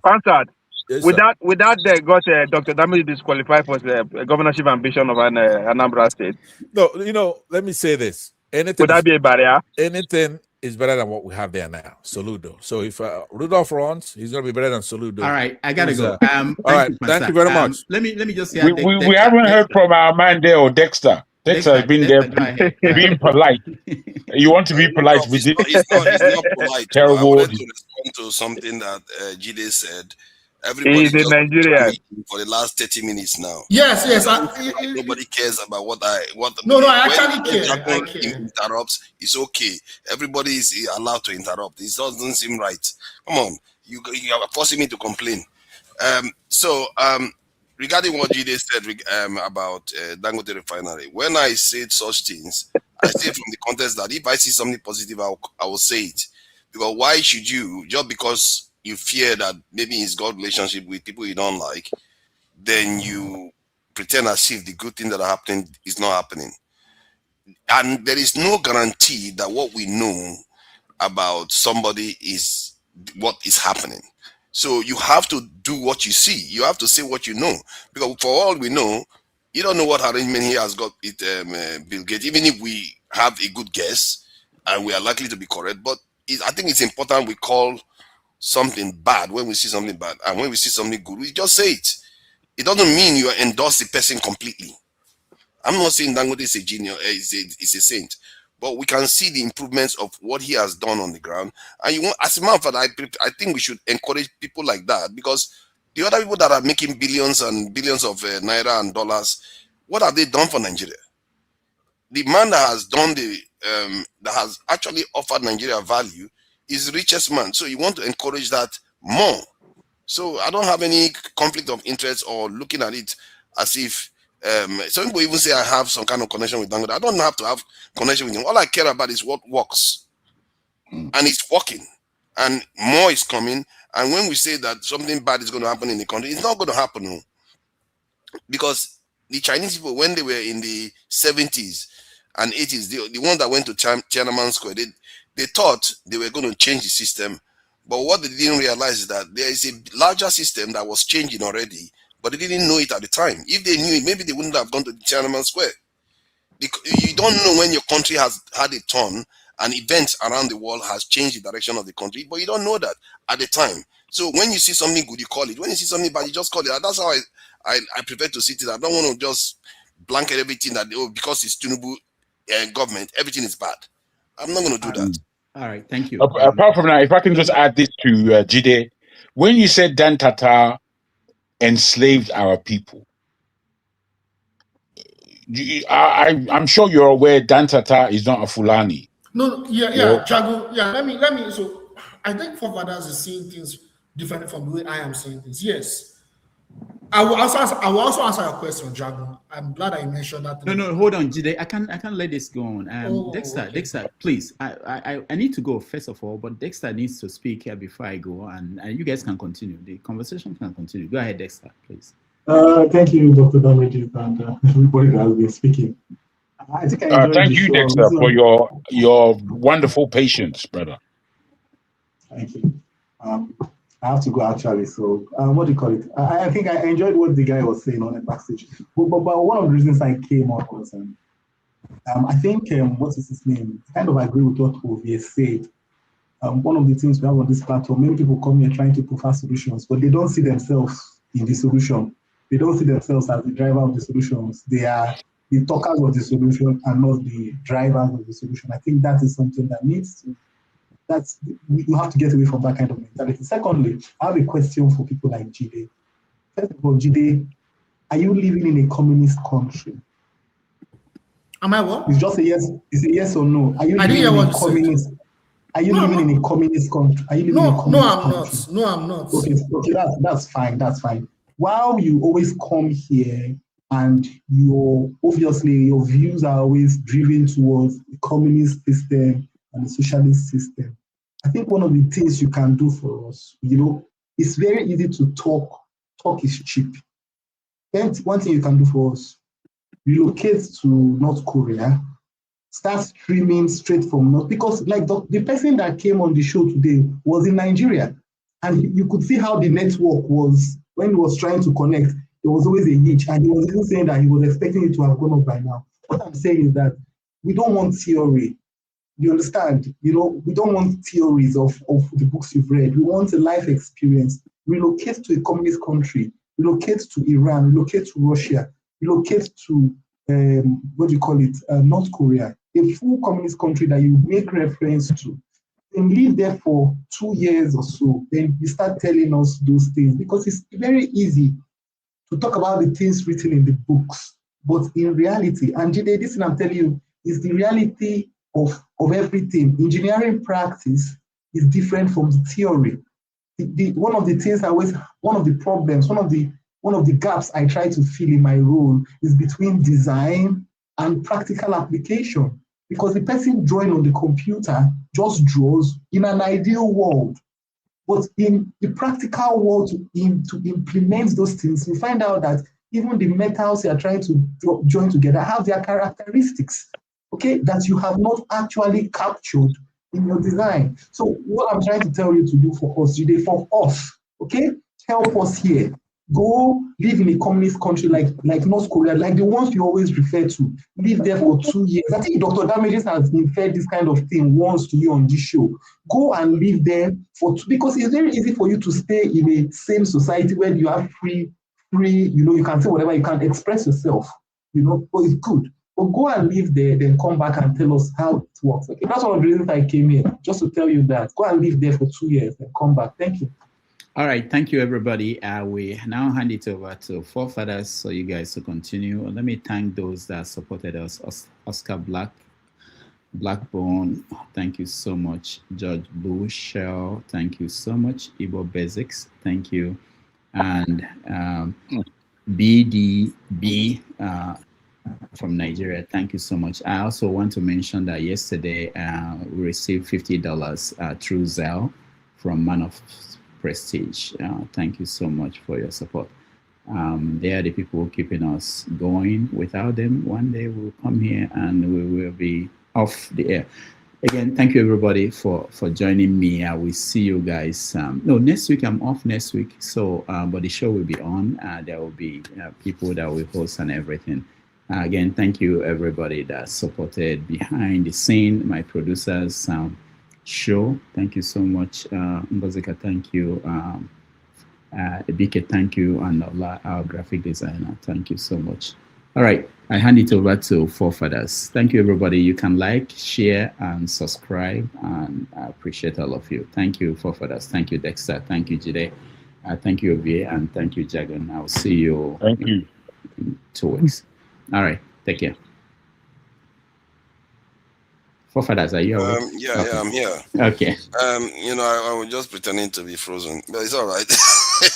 So, I think I heard what Jide, you want to respond to what Dexter said? Yeah, very briefly. So if I criticize this, if I come on this panel and I analyze the problem and I contextualize it and analyze the problem and say, oh, this is exactly the problem that we have, and these are the solutions, in as much as what I'm analyzing seems to be moving towards an ideology. Why I've not even preferred myself to be part of that ideology or anything like that. But it's moving towards that ideology or anything. Have I ever come on this platform to say, oh, because communism is the great place to, is the pristine place to be, so that means I have the responsibility to go and live there and live a capitalist country? What does that? It does not mean. It does not make any sense. That's what I'm trying to say. Because if in as much as I'm given freedom to express myself, it does not have anything to do with making a personal choice of where I should live or where I should not live. You are talking about communism or socialism or whatever. I've said it on this panel. I said that if Nigeria, we talk about Nigeria a lot. I made it clear that if Nigeria is like North Korea, I made it clear. I said it on this platform. I've said it many times, like a joke, but I'm actually serious about it. If Nigeria is like North Korea, I'll move back to Nigeria. I've said it on this platform before, but that's even by the way. The point I'm making is, I've said it on this platform. Wherever you are in this world as an African man or Nigerian man, North Korea, Russia, United States, UK, Cuba, Iran, the manifestation of imperialism, the manifestation of white supremacy will still pursue you. Even if you go back to Nigeria, as of now, or I go back to Nigeria, the manifestation of imperialism, because people that make this case about judging and insulting people about where they should live because of their political point of view, it shows their level of understanding and, will I say, ignorance of what they are talking about. Because if they really understand what they are talking about, they won't have to attack their personal decisions of where they should live. I'll stop there. Thank you. I think the great examples include like the Soviet leaders like Lenin, Stalin. Many of them were in Western Europe when they were evolving. I don't know why we've addressed this point before. I thought if this was a school, we should have gone past this level of thinking where we say, oh, because you espouse these views, you have to go to those countries. That's not necessarily the case, because if you want to transform a system, sometimes you are free to be in other environment for whatever reason. It could be for family reasons, it could be for other reasons. The idea that just because you are criticizing, you are espousing some kind of ideology, you have to be in a specific location, I don't think history suggests that to be true. That said, so this idea that, what was that again? Who wanted to say something? I don't know. No ruffle today regarding this argument. Let's try to be as civil. Yeah, I was going to emphasize Jagun very briefly in a minute. I didn't say Dan Tata enslaved Nigeria and African people. I said their lineage, because Dan Tata is no. You said, do we know that Dangote, his grandfather is Dan Tata, and then you labeled him with slavery moniker. The forefathers took one route, and I think that was a good route. That it doesn't matter who somebody's heritage is, the individual that is showing anything in a way of common sense, the thing that me and you would do, Dangote is the only one doing it. There's nobody else functioning like a normal human being in that whole stupid place called Nigeria. Nobody. So when you just convolute your knowledge, and then you see, this is what education is. Education isn't what you grasp or from all over the place. It's how you allow it to leave your mouth. Have you truncated the information in such a way that you have the understanding and now you want to deliver understanding? Because there's a way that you speak. Sometimes you speak like a student, like somebody who's just going around roving, collecting information for no good use. Because your pronouncements upon the information that you receive, sometimes they're very off-key, misleading. I think you do understand what I was saying. I will repeat it. I did, my brother. You didn't. No, you didn't. I understood exactly. Can I repeat? Can you give me what you should say is that you made an error. That's what you should say. You made an error. Okay. To be honest. Let me repeat what I said. So what I'm trying to say, perhaps the way I mentioned this may have been wrong, like you said. What I'm trying to say simply is, I'm talking from a place of class consciousness. The elite of Nigeria has let us down. And I'm making an example of Dangote that the foundation of his wealth was influenced by the slave trade. Not his family, his lineage. They played a role in enslaving Africans. That was why I mentioned that. I was just giving an example when I mentioned Dan Tata. I am not inferring that Dan Tata directly was the one that enslaved our people. But if you look at that lineage, they have been elites for centuries, and they enslaved our people. They participated in the slave trade. To where? To the Atlantic, to the Americas. Are you sure it was there? I'm very confident. Wait, calm down. Calm down. Let me just correct you or something. Can I finish, my friend? First of all, Dangote, is that correct? Is that correct, man? I mean, don't come and do that. Don't come and do that. Is that correct? Yeah. What kind of person is this? Let me correct something. My friend, Jide. So I'm not rebelling Dangote and Dan Tata as slave traders. So I said their lineage. Did they hold on? Why are you coming your forefather? No, one at a time. I want one. Just 1 second. Dangote. But I spoke first. You see this way that you I just don't like it. I don't like it. You say something. So you didn't even introduce the brother and say that he's here and that he's me. I was talking to this brother and my. Please go ahead. So the way you do your thing is just rubbish, man. So Dangote is not from Dan Tata family. Is Dangote mother that is from Dan Tata family. So you need to get that very correctly. I just wanted to correct that. Yeah, that's what I'm saying. What I'm saying is that lineage, the roots of their wealth, it's not just them. There are many elites like so that. Are you talking of Dangote or Dan Tata family? Which family are you talking about? Right? That was why I mentioned Dan Tata, the lineage. The maternal, I didn't even mention Dangote as a slave trader. The lineage. That was why I said the lineage. It could be the maternal or paternal. I wasn't labeling Dangote or Dan Tata as slave traders. No, the thing is, it doesn't matter what. There are many elites. There are many elites in our country. A lot of their wealth can be traced to the slave trade. That's the point I was making. Are you talking the transatlantic slave trade or the Saharan slave trade? No, not trans-Saharan. The transatlantic slave trade. That's what I'm saying. And what I'm saying is that they've been traitors for centuries, and we elevate our traitors to the point of power. That's what I'm saying. And that's one of the major roots of our problem. That was what I'm not saying. But hold on, let me just add this though. But if I'm not mistaken, I think Karl Marx was from an elite class too. And if I'm not mistaken, I'm not sure Lenin too was from the elite class. So sometimes. No, from a middle class, not from an elite class. How about Karl Marx? Karl Marx. But Karl Marx committed class suicide. What do I mean by class suicide? He tried to move away from his class. Even Fela he was still getting funding from them. Come on, let's not do that. He was getting funding from the elite. my point is that it just because you are from an elite class doesn't mean you can't do something beneficial for your people.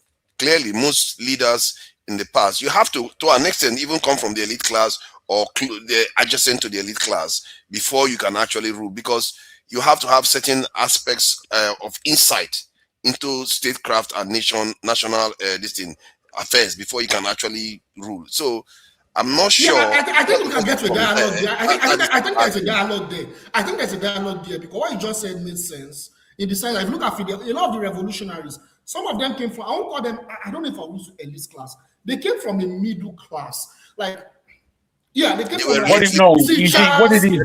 Wait, guys. What it is? Fidel Castro, if you look at Fidel Castro, let's not confuse ourselves. His father all it is, my brother, right? all it is that most people who have been revolutionaries or leaders at any aspect come from a educated class. And it is the education that informs them as to how this world is running. If you look at Frantz Fanon, he's from an extremely middle-class family in the Martinique, but they were all enslaved in that island at the time, and he emerged because his mother was fair-skinned in nature, his dad was dark, and he emerged as a black person out of there. And from there, going to France, he was able to view the world the way it actually was, and he made his writings accordingly. This is how we come up. You know, the thing is, we speak as though we're intellectuals. We might be speaking intellectually, but we're not intellectuals. Well, you're not an intellectual. No, I don't care how much you've read. Hold on. Wait, if I may. What is an intellectual? No, you can't just be making statements like that and not qualify. What is an intellectual, by the way? For me, an intellectual is I will put it in this way. It is somebody who has gotten his master's or PhD, and he's furthering his understanding of this life within the arena of education or book writing. I would say that is an intellectual. None of us has written. That is not it at all. Well, that's how I take it. What I mean is that when I'm listening to you, bro, my brother, as much as you have intelligence, I would not say, oh, you mean forefather, the intellectual? I won't say something like that. I will say more that you mean forefather. Let me define what an intellectual is. An intellectual is. Bro, can you stop doing that, forefather? No, I mean it. You gotta stop doing it. You like to insult people, so I'm not interested. I didn't insult you. You literally said you are not going to call me an intellectual. There's no point. Why is that an insult? You like to do this backhanded talking down to people. If I bro, call you why now, is that an insult? I don't call. Let me say this to you now. You keep doing this thing. What if I say if somebody asks me if Jagun looks like a normal person, I'll say no, Jagun looks like he's sick. Would you be happy to hear that? What I'll tell you, if you say Jagun looks like, but don't be saying that about people. You see, the thing is, I can answer your question, but you don't want an answer. You just want to speak. I wanted to educate you. No, the thing is, if you said Jagun is sick, I would agree with you that I'm ill. I've told you that already. You like to hear that. I'm not afraid. No. I'm not afraid of. You see the way you people do your silly insulting. I'm not afraid of it. You call it silly insulting. Because it's silly. You knew what you were doing when you tried to belittle people. Why are you saying it? Is that? Let me focus. Now you see, you're not letting me speak. What you did, what you did. Argue with you. No, you don't have to argue with me. But you have taken. Hold on. Let me. I was speaking. Let me share with the viewers what intellectual actually means. You're tragic, man. An intellectual is a person who loves deep thinking, study, and complex ideas. Simple. As objective is as an adjective, it means using the mind, reason instead of emotions. I don't understand. You're extremely emotive. Not only are you emotive, but you are not able to listen to the other side. See, Jago, I find some of your behavior a little bit questionable. I don't understand why you think that is okay to be treating people like that. Who did I treat like how? Please be precise. You come here, you talk down to people, you say they are not intellectual. Hold on, let me finish. Let me finish what I'm saying now. If you let me finish what I'm saying, you will hear it. Like you just told Did you let me finish what I was saying? hold on. Jide, whom was actually speaking as an intellectual because he likes complex ideas, he likes thinking deeply about things. So you said he was just coming across as someone that just copies something from a paper and just want to spew it out. It's like you just treat people, you don't treat people with due respect and courtesy. Okay, can I come back now? Can I come back to you? Yeah. Because what I was saying wasn't something that you should have listened to the end. But what you were triggered by one word, and you're triggered. No, I want to stop that today because you've done that yesterday. Let me finish. I'm not going to have you do that today. What do you mean? What do you mean? How are you going to? You talk down to people all the time, and I wait before you start accusing. All you're doing is accusing me, and I don't know what of. And I'm putting to you that I'm using my words to speak, not yours. I'm not using your words. And they are insulting and talk. And no. You can't say that. If Jide felt insulted by the fact that I'm saying that none of us, I didn't say him. I said none of us here is an intellectual. And what I meant by that is that as much as we may have studied, as much as we may have read, as deep as we are. That was not the example I gave about Jide. You didn't let me finish again. You're not letting me. You're not letting me. The goalpost. That was not the example I gave just now. No, that's where I was going. That's where I'm speaking where I was going before you rudely interrupted me and started to accuse me of all sorts. Not like that. You do that to people. Forefather, I don't know why you want to fight with me, but you're in the position where you can fight. Wait. With stuff. But no, you can't do this. You can't just interrupt me when I'm trying to tell you something. For you to have the power of turning me off and on does not. Well, that's not how to argue. You don't even respect other people. That's not how to. You don't respect me, bruv. You don't respect me. I could put that to you. Not only me, you don't show people respect. Yesterday it was AY. AY didn't do anything. Yeah, but the thing is, what I would like you to do, Forefather, because I know you're not somebody who really likes to understand. If you listen, let me finish. Let me finish. See, wait. Just let me, Forefather. I can do the same to you, and you're not going to like it. Don't do that. Do what you want, as I do what I want. Like you're used to bullying people at school, and you won't stop. Let me finish, Forefather. Because you're doing the bullying now. Because you have the power. Exactly, I can do that, and I'm awful. I just like AY tried to do to you yesterday, and I tried to stop him. The thing is, you're wait. Can you wait instead of just being emotive? No, I'm not trying to mess with you. I'm putting to you, Forefather, if you want to listen. I'm putting to you that you are so inaccurate in what you are saying today that if you go and listen to what was said yesterday, even though I told you, if you go and listen to everything what was said, you will find out who is at fault. You'll find out. I know exactly the first thing you said to AY. See, what that is telling me is that you won't go and do the study and research, but you're an intellectual. I remember the first word he said to you that. My brother, you are just wasting time. Forefather, just ignore that side. Jago, you need to go back to rehab. You have a problem. He doesn't see it. You fight it. I'm not going to see what you people see. Now you two have started it. Let's not do that. He drove women away from the platform. AY, let's not do that. Okay. I'm trying to tell him to stop it. We should not start it. Okay, please.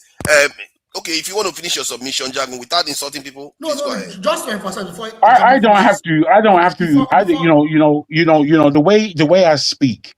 This is how we speak here in the UK. You Nigerians who are always insulted at everything, you're frightened. You can't fight. You can't do anything. You people who are like that, I'm not like you. I'm not. What are you talking I'm about? not like. You can't talk down to people in the UK and expect to get away with it. You can't do that. Me? You don't know who I am. You have no idea who I am. They will. Bro, don't be silly. You can't tell me nothing about them. If you talk down to people in the UK. Well, you can't. Forefather, you've heard me on other platforms. Many people may not like me. I don't give a fuck. However, I'm the same person there as I am here. I'm the same. I'm not No, any no, I'm different. not saying you are different. I'm Papa, saying what's what the you are doing topic? is not Let's it's not discuss now. appropriate. Leave this fight. Let's discuss. Yeah, What's yeah. the All topic? right. Yeah, Let's get back. Something. I think we're talking about the yeah, we're elite getting in to a Nigeria. dialogue. Yeah, I was Yeah. People You are see, wondering, we can't be wasting their what it time. was is that I was speaking and I was rudely interrupted for nothing. Father, As you far as take I'm control concerned. of your platform. Please, don't talk to me if you're going to talk rubbish. Don't talk. Okay, leave it. Let's leave it. Let's bring this in Jide back because the topic, and let's allow him and I was Jagun. speaking to him. So regarding And the elite, I was so trying let's to give. nobody has to talk now. Let Jide talk first. But this is what I was saying. I know I was. that when I spoke earlier, I You're spoke with a lot of venom and passion. And maybe I said a lot of things that like kind of muddled everything together. But what I was trying to, and I thought others understood what I was saying, and we are even able to get to some dialogue on it. What I was simply saying, and I would recommend a book for you to read. It's called The West and the Rest of Us. It was written by Chukwuemeka, a Nigerian in Britain. But the point I'm making is Nigerian elites, the Nigerian elites in Nigeria, majority of them, they can trace their wealth. I'm not middle class now, not middle class. Nigerian elites, a lot of them can trace their wealth to the transatlantic slave trade. And that was why I mentioned Dangote. And I was talking about Dan Tata earlier. So I wasn't talking about him being a slave trader or Dan Tata being a slave trader. The point I'm making is that these elites of Nigeria, they've been our traitors for centuries. They've been, in fact, they've played a role. Their lineage have played a role in enslaving our people. Like I said, it's not me making it up. There's a book called The West and the Rest of Us. Jide, let's discuss. So we can see these people. Okay, go on. All I was putting to you, without the insult that forefather was taking on your behalf, all I was putting to you is that because you are knowledgeable, it doesn't say that you are intellectual. I believe that intellectuals are deep thinkers, which is to say that they know how to handle information. When they receive information, they look at it. They don't just take it as, oh, wow, new news. Let me put it out there. Wow. Yeah. No. You have to really intellectualize the information that you are taking in. And what you are now saying should be your words, not the words as you have read them verbatim. Simple things. And all I'm putting to you, sir, as somebody who looks at himself as an intellectual, is that as an intellectual, it's not what you read and that you just regurgitate. Because when I'm reading, I find myself disagreeing with the writer as I'm reading, not just taking it all in. I don't do that. But everyone handles themselves the way they handle themselves. You know, forefathers, I can tell the way he receives information and regurgitates it. And I can tell he's thinking within the information. Because forefathers lives in a kind of cloud cuckoo land where he would like the world to be like this. But it's not like that. He started doing it again. It's not an insult. You are if I start insulting it's my observation. No, it's called observation. You can't see. I have my own opinion. Why do you have to turn me off? Why do you have to turn me off? With my own opinion, it's going to be a form of. I know how to listen, you know. That is the nonsense that you do that you don't seem to realize, and I don't know why you can't see it at all. I can't see it because many of these hopeless chat people, they enable you to carry on doing this type of stuff. I don't know why. Just because some of them don't like your opinion, they will be happy for people to bully you. That's how hypocritical human beings are. You can't call spade a spade. If you see something black, you don't call it black. They pretend as if they can't see. No, not only you, and not only you. As a matter of fact, I don't do that. You are even more objective in the fact that you are equal opportunity insulter and consistent in that. At least, yes, so I can insult anybody who wants in the chat wants to receive because they believe when they disagree with you, they will sit there and watch some other person belittle you, insult you, say all kinds of. They will not say, "Hey, no, that behavior is not good." But when you do it to them, they'll be up in arms that you are discriminating against the person. It's like, why do we do that? No. Intellectualism is supposed to be absence of, to an extent, emotion. You have to go with facts. And to be fair, Jide did state, he literally quoted some. You know what you're saying. Hold on. Let me finish what I'm saying. No, it's okay. It's okay. I'm just pushing. Let me finish what I'm saying. You You went on see, to say he should not I even can't cut quote. you off. Can you just stop, please?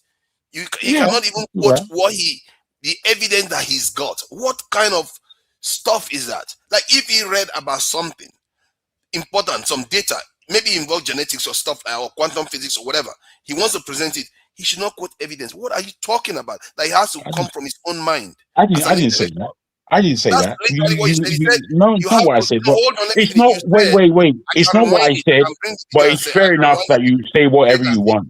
That's not what I It's a said. fact. You just said Eh, it. but it's not what I said. And the Oh, fact that we're still arguing about let's this move on. Let's forefather. move on. Let's move on. Wait. It's not just No, move on when I'm not. you I'm not finish. going to entertain you today. I'm not going to entertain Yeah, you but today. I'm very, very short in terms of rope today. no, you're not balanced. That's what it is. No, because you can't keep insulting people. That's what I've told you to I stop didn't. doing. Stop Fair doing enough. that. You tell me that I'm living in Klakuku land. I You don't know say what you you are living in you know Klakuku what you land. should do. You know what you should do, forefather. What you should do based on this, yeah, you should ask Rudolph if it's best that Jagun doesn't come on the show when I'm doing it because you're so irritated by words, and I'm No, using words. No, I'm you not are. Let me irritated by finish. words. You see, you won't let me finish. You You are won't let talking me. like a street What person you do that is cannot just communicate operate. intellectually. You talk about intellectualism. You cannot communicate as an You see, intellectual. what you're doing is allowing me to listen to you, but you're not No, listening. you insult people. Don't you get it? No, I don't. I don't get it. Now let me finish what I've got to That say. is Father, intellectual. let You me say come something online now. and say people live Father, in just Klakuku leave Nah, the land. you see argument. the fact. You know why I know that you like arguing because we have wasted time between me and you. Yes, that's what's happening. Constantly. Total tosh. That's what you do Waste time. You're a consistently. time waster I don't have time because for your. I don't have time for this. I you really could don't have have time. left. You could have See, left I it if you come didn't here have to time. backstage. You could have let me come to the end of my sentence. We can have a simple conversation with others here. At least we know we can exchange intellectually. See, now what you're doing is saying that I'm so. He just likes to cause problem. I don't understand that. You So see, let's get. I really want to address that the traditional way of question you ask yourself when people like the argument about how people discuss. If you are in a professional settings, will you discuss like this? Exactly. If you are working in an organized institution, can you talk like that? Even in the UK, you can't. You can't do that. So it means you've never been in a proper professional settings. You don't even have professionalism in you.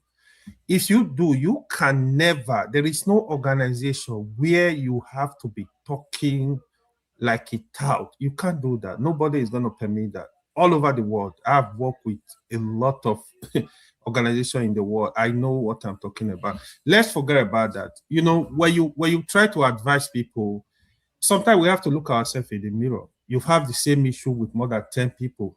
You should know it's a problem, and you don't see it as a problem. At some point, now I know I've talked to Jago about different people, beg him on Forefather, I beg him on BBR, I beg him on Dr. Adama, I beg him on Tokpe, I beg him on. I can't even count. I will address him. Listen, you are somebody I love. Stop talking to people. He said to me categorically, "No, that's the way I talk. Oh, I don't care. Oh, my brother, this is the way." No, that's it's not that. okay. Who is this Don Anthony? Do you know who this person is? No. You so see, somebody in house. I don't appreciate that comment. Go ahead. Okay, go ahead if you want to say something. Forefather, what you just done there, I don't know how you take it as fair. This is a forum when we come to express ourselves. I am a human being and I speak in a human way. Whether or not you like it is secondary. Secondary. I use words within that make sense. It's not that I'm not making sense. If I wasn't making sense, that's where I would take a lesson from you. But the fact is that I know the sense I'm making, but you just can't stand, you can't handle it. So you use your authority to bully. You are the bully on this platform, nobody else. Nobody else. Because I speak for myself, by myself, without being able to, without the hands of operating how to shut somebody up, how to get somebody off the platform. I can't do that. You do that. I don't do that. You interrupt more than anybody on this platform, but you don't learn anything. Since we've been trying to show you that, forefather, you're a good talker.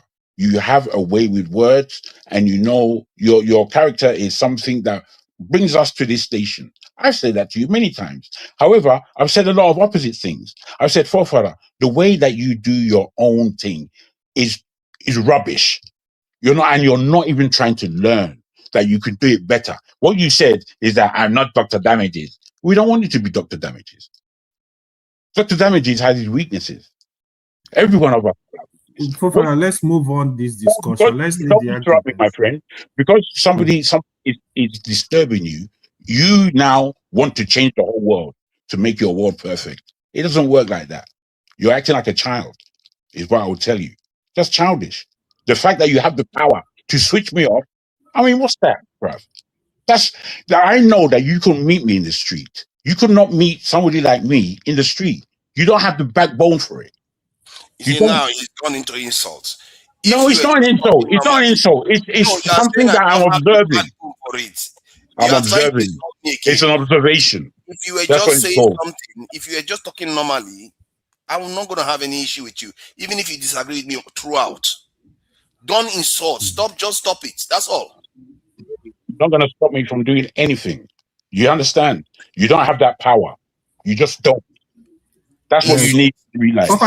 There is something you guys have been discussing. I needed to actually correct. One is the Dangote refinery.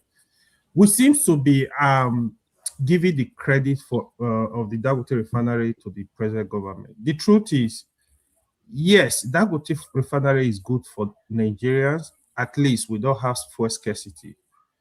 But the other thing, when you look at the cost of petroleum, price of petroleum in Nigeria, is quite high. It's hitting the people very hard. The other thing is, issue of exchange rate. I've been hearing you guys say that, exchange rate has improved. No, it has not. What you have, the only thing you can say about the exchange rate is there is stability for the past, say, 2 years.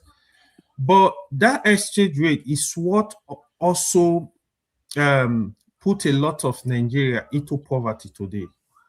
So both of them, Dangote refinery, there is some good, but on the when you look at the bigger side of it, the poor price of petroleum has really increased. What that means is people are suffering more. So we need to put this in their proper perspective. I was having this call with forefather as regard to that on the comment section. Jide also mentioned that, this stuff has not really helped Nigeria. Whatever anybody want to do to defend the government currently, governance is about the people. Majority of Nigeria, they are into poverty. Just imagine minimum wage 70,000 naira. Let's assume, say, you are able to pay a teacher 100,000 naira. With the cost of transportation, cost of food, even rent now in Nigeria, landlord and landladies, they are increasing their rent almost on a yearly basis. It's not easy for the people. So Nigerians are not paying. They need to pay them living wage. There is what we call living wage in such a way that you look at a city, look at the state, and look at the cost of living and adjust the minimum wage to that level so the people are able to manage.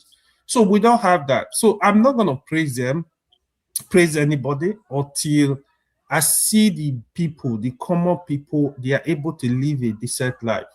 You might see money flying around in Nigeria. I know how they operate.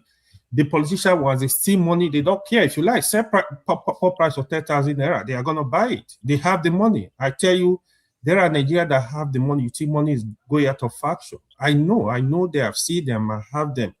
So they have the money. But when we are talking, we need to look at the majority of the people, what is going on with them. So they are not getting solution.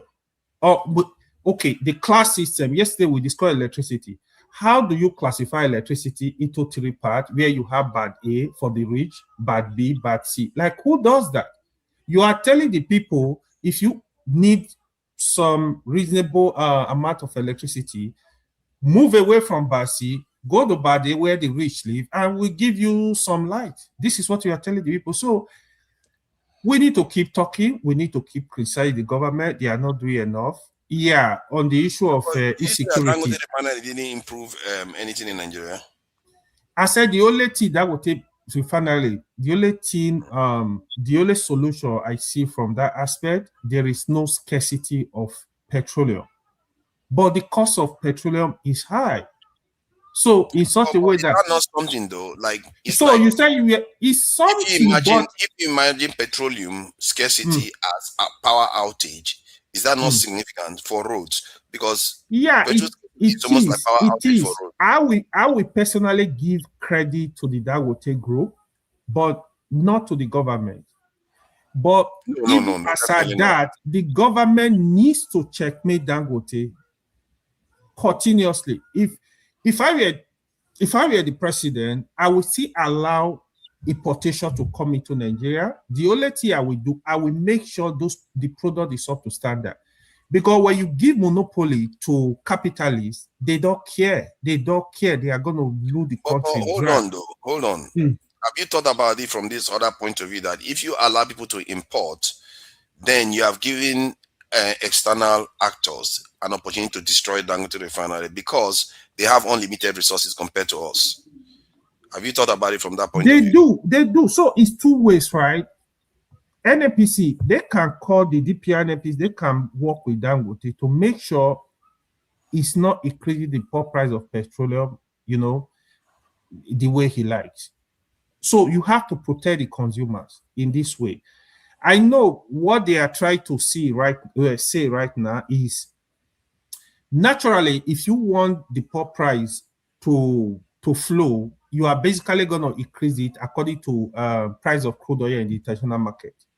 Naturally, in abroad, for example, in the West, the poor price of petroleum is determined by price of crude oil. So is that what Dangote is adopting? I think that's what he's doing. I think to an extent, he's not even doing that. If he was adopting totally international price, I think the petrol price may even be higher. I think in America it's $4 now. Yeah, you see, that's the other thing. That's the other thing I was saying. Even when you look at the subsidy, if I will say this, now we have Dangote established, Dangote can tell you, we can monitor the system and know how many liter of petroleum are we consuming in Nigeria. See, in Nigeria, if they really want to subsidize the petroleum for the people, they can still do it. You can do it directly, have an agreement with Dangote directly from the federal government.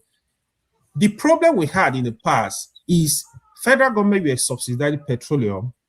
You subsidize petroleum for Ikhide. Ikhide will take the petroleum coming to Nigeria. He will collect the money. He will divert it from Nigeria to Ghana and go and sell it at high price. He will divert it to other countries. This was the problem we've been facing. Now we have the refinery with us. If the government are sincere, they are willing to subsidize it in such a way that Nigeria will not be into this hardship. You can actually subsidize it and have a fixed price for petroleum. For example, today, if government work with Dangote and said, we are pegging the poor price of petroleum at 800, government are going to feel the difference. Now, you can supply, you can give Dangote crude oil, you use it to compensate him, you guys arrange the difference. If the system is transparent, it can be done, because when you do subsidy is for the poor. When you look at Nigeria, I would say 70% of Nigeria population, they are not even in the middle class. They are actually in the poverty level. This is the reality. So when you subsidize it, it's gonna benefit the poor people more. As long as you get to there, just like we were discussing electricity yesterday, you have to subsidize this stuff. So when people just speak, I'm like, what are you? We live in country where products are subsidized. Even petroleum, you see in a lot of countries, even in America, in Canada, government will remove, for example, tax. They will tell you, oh, for the next 2 years, we are remove tax on petroleum, so that the people are able to afford it. You know what I mean? You have to always I look for a understand what way. you mean. I think it also makes the economy more attractive for investment if cost of this thing building or manufacturing is cheap because energy is cheap. So there's that true. But Nigeria, the problem with Nigeria is that they were getting strapped for cash. That's why they had to remove the fuel subsidies. And in terms of the way they operate with Dangote, for me, the best way was to supply crude oil directly to Dangote and get the swap back as petroleum. That way, you can set almost any price for it other than the manufacturing cost that Dangote has to incur. So you can now give Nigerians as cheap a price as possible. But okay. Now you are saying that in January 2027 you want to remove subsidy on electricity. Another garbage. Now you look at it. When you do that, you are putting more pressure on the poor. This is what they are not getting. You design a tax system. You are saying that anybody earning anything below 800,000 naira per annum is not going to pay tax. That is actually too small. If you want to be fair to Nigeria, it's not going to pay tax. You earn over 800,000. Anything less than 800,000 naira per annum. Yeah. But I will expect you push that to at least 1.5 million per annum, even 2 million, so that the poor can live fine. This is also a very easy way of helping the poor, because 2 million is not too much per annum. Let it be tax free. You earn 2 million or less, let it be tax free. Anybody any more than that, you start increasing the taxes a little bit. Let people adjust. Now, the only good thing I heard they want to do now, we discussed that too. They want to unify all the NIN, BVN, all this number we have, which we'll be discussing. When you do that, you will be able to, for example, stuff like student loan, stuff like helping the older people, the less privileged, you'll be able to monitor this stuff. If the moment you don't have a number, a unified number, where you can identify, when I see forefather, this is your number, just like the way we have social insurance number or social security number, as the case may be. When a bank takes your social insurance number, for example, they know who you are, they know what you can afford, they know your capacity for loan, they know whatever, they know your financial history. So it's easy for them to say, like, even if you want to, government want to help the poor. What I don't understand is when they say they want to unify it, basically the information that each of them, the BVN versus the NIN holds, they are just different type of information. They don't contain financial information in terms of NIN. No, you just need one. I don't know why. But in the UK, you can have this in other identification methods, but other than NIN. How many identification methods do you have in the UK? You can use your there's driver's license. There is driver's license is different. National insurance number. Yeah, national insurance that's the proper number everybody use, right? ID card, driver's license is different. But they cannot track your accounts. They cannot track your bank accounts that you own just using your national insurance. But BVN, they can. In America, when you give a bank a social insurance number, no, they can't. They will pull out everything. True. Your bank history, your credit history, your address history, your criminal history, whatever history. Even police will use that to pull out who you are. So that's what we are supposed to have. But you have to be deliberate to actually, get to work and make sure we have this kind of number. You need to really clean it up, because it's still hard, because you have to record the mortality rate, the death rate. You have to make sure you do all this stuff. Nigeria's system is very, I don't know. One of the things that they want that the digital minister, I think I've forgotten his title. One of the things he said, I really think that they really need to get done. Yeah, he said something about the addressing system. Yeah, but what did he call him? Batu Tijani. Bosu Tijani. Yeah, that's his name. So he said he was going to do something about the addressing system. that is very, very important because it allows for commerce to be done using addresses, and where you just put a postcode, they can find the address relatively easily Yeah, from. we can. Yeah, So that is also we don't important. have that. Things, yeah. You wonder. Let We me don't tell have- you. Growing up, we used to have a NIPOS, they call it a NIPOS number. Every time you go there, you go check for email for mails. You know, now we don't have it. We don't have NIPOS system. It's dead. Nitel is dead. Everything is dead. I don't know why we're retrogressing. We need to keep improving on what we have, but no, we damage everything. Even in America, where they have a proper, you know, internet and other means of email messages, you see they still have their like a NIPO system, right? What they call it. So it's still working perfectly. In Canada, you have Canada Post. It's working perfectly.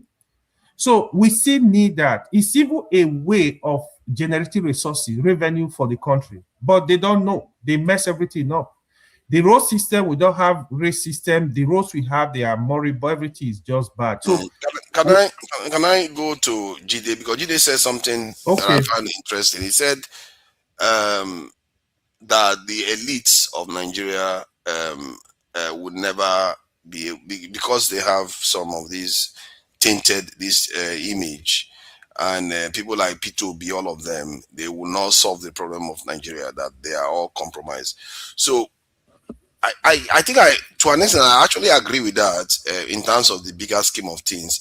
So can you try to, like, you know, give us your reasoning behind why you think these people can never, you know, transform the Nigerian, change the Nigerian economy in any way? And there was something else you said that I'm sure you are going to jog my memory on that I wanted to ask you about. But before you say that, this thing that we're discouraging people from using we instead of I, is actually quite little things like that make a lot of difference in communication. I played a video here online about when a group of students, two groups of students, they gave them two documents to read. And the group of students that read the document that contained I as the starting of most of the sentences in there, versus the one that contained we, they read it, just a paragraph, that's it. They read it, and after they read it, they went and carried out an experiment.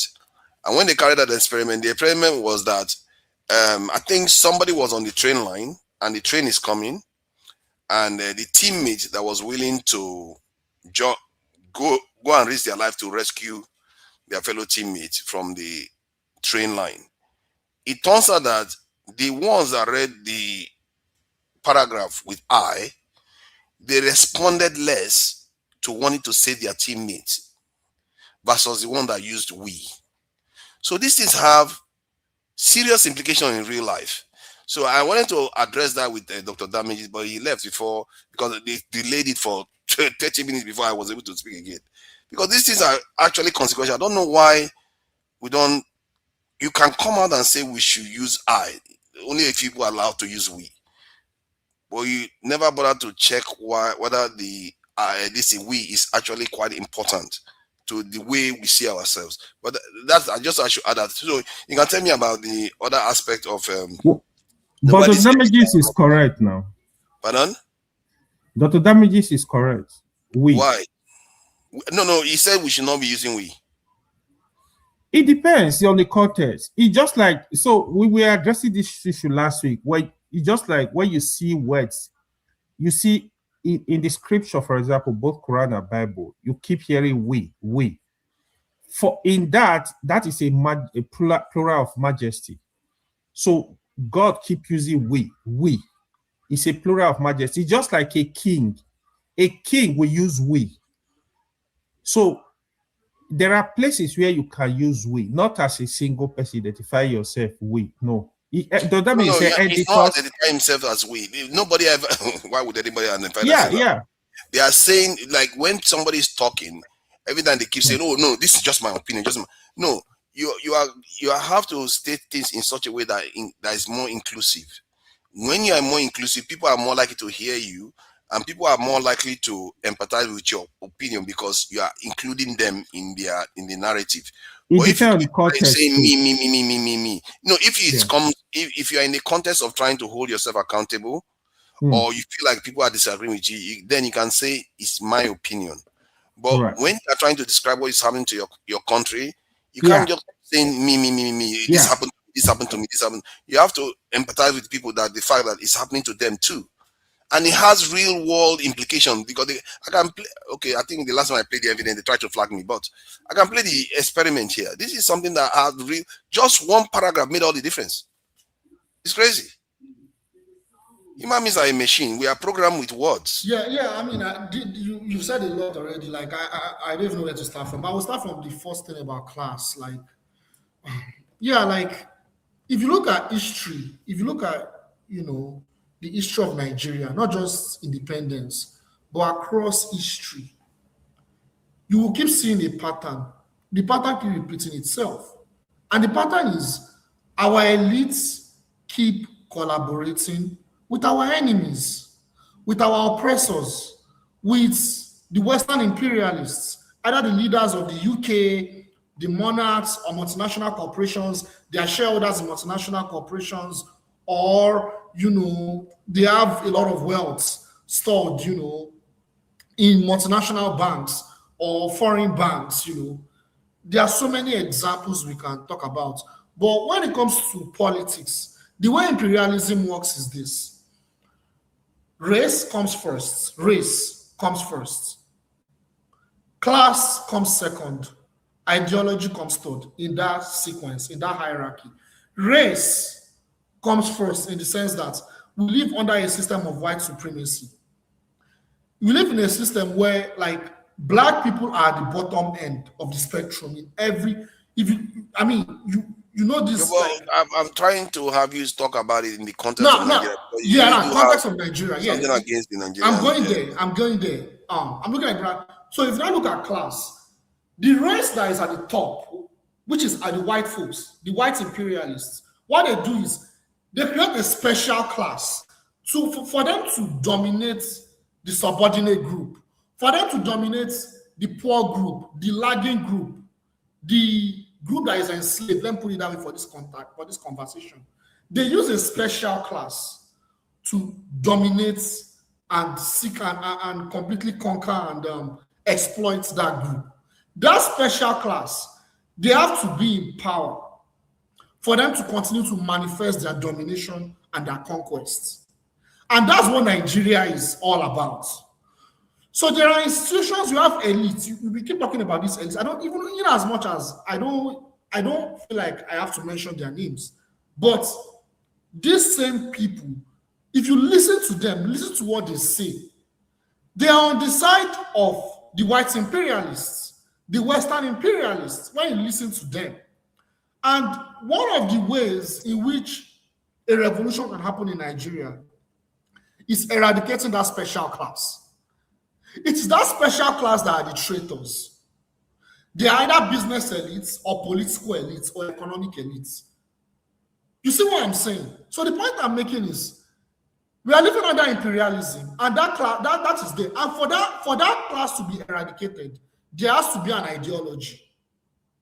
If you look at those countries that are fighting the West currently, they are anti-imperialists, not because they hate the West, but because they are fighting for their survival, for their sovereignty, right? And the West keeps attacking them because these are imperial powers.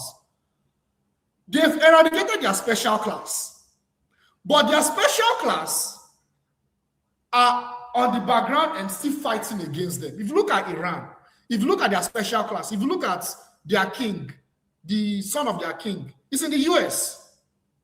He is still collaborating with Israel to take over Iran. The same thing with Cuba. Look at what's going on in Cuba. It's because there's a special class among the Cubans that are in the US. They are collaborating with the Trump regime. They call them the Miami. I can't remember what they call them, but there's a name we call them here. I've forgotten the name. Oh man, I can't remember the name. But the point is, that special class, Marco Rubio is part of that special class, right? That special class, they are the ones that are collaborating with Trump to do what they are doing in Cuba. So what I'm saying is, for white supremacy to be at its worst, to be so evil and to commit the worst atrocities on the people like Nigerians, there has to be that special class. Tinubu is just one example. Peter Obi is another example. Atiku is another example. So it's not like they have one covenant or there's one boardroom where they meet with the Queen of England. No. It is a system. It has been designed that way. And for Nigeria to get out of the mess it finds itself, or the prison it finds itself, it has to, when I mean eradicate, I don't mean go and kill. I don't seek violence. But that special class, they have to be out of power. Because I think, Jide, everything you said, I don't think I can, being consistent, I disagree with you, because I think, why do you disagree with what he said? Because I don't see anything to disagree with that. Because it's funny, because we all want P2B to succeed, and we all feel that maybe he can make a difference. But whether it will transform the nation is a totally different thing. Let me tell you what I know about Peter Obi. Peter Obi. So when you look at that, Peter Obi is the lesser evil. This is the honest. Basically it. Yeah, that's basically it. Really. Yeah, what did they say is true, but Peter Obi is still the lesser evil. You see, one thing I know for sure Peter Obi will bring into the government is going to reduce wastage. This is one of the biggest problems we have. Peter Obi is going to reduce wastage. He understands the system. And I think he's intentional about what you want to do.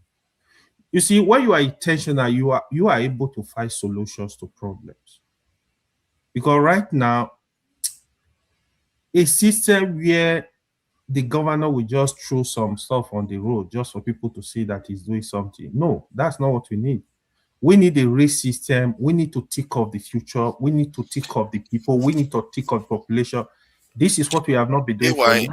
I'm a bit worried though, because what Jide said about P2B praising the Argentine, was he the Argentine leader or economist? Yes,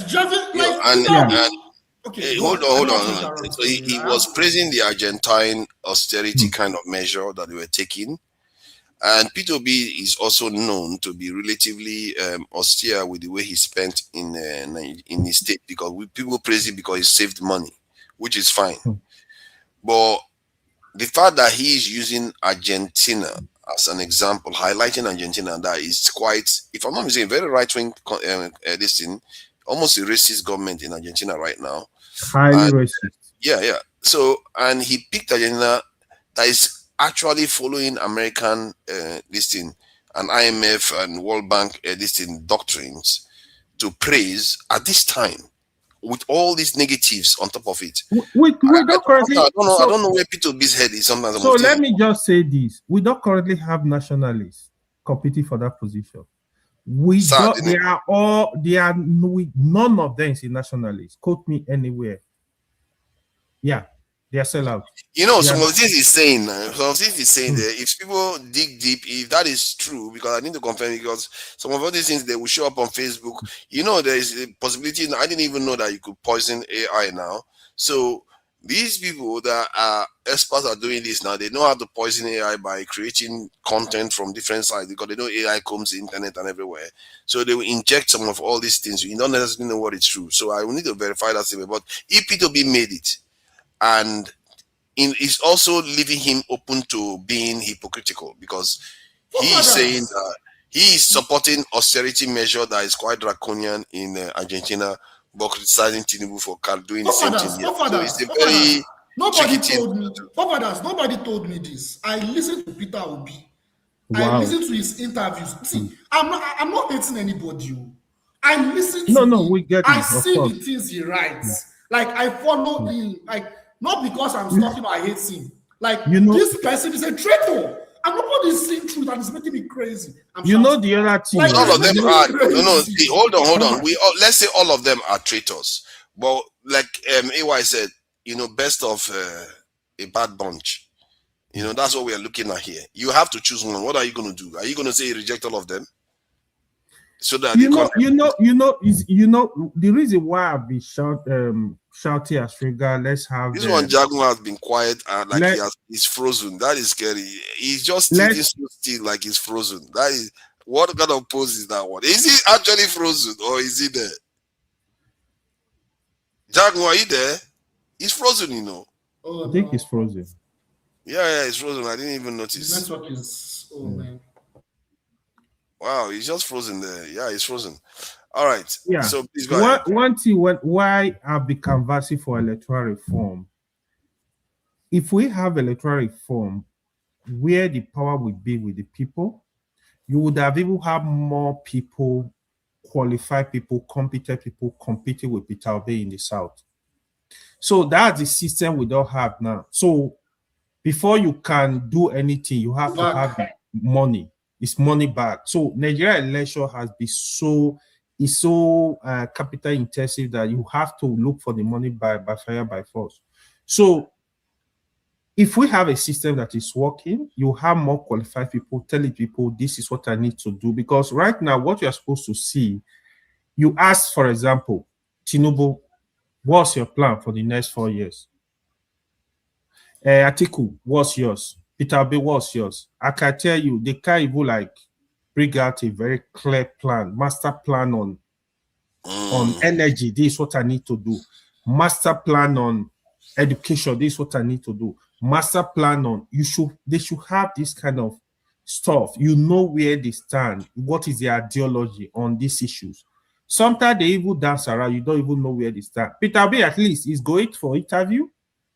Tinubu and Atiku, they will not even show up. They don't care because they don't also respect Nigeria. They're supposed to come. Peter Obi was just on Shehu, right? They should go there, go to other station, at least tell Nigeria, this is what I'm, okay, for Tinubu, for example, tell Nigeria what you've been doing for the past 3 years, why you need to contest.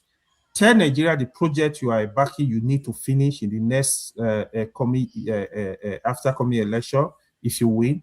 Tell Nigeria, this is the plan. This is where we are. So they don't even have KPI to measure anything. This is my frustration.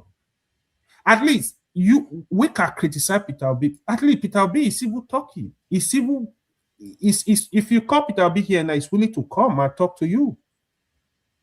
So Sure we need to have somebody we can talk to. But AY, see, if Peter Obi was playing it smart, I said it the other day that Peter Obi and Showore, I would say Showore is even more visible and try to. I mean, if I was Peter Obi, I would be so loud.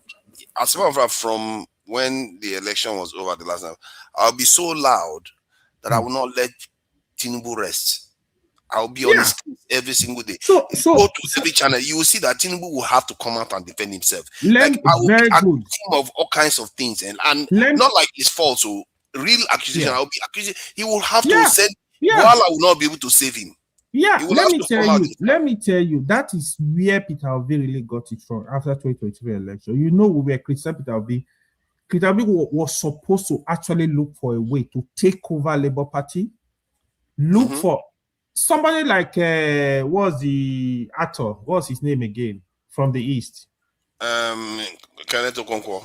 Kenneth Okonkwo will not leave him. Kenneth Okonkwo is a very strong speaker. You look for more speaker in the North. You look for some in the South. If you watch, I don't know if you follow the Nigerian election in 2014, 2015. APC opposition, I've never seen that.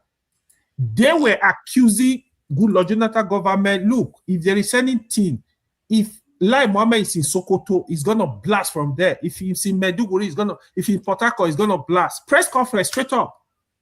You will hold them accountable in such a way that every day this is their work. Going to TV station, looking for fact to attack criticize their policies. So that is what Peter Obi was the main opposition. He's supposed to be the face of. I think we don't care. I think after election, he go to Dubai to sit down. 6 months to election, 1 year to election, he start coming to Nigeria. He doesn't live in Nigeria. He doesn't care. This is the truth. All he want to do, he want to grab power.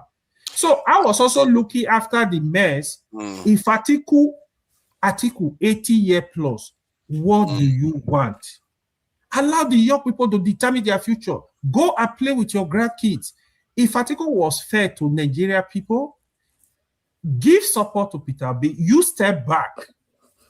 You know, you can even compare Peter Obi to do better. Atiku is too old to be Nigeria president. It doesn't even have. I just feel like, yeah, all the things you say is true, actually. I feel like the Nigerian political space is actually being orchestrated because the way it works, this is a collapse of opposition. That is the problem.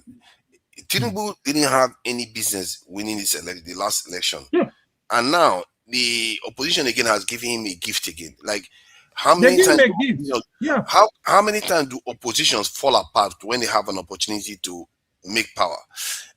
This is the only time, only in Nigeria you see this type of behavior where opposition know that if they are together, they will go and win the election, and they decide to just tear each other apart. No way, they don't do that, and this is why they went on to win over 60% of the vote, and yet they lost the election. Because they didn't care, and that's why I feel like it's not normal. Like in the West now or in the UK, if you see the opposition or the shadow cabinet and you see that they are in their ascendants in the poll, even within the party, they will start exercising discipline. The ones that wanted to oppose the leader will say, no, let's not do that. Let's make it into office first. They wait to make it into office so that they can now start using their votes in the party to influence the leader. So they try to be united when they see that they are going to make it into office.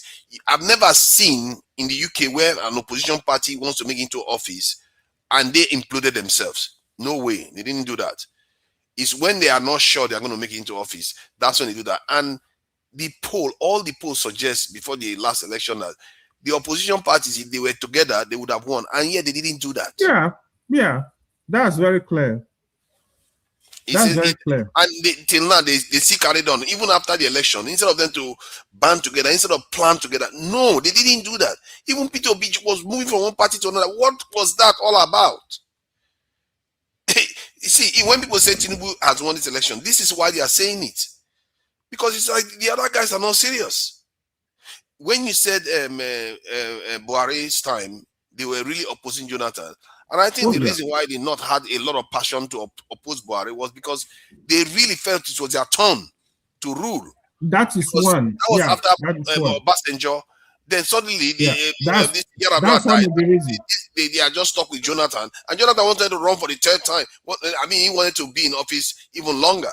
So you can see that the opposition was really, really heavy against Jonathan. They were willing to do anything. That could have led to a serious problem in the country, if Jonathan had won again.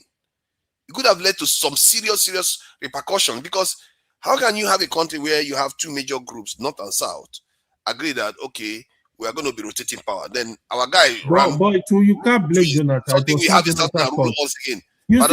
No, it was not Jonathan's fault, to be honest. If you are there, you do the same thing. They don't care. But let me tell you this. If Jonathan was actually doing well, Nigeria would be ready to die for him. They will put him, nothing will happen. If Jonathan was doing well, you see, in 2011, when Jonathan was contesting, if I'm not mistaken, Nigeria were happy for Jonathan, especially in the South. In Lagos, then you hear like, no, this is our first educated president. This is our first, it's a young president. Jonathan was like 53, if I'm not mistaken. People were happy. Oh, he understands the problem of Nigeria. He's from the creek. He grew up in the creek. He understands the difficulty in the Niger Delta, the problem of the poor. And what was his campaign based on I had no shoe. And people actually, they bought into what he was talking about. But you see, Jonathan, he really, I don't know, Jonathan Buhari, I feel it was just wasted 60 years altogether. We actually need, during Buhari, when Buhari was contesting in 2015, yes, Buhari had the number in the North. I really wish it was Sanusi Lamido that was in that position, to be honest. Because Buhari knows that he does not have the capacity to run the country, but he had supporter, he was just deceiving the people. He didn't care. I've listened to some people in the north, even today, tell you even Moscow, you listen to Moscow tell you no, he never supported Buhari, he doesn't like it. But he has people that really love him. But Buhari was loved in the north. So his 10 million votes were intact. So that was why Tinubu of this world, he look at it and said, you know what, if I help support Buhari to get into power, politicians, they think of the number, they think of their gain. If I help Buhari to get into power, after Buhari, I will come in, his supporters will support me. This was Tinubu calculation. And you work out for him. So thank you for that. All we are saying, like Cardinal Nayeko just said recently, he doesn't have confidence in the election. Cardinal Nayeko and the Catholic priests, they are saying that at least give Nigeria a free and fair election. If you win, you win. That is my position too. People were criticizing Cardinal Nayeko. Cardinal Nayeko, that is one religious leader in Nigeria I know that has been very consistent, even from the military. He has been very consistent from Obasanjo to Jonathan to Cardinal Nayeko has been very. If it was one GO now, I would tell you forget about that guy because all of them are corrupt. Cardinal Nayeko is very consistent. He's one religious leader, number one in the whole country, both Muslim and Christian, that has been very consistent. If you know him, so it's not talking based on sentiment. Me, I know that. So when I see people like that, I respect them a lot. It's not materialistic. It's not like the normal Nigerian religious dealers. No, it's not materialistic. It's not interested in what you have. So when you hear such people speak, you have to listen. So Sorry, that's my position. Hold on, I wanted to find out because I don't know who this person is. This person sounds like what's this? Is he the doctor or who is this? It sounds like what's in Donald, isn't it? What's it? Dominic? Is that him? I don't think it's Dominic. I doubt. Dominic does not speak like this. Yeah, it doesn't sound like. That's why I'm a bit concerned that it was him, but it's not him. This one is probably Rofo. Link is there. It's Rofo. Show yourself. I've been sending link, and they keep saying I've not sent. I think he's just messing with you. Just messing with you. I don't know who that is. I think maybe that's. I don't know who that is actually. Let me move on. So okay, let's see if we can change the topic a little bit. I don't know which part. You know, Traore. Oh God. AY. I'm sorry. AY, I'm sorry. What is it? We are going to Islamic stuff again now. Go now. See. Hold on. When it comes to Islamic stuff, I will keep educating the other people. Okay. You see, you guys, listen. There is something we are really missing in Nigeria. You need to listen to everybody. That's what we are not getting. Majority of people that come onto this platform, they are Christian. They will always support their Christian ideology. They will try to defend. It doesn't work like that. It's just like when you're talking about tribe. Hausa needs to listen to Igbo. Igbo needs to listen to Yoruba. Yoruba needs to listen to Ijo. You need to listen to everybody to form a country. It's just like Catholic speaking now. But you are now. Hold on. Let me say. Hold on. It's just like Catholic speaking now. Catholic is the biggest religious denomination in Nigeria, apart from Muslim group. In Christianity, you have to take them very seriously. You have to listen to them. I'm sure, if I'm not mistaken, the follower of Catholic in Nigeria should be between 40 and 50 million. It's not a joke. You have to take them seriously. You have to listen to them. You have to listen to everybody. You cannot say a country where you have more than half. Said the topic. This is no. Before you bring it to, I need to educate you on this. It's not very well. We have not even started. No. Let's discuss it. No, me, I don't shy away from the story topic. I just try to educate you from what I know. But you guys never take it. You want to take the topic because it's not even in Nigeria. Bring it on. It's in Burkina Faso. Because the Burkina Faso Burkinabe leader decided to outlaw Sharia. He says he's not going to have Sharia in his country, and he also found out that there were some practices that were going on where they would send people to Saudi Arabia. They will get training without they will leave the country without permission from the state in any way. They will go and get training and come back inside the country. and that this is how some people go there, they get training, they come back and they start destabilizing the country. So, and he also said that there's an element of inconsistency to it. I think he gave an example about some of the things people that are considered non-halal work on. People that are halal actually use it, and yet they will say that they don't participate in other aspects of society. Like technology and a few other things that he uses. And I think something like he uses it as technology is halal now. What is he talking about? No, I think there was one he said I think it was something to do with physical contact with something. So my point is that then he said something about that is not good for a state to get involved in, make religion as part of the state, even if they are, I think 67% Muslim in Burkina Faso. So, and then the is it up to 70%? No, I think it's around 63% or so. Okay. Of Muslims in Burkina Faso. So the religious people started threatening him because he didn't subscribe to Sharia law, that he said they should not have it. So what do you make of that? Because some of all these things that they do is why people get worried. Like, why do you have to necessarily convert the state to anything to do with religion? Why can't you just practice religion yourself so that the state can go on governing people of different faiths? Because many of these countries have different faiths, Christianity, sometimes even maybe Judaism or traditional religion. So why don't you just allow people to do what they want to do? Because you don't have to convert it to a Christian state or a Muslim state. Do they in the first place, what kind of Sharia do they have in Burkina Faso? I'm not sure how deep it goes. I don't think it's the type where you like the state religion. I think it was like they maybe like Nigeria, where they are beginning to have it in different areas. And so he felt like, okay, because of the practice that was going on, the way they were taking them to, because I think he too started picking up on the fact that somebody will know how to read Quran from back to back, but they don't know anything about sciences or anything like that.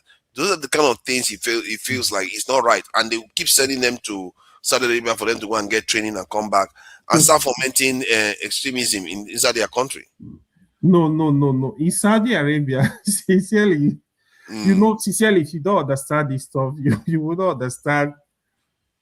I can actually sponsor you. I say, come, let's go to Saudi Arabia. You see the school they're talking about. You see, my eldest brother studied in Saudi Arabia. He studied at Qura University in Mecca. I don't want to talk too much. So he doesn't even live in Nigeria. He lives in Canada. It's not true. Those people that study in Saudi Arabia, I'll give you an example. I don't know if you know, like the Imam of Masjid al-Haram, the big mosque you see in Mecca. The leader, the Imam, he's a medical doctor, medical practitioner. He's a medical doctor. Sudais. He's the head of the Imam. He's a medical doctor. So those stuff, most times they are not true. Even Islamic schools you have in Nigeria now, they are not only, majority of them are not only Islamic school. They have very strong science, like it's a combination, right? So his complaint, you see, when it comes to Sharia, I say this to people, you might not take it, you might take it. Any practicing Muslim is under the control of Sharia already. Like, as a Muslim is not just religion. Muslim is a way of life. It's only Muslim you see anything you want to do, the way I speak to you, the way I deal with my wife, the way I deal with my kid, the way I eat, the way I sleep, the way I operate is guided by Sharia. So as a the way you want to get married, the way anything you want to do, the way you want to bury dead body, anything you want to do, this is what is Sharia. So as a Muslim, you are under this law. You have to look at them to operate your daily life. That's one. The Sharia they're talking about in the North, which I've always been against, the criminal Sharia, it is a scam. It's a political Sharia. Because if you really have Sharia in the North, the criminal Sharia in the North, the governors, why are they looting? Who is trying them? If you live in a Sharia state where they actually operate Sharia, you will have peace, you will have, everybody will live well. Why do you have insecurity? So for me, hold on, I can don't you see consider... this? They are talking about him, 800 students in Saudi Arabia studying Muslim studies instead of science engineering. So these are some of the things they are talking about. Yeah. So the issue is about indoctrinating their own people to go and study Islam, and you know it yourself. What he needs to, I will tell you what. Hold on. Why is it that they insist on having people memorize Quran from back to back? Why you are not insisting on them memorizing mathematics text from back to back? You know, it just seems like a total waste of mind for them to master a doctrine that was brought to us when we should be building knowledge that is going to actually help us build something. As a leader, right? As a leader, if I were to advise, what's his name? Ibrahim Traore, build schools in Burkina Faso, build schools in Burkina Faso, science and technology focus, where you want to train your people. Take some of these people, take them to other countries to study engineering and sciences. Even those going to Saudi Arabia, when they come back, when somebody memorizes Quran, there is nobody that can beat him in whatever he wants to study. Because, fact check me, if you know anybody that ever memorized Quran, their retention is very high. So you can still train those people to be engineers, scientists, to be whatever. Most of their mind memorizing the Quran. They have not memorized anything else. That's the problem. See, history suggests that if that was the case, hold on, please, because let's not just say because go by anecdotal stuff. If that was the case, the North will be producing some of the memorized mathematicians and I have said to you, the North have some of the best brain in Nigeria. They have some of the best brain, but not most of the best brain. Not most of the best brain is true. That's what I'm saying. You would have had more numbers. Imagine, given that they have more population. Okay, Father, it's you that deal with numbers, right? It's you that deal with numbers. Let's deal with numbers. When you look at Africa, you see, I want to prove to you when it comes to North, this has nothing to do with religion. This is just a problem we need to deal with in terms of education. When you look at Africa countries, list the 10 top Africa countries. I see your top 5 and most educated will be Muslim countries in Africa. This is a fact. When you, top 5 most educated countries in Africa are Muslim countries. Go and fact check me. So how do you explain? Yeah, no, it's not African countries now. Come on, it's not African countries. Is it that's kind of Muslim countries, right? Even no, but then if you want to use that because they are not Black African countries. If you say Black African countries, that's a different thing. Hold on, okay. Don't be funny with facts now. Come on, no, I'm not funny. Hold on. I have said this, right? Africa, we have our own issue. This is what we are not recognizing. Sometimes we attribute it to Christian, we attribute it to Islam. Which Africa country that is 90-something% Christian doing well in terms of education, in terms of everything? Which of them? Tell me. I don't know how many countries that are 90-something. I don't know how many countries that are even 90-something% Christian in Africa. Kenya is 90-something% Christians. If it's 90-something% Christian, Kenya is doing okay. What do you mean okay? No, they are doing better than many Black African countries. That's for sure. No, you are overrated Kenya. No, Kenya is one of the leading countries in digital technology. They were even looking Nigeria also doing well in digital technology. No, yes, Nigeria is slightly doing better. Nigeria is doing very well. The part that is doing better is the South. The people that are involved in it are Southerners. See, now, let me, the Kenyan No. See, Father, these are mistakes. Father, some of the, I'll tell you this. Okay, see, I'm not trying. Let me just say this. I will let other people speak. I will tell you, I have friends from the North, top engineers in Google, top engineer Amazon. They are from the North. They are not from the southern part of Nigeria. I'm talking about in Nigeria, the top companies, tech companies in Nigeria. Okay. If you, probably. And the same is true for Kenya too. The same is true for South Africa. They are the ones that lead the Black African countries. If anything, the Muslim Black African countries are the ones doing the worst. Where do you have data to back that fact? Sudan, Somalia. Sudan is not black now; it's mixed. No, Sudan is black country. They just calling themselves Arab. They are hopeless.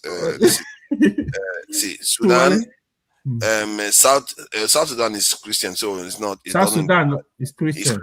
How come they are not doing well? No, because it's not a stipulation. We are looking at the best ones. Okay. So Sudan is there, Chad, Niger, Mali, Burkina Faso, Senegal. Senegal is mostly Muslim too. Yes, Senegal, Gambia. Senegal is doing very well in IT. Senegal is doing okay. Senegal, but it's a it's tiny a Muslim country. And it's a Muslim country, but not as advanced as the other the Christian nations. So if you look at the sub-Saharan African countries, the Christian nations are the ones doing the best actually in terms of technology. They are the ones. They are in short, they are the most advanced ones. And you can argue that maybe it's the location of the this in the Muslim nations, because they generally are based in dry environments and the Sahel. So that could be a disadvantage. But even within Nigeria, where you can say, okay, everybody has access to the Nigerian resources, you can still see that it's the Southerners that embrace technology more than the Northerners. And where this discussion started in from, Nigeria, the Southerners. In Nigeria from inception, sincerely, did not have always been behind in terms of education, development. That is just a fact. But you would think the gap should be closing by now. And I think I agree with you 100%. Yes. So the gap should be closing by now. So my point is that if somebody can cram Quran, when you can have them cram chemistry, physics, these people, if they were doing that since 1960, do you know the kind of minds we'll have right now? We'll probably be winning Nobel Prizes. I will say this. I agree with you, but you put the blame on the Northern leaders. They are actually the problem. Maybe that's what Traore is trying to solve.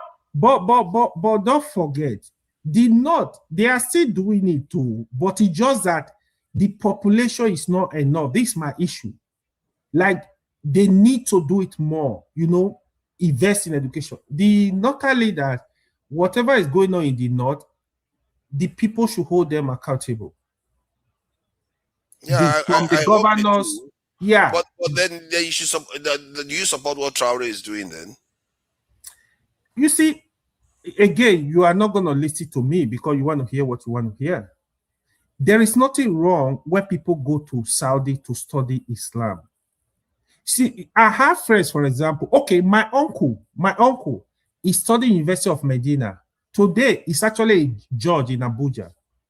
My own personal uncle. So sometimes people, they study in Saudi. I told you of my brother too. He studied in Mecca. Sometimes they study Islamic study. They come back, they get more into medicine, they get into engineering, they get into law. People do all this 800 students. Let me read what he just said. He said, Traore also announced plans to recall Burkina-based students studying Islamic law in Arab countries. Claiming that more than 800,000 were pursuing religious education abroad without acquiring practical professional skills. 800,000. Okay. And that's just our standard. I thought it was 800. So the number is much. So let him sponsor people now to America, to Canada, to UK. Yeah, but why is it that these Arab nations are doing this? Why are we allowing it to happen? Why will you are training 800,000 students? You're not giving them. This is why. When I heard it, I thought it was just 800. Sorry. I thought it was just 800. But when I corrected myself and except Al Jazeera is making a mistake. No, it can be 800,000. That is a lot of people just teach only religious stuff, and they went overseas when they should be using it to acquire professional skills that the country doesn't have. Fofana, let me ask you a question. That is wicked. Fofana, let me ask you a question. Let me ask you a question. Do you know? Let me ask you a question. Do you know the number of Reverend Father in Nigeria? Do you know the current number of Reverend Father in Nigeria? Yeah, there are a lot, I'm sure. No, do you know? No, I need you to give me a number. I don't know. So why don't you look at that number? Look at the number. The Reverend Father, they are not students now. But Reverend Father, they are even worse. They don't even procreate. Nothing like science. What do you do in the seminary? If you are trying to say that whether I should back Reverend Fathers, I'm not backing them. No, I'm not saying you are backing them. I'm just giving you. So why should I back the ones that are going to educate 800,000 people? Let me tell you the reason why I'm bringing it up. You see, Nigeria, you need to understand, we are religious people. It's something you have to deal with systematically. Both Muslim and Christian, Nigeria are deeply rooted in religion. Every family. Well, we don't have 800,000 people going overseas to go and study just religion. Just they play. They play. You never looked at the number. They play. I'm not gonna keep quiet. Let me find out how many Nigerians travel overseas. I'm gonna keep quiet. They play. And Nigerian students travel overseas to go and study religious stuff without acquiring professional decision. I will ask that question. Welcome, Maska. Thank you for joining us. I don't know what you make of what Traore is doing. Personally, I think what he's doing is taking charge. I don't understand why we allow our people to be indoctrinated so badly that when they come home, they can't see straight. All they see is what the people told them from overseas. What do you make of what Traore is trying to do? Because it's not like he's against Islam. He's saying you have to, train your people to do the right things. Let me start with what you're doing before I reach to what Traore is doing. Okay. You are the people creating problem where there is no problem. I've seen that you have somehow latched onto Islam as a problem. Yes. He's the leader of the Islamophobia. That I have a problem with is the way we are practicing it. He doesn't have any Islamophobia. But he has latched onto this thinking that, there is a problem here. For instance, is there none? There is no problem, zero, nada, with Islam as a religion. You are muted, forefathers. No, I agree with that.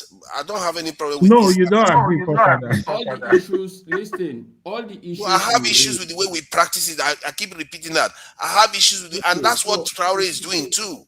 I will totally agree with you when you make that statement. And it's not just what you need to do, therefore, it's not stop with Islam.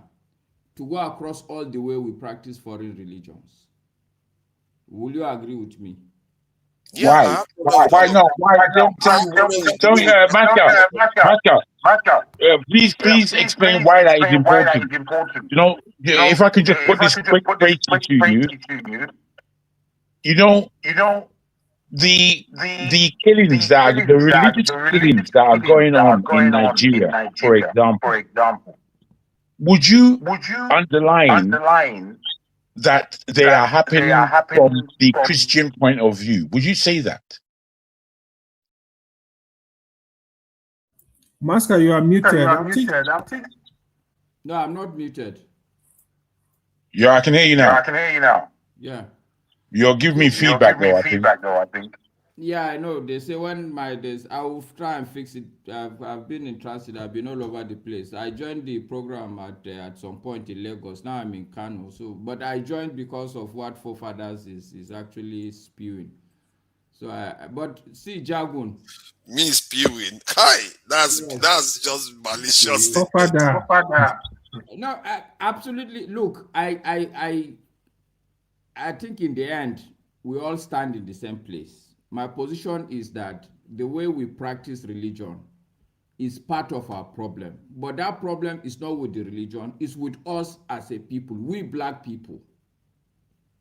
There is a problem with us. You're not answering the question. I'm afraid. No. There is some clarification from you, Jagun, when you said that the killing in the north is from Christian people. So try to clarify that. No, I'm asking. Turn off one moment. Your mic, please. Because it's coming back to me. Thank you. What I'm asking is a straightforward and earnest question. Because for me, I'm not a Christian. I'm not a Muslim. I believe in God. You understand? And I have a root. However, my observations I'm not afraid. You know, all these people that are afraid of everything. I'm not one of them. I'm just not one of them. So the way I look at Nigeria is, as much as I can critique Christianity more than anybody. However, is Christianity violent in the country? Is what I'm saying. Whereas my belief is that Islamification in our country has been and is extremely violent, and I don't see why Muslims. Let me finish. I do not see why Muslims cannot say that. I can't see it because it's there in your face. It's in the north more than anyone. They're killing more northerners than there are anyone else in the country. So if you want to pretend that there's no problem with Islam, that's what the problem is. Is my understanding. So let me. Your answer is very quick, Jagun. Do you know that half of the Yoruba people are Muslims? It's not a problem to me. No, Even the wait. Yoruba. Don't look for problem. Let's leave problem outside. Let's have an honest discussion. You asked me a question, which in my mind, if you are not Jagun, I would decline to answer. I would say that the person is coming from a different place. But I know you. So I'm willing to answer your question, but you should also be willing to answer my questions. What I would say is, one, of course I know, and my own family is full of them. I listen to you, Jagun, so that I've just answered your question. Okay, so half of the Yoruba people are Muslims. Do you believe that the Yoruba Muslims are also participating in this killing? What I believe, the Yoruba Muslims are quite different from the Muslim Muslims. So wait, just answer me straight. No, I am answering you straight.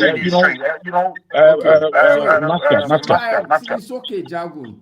So the Yoruba Muslims are not killing, right? No, I don't believe so. And if they are, they should be hung, drawn, and quartered. From a logical perspective, therefore, mathematically, you can clearly see that, okay, they are black people, they are Muslims, but they are not killing. So how are you going to now, in the same brain and in the same breath, jump and say that it's the religion that is the problem? I can tell you, it's not an impossible question to answer. You think you're asking me a difficult question, but it's not. The Yorubas, both Muslim and Christian, they are more tied to their Yoruba identity than they are to any other. Whereas, let me finish. Just let me finish. You can't. I'm not in a court of law.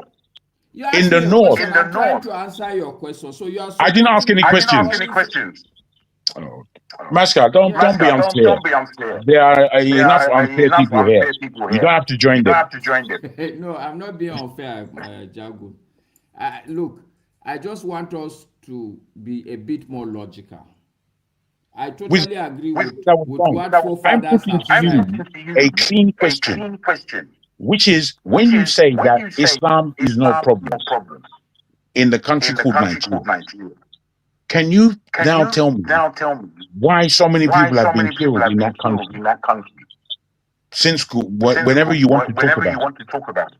Okay, that's my answer to you is that that's a long discussion. Okay, rather than take the long route to tell you why there are so many killings. Your volume is not there again. It's really gone down. Can you hear me now? We can hear you, but you're very far away. No, I'm trying to be close to the. Like I said, maybe something needs plugging in or something. You just went out. It seemed.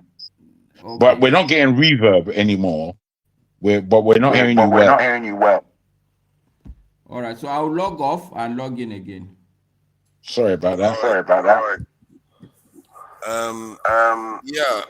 Okija, thank you for joining us. Traore, I don't know where he got those figures from in terms of 800,000, which is very alarming. Even 800 to me is quite alarming. From what I've found, Christians that are studying overseas, they're very, very relatively few that go overseas to study Christianity, because as you can tell, most Nigerians, especially from the south, are obsessed with professional studies. So they don't necessarily do that. So maybe this is, you can argue that Western law that we have is Western, is Christian based law versus the Islamic one, but they don't generally go and study Christianity in the West, except they are already part of a congregation like, Catholic Church, that kind of stuff, but not like going to study the way they, and besides, they don't go and study Christian law. You see that they don't do Christian law, but this is why you don't have any form of Sharia in Nigeria. But in the case of this Burkina Faso, they're going to study Islamic law. That is part of the issue that Tuareg is trying to highlight. Let me ask you that question. Hold on right there. So, in seminary, what do they study? Hold on. In seminary, what do they study? We have okay. That's what we are saying. We have over 10,000 Reverend Fathers in Nigeria. We are not talking from the Pentecostal that go to pastoral school. Yeah, but Reverend Fathers, they study other things apart from theology. They study even in Islam, they study other things. In seminary, they focus more. Bro, you can't compare, what they study Christians, Reverend Fathers. Let me use that as an example. I don't want to use Pentecostal because Pentecostal they go just study the Bible, theology, But when you Catholic priests, they are educated. You know what is educated? Father, can you bring me back in when I come in, because my volume is gone as well. Some of them are even medical doctors. Some of them, so different discipline. They study, some of them are chaplain in the army, in the police, whatever. So, you have to be educated to be that. But that is similar. Go ahead. The way I don't know what I didn't study whatever Traore was talking about, but I understand, in some cases, in most of the cases in Islam, people they just go and study Quran. And I don't have any problem with people studying Quran, just like I don't have people in the universities here. I took religious classes. I had professors who studied religion. But yeah. And you see some of them on TV when you have intellectual arguments, like like a historical about the Bible. You see, I've seen my professor on Discovery Channel. I was like, oh wow, this Professor Hosford. So they can get job, but my problem is that when you study, if you send 800,000 people in that small country to study, Islamic law. I mean, there are certain, a country has to be advanced first. Like you have HDI. You are doing very well. Then people can divert to other things. Like when Nigeria started, you see most of the people that went to school abroad, they studied law, medicine, things, engineering, things that you can use to build a nation, not things that you can do to advance religion. You have imams there already who do all those things. Again, okay, let me go back to what this AY said. AY, the five most most educated African countries based on literacy rates, school enrollment, and UNHDI. They include Seychelles, Mauritius, South Africa, Equatorial Guinea, and Tunisia. So Nigeria is not even there. So they are not. You don't see any. I don't think Mauritius is except Tunisia, is heavily Islam Muslim country. So I don't know where you got all those things you're talking about. Okay. Let me. I need to interject for father. I'm just looking. That number you called is just a treasure. I'm doing the search. Right. Hold on. Even the whole Muslim studying Islamic study that in Saudi Arabia, I don't think it's up to 800,000. So Burkina Faso, I've just read research online now. They said it's less than 1,000. So I don't know where you got that number. What was the source of your It's on Al Jazeera. I'm looking at it on Al Jazeera right now. So I think that's why I said it may have been a typo. It could have been 800. It could have been 800. Yeah. But even 800, it's even 800. And from what I gather, I think he wasn't very clear on whether they even had permission to leave. He said if they don't return, that they run the risk of losing their citizenship, because the studies that their people studies should be tied to what the country needs for development. And I see some argument with that. Burkina Faso, Anyway, look, you need to forefathers, question let me such just, statements. let me just, please, AY, let me just quickly make. Where's the echo coming from? Where's the echo coming from? I think it's from It's from my Masca. side. Let I him think it's finish. from Masca. Mask, are you using two devices? Are you using two devices? No, only one. No, it's a Let problem only that I've mute. seen. Let only you speak. You Mute. will Let not me do you that. speak. You will not do that. Okay, so forefathers, like I was saying, your premise is my premise, but it's the assertions that you make that are the problem. You are thinking that there is a problem with the religion, but I'm trying to make you understand that the problem is not with the religion. The problem is with people as they are. The same thing I told Jagun. No matter what religion a Yoruba man practice, it will be difficult for him on the basis of that religion to kill another Yoruba man. It will be very difficult. That is a people issue. This same religion that we are talking about, everybody is trooping to Dubai. Dubai operates a Sharia law. How is that not a problem?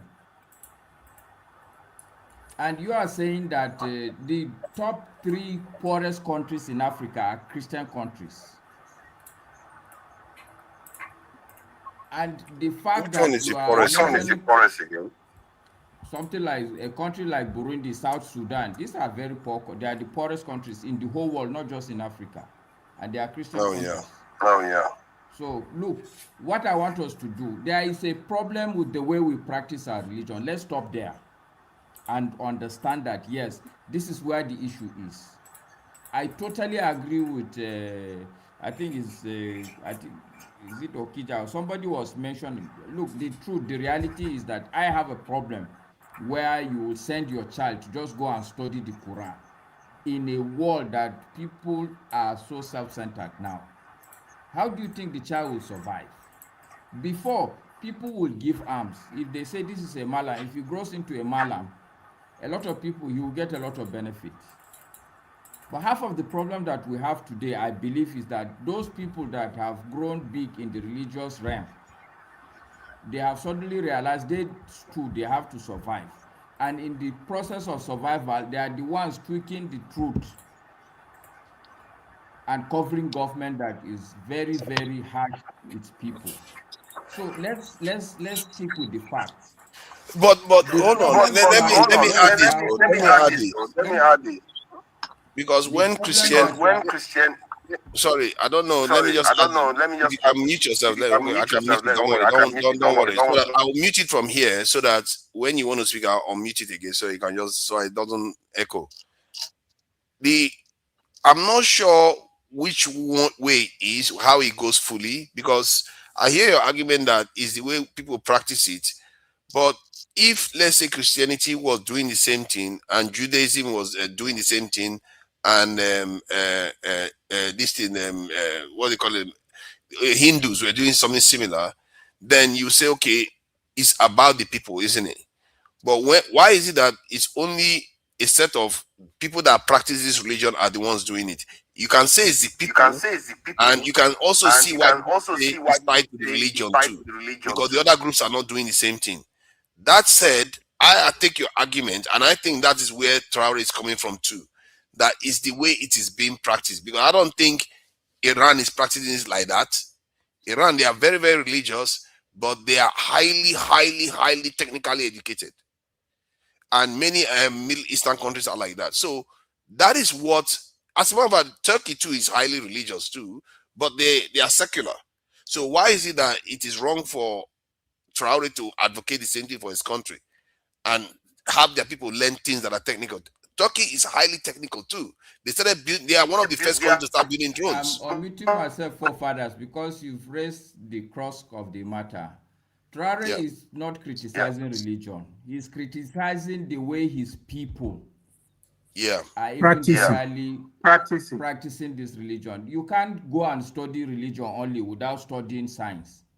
I totally agree with him. Let me just quickly say something for further. Sorry, Master. Let me just for further. You see, the problem, you need to open your mind when people are speaking about it, you need to understand because you don't know what's going on. If you check the Iranian government you just mentioned now, majority of them, they are all PhD holder. As you see them, they memorize the Quran. So what I'm basically telling you, you can have both. You can have both. Yeah, but our problem is that we are not having one. We are having only one side. No, yes, that's what Masker is saying now, right? I will also say to you, listen, now you have Islamic school, top Islamic school in Nigeria, for example, secondary school. They teach both Western. They are very strong. If you had to teach one, which one would you pick? If you have to teach one, yes. You see, for me, when I was much younger, I studied the Quran. That really helped me for morals. There is a lot of benefit that come from the Quran, right? There is a lot of benefit. Even in terms of the Western education you are talking about, as Master, I've said to you, if you are you saying that you're not going to have morals without Quran? Huh? You can have it. No, you can have it. You see. So then, if you have to choose one, would you choose morality, this is Quran, or sciences for your people? You can have both. Because Quran is science itself. Because you don't understand the Quran. That's what I'm trying to say. I want to have both. The reason why I'm asking that question is that in Africa, we've turned it to choosing Quran first. I don't think so. I think things are changing. That is why we don't have people, technological experts, because people are busy memorizing only the Quran. We have them. We have them. Hold on. Let me give you the facts. Sorry, let me give you facts. I need to give you facts. Okay. A guy from the north, I think he's a professor in one university in Saudi Arabia. He won he's one of the top best essayists in the whole world now. That's in Nigeria. It's from the north. It's not from the south. So there are facts to this thing. You have certain northerners that have patent. So you need to check. You need to investigate and see what's going on. It's not only in the south. People are doing it even in the north. So because majority, is the quantity we are talking about here. Yeah, we should worry about that. Even in the south, we should worry about that. It's a problem too. We know hold on. You are trying to shift the goalpost now. No, I'm not shifting. I'm telling you. Iranians. You said the Iranians also memorize the Quran, which is true. They also they are highly. That's why my point. They are highly religious and highly technical. But like I said, if you tell us to give up, forefathers, what I really want you to step back and understand is that this is not even an African problem. This is a Black African problem.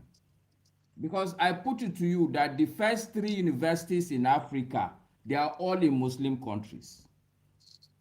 There is one in Egypt, there's one in Morocco, the other one was in Tunisia. I can't remember their names. But the first 3 universities in Africa are in these Muslim countries.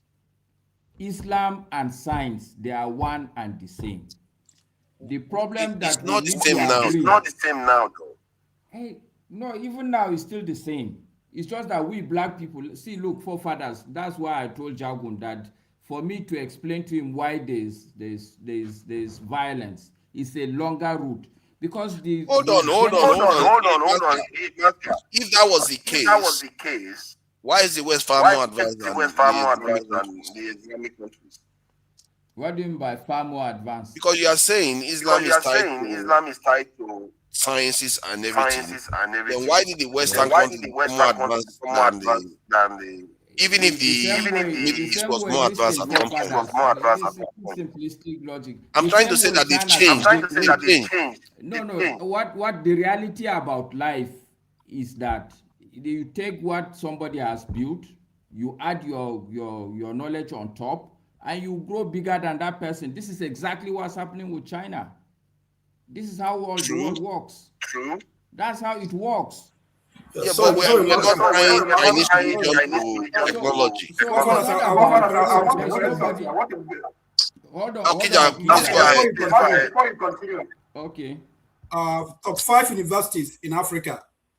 Okay, 4 of them are in South Africa. The 5th one is in Egypt. Top 5 universities in Africa. No, I'm not talking Well done, at all. Okija. Well done. Before we just start. Those are Oyibo universities. I don't know why we are counting all these universities. I'm not talking. No, it doesn't South matter. Africa We said the is best not in in Africa. Africa. Point out. South Africa is white Africa. Stop deceiving yourself. It's not a black country. And then Tunisia and called Egypt. What's that? What is that? Is that black? Stop talking nonsense. I don't know why these people like nonsense. All I was trying to say, and you are just buttressing my point, because the universities you mentioned, they are not black African country universities. But the Tunisia and Egypt are. Egypt is not a black African country. That's what I'm saying. That because we are looking at Islam. You're just talking. No, Javi, I'm sorry to be sorry. No, I don't mean it like that, Maska. But I don't believe, Maska, that we are trying our best to tell ourselves objective truths. We're trying to be protectionists. We're trying to be this, and I don't know why. No, that's what I believe that we're trying to do. We're trying to protect something that no protection. No, because we can why see will I do that? Master. I don't know why. Just hold on now, so that I can explain to you, so that you can understand. Personally, as a person, I see myself first as a black man. If I'm dissing the blackness of me, then there is nothing else I would want to protect. I want us as black people to see that we have a problem and we're hiding under certain things. A lot of people are practicing this religion, are doing well. I gave an example of Iran. Iran is a theocratic state. Are they not scientific? Yeah, but in a way, you can argue that they actually put them equally. No. So we are now buttressing Have you stopped? Hello? Can we all be heard? My point that what we need to do, we are arguing the same thing. I'm agreeing with you. I went to Quranic school, but I went to the Western school. Yeah. I can quote any verse of the Quran to you, and there's no science you will enter and I will not enter with you. Yeah, let me say this, forefather. What Master is saying, there are things you need to understand. Even in Africa, you just mentioned, so the first 2 universities in Africa, they were founded by Muslims. The Al-Karawiyu and the Al-Azhar University. I'm also pointing to forefather that they are not black Muslims. You say that. They are not black Muslims. This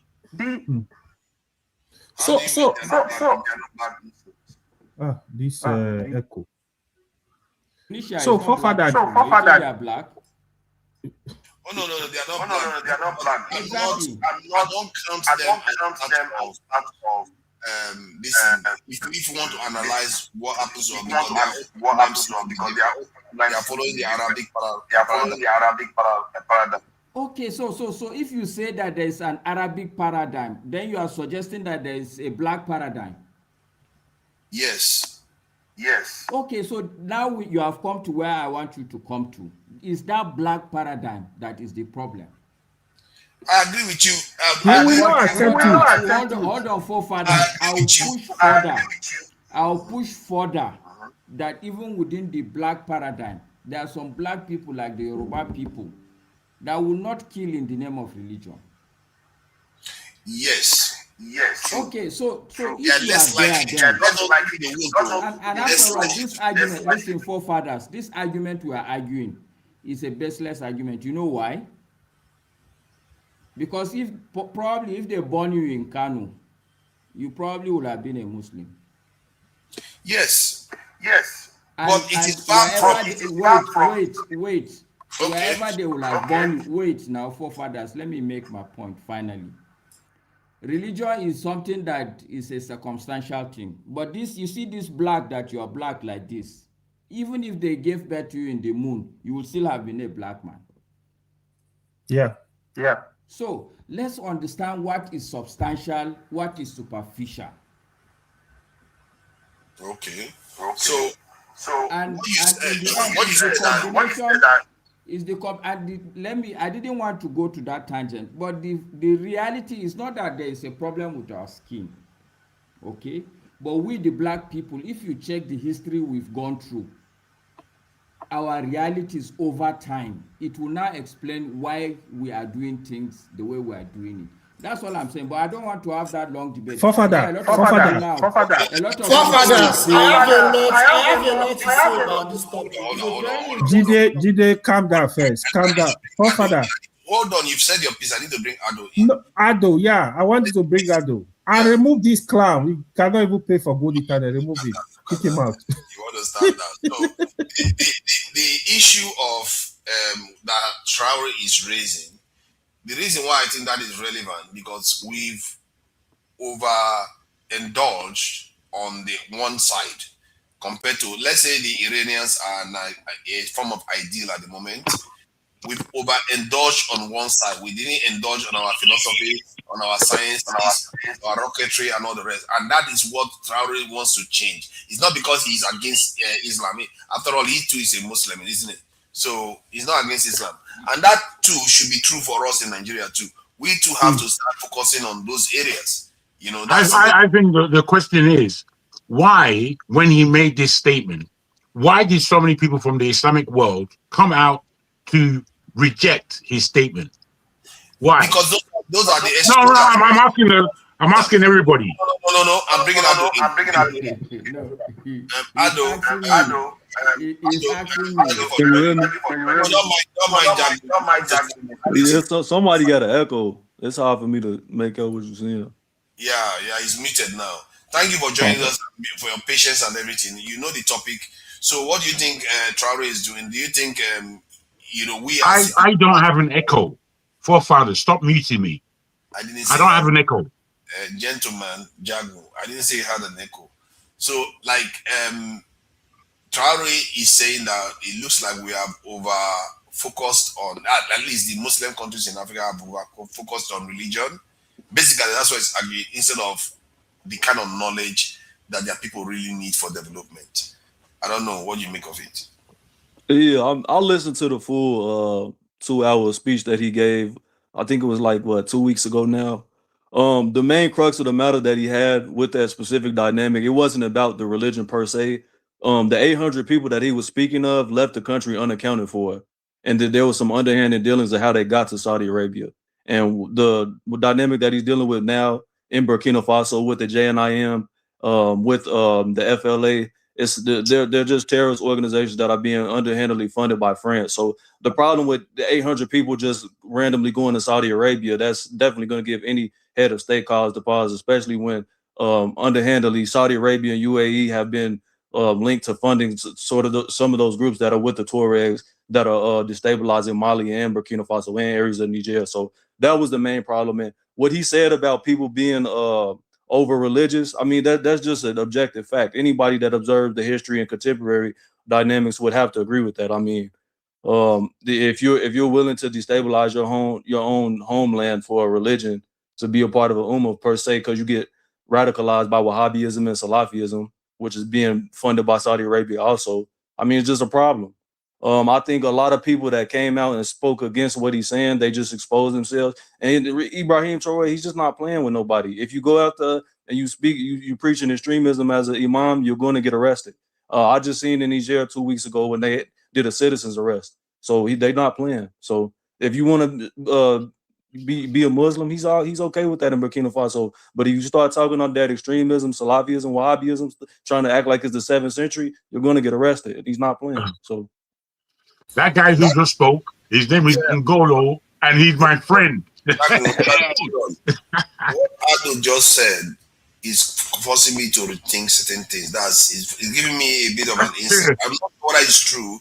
You know, when I said that I was asking a northern young man why he was, basically in the end was why he wants to have so many children, and he said he wanted to go for jihad. And the jihad, and I asked the guy to go and ask him what jihad is he referring to. That is the one the guy refused to go and ask the question. My concern is that maybe the jihadist he was talking about at that time was what Ado just highlighted in terms of saying that when they get radicalized, then they go and start destabilizing their country because they want to create an ummah. That is the whole point of a jihad, to create an ummah. No, forefather, hold on right there. What is jihad in Islam? What do you understand by jihad? Oh, we know the expansive meaning, but we're talking about militancy here. And that is what the guy said. When the guy said, you think the guy didn't know that having children, you could do spiritual jihad. No, he's saying, I'm having many children because of jihad. See, it looks like I'm saying this thing like abstract. I can't believe I actually have that. No, that's another Muslim trick where they always try to say, you don't understand. How can you understand? It's the Quran. They don't understand. If you ask most Muslims in the world if they speak Arabic, you'll be shocked that most of them don't speak Arabic, but they know how to read the Quran. The only thing is they don't know what the hell is being said. It's ridiculous. I don't know what you're defending. Well, that seems like forefathers, I want to bring up something, okay? Kick this. Hello, can you hear me? Anybody that is not on camera, kick them out. Let's know who is here, Joe. Hello, can you hear me? Forefathers, can you hear me? Yes, I hear you, Okija. Okay, yeah. When I don't know if any of you still remember Gideon Akaloka, an Igbo man that was killed was it in Kanu? Okay. He was killed in Kanu, and the people that arranged, the killing included what's his name, Sanusi, the former CBN governor, and he just came back from yes, I remember that Islamic coup in Sudan. When that had happened, he was like he was masquerading as an Islamist when he came back from the university, and also Pantami.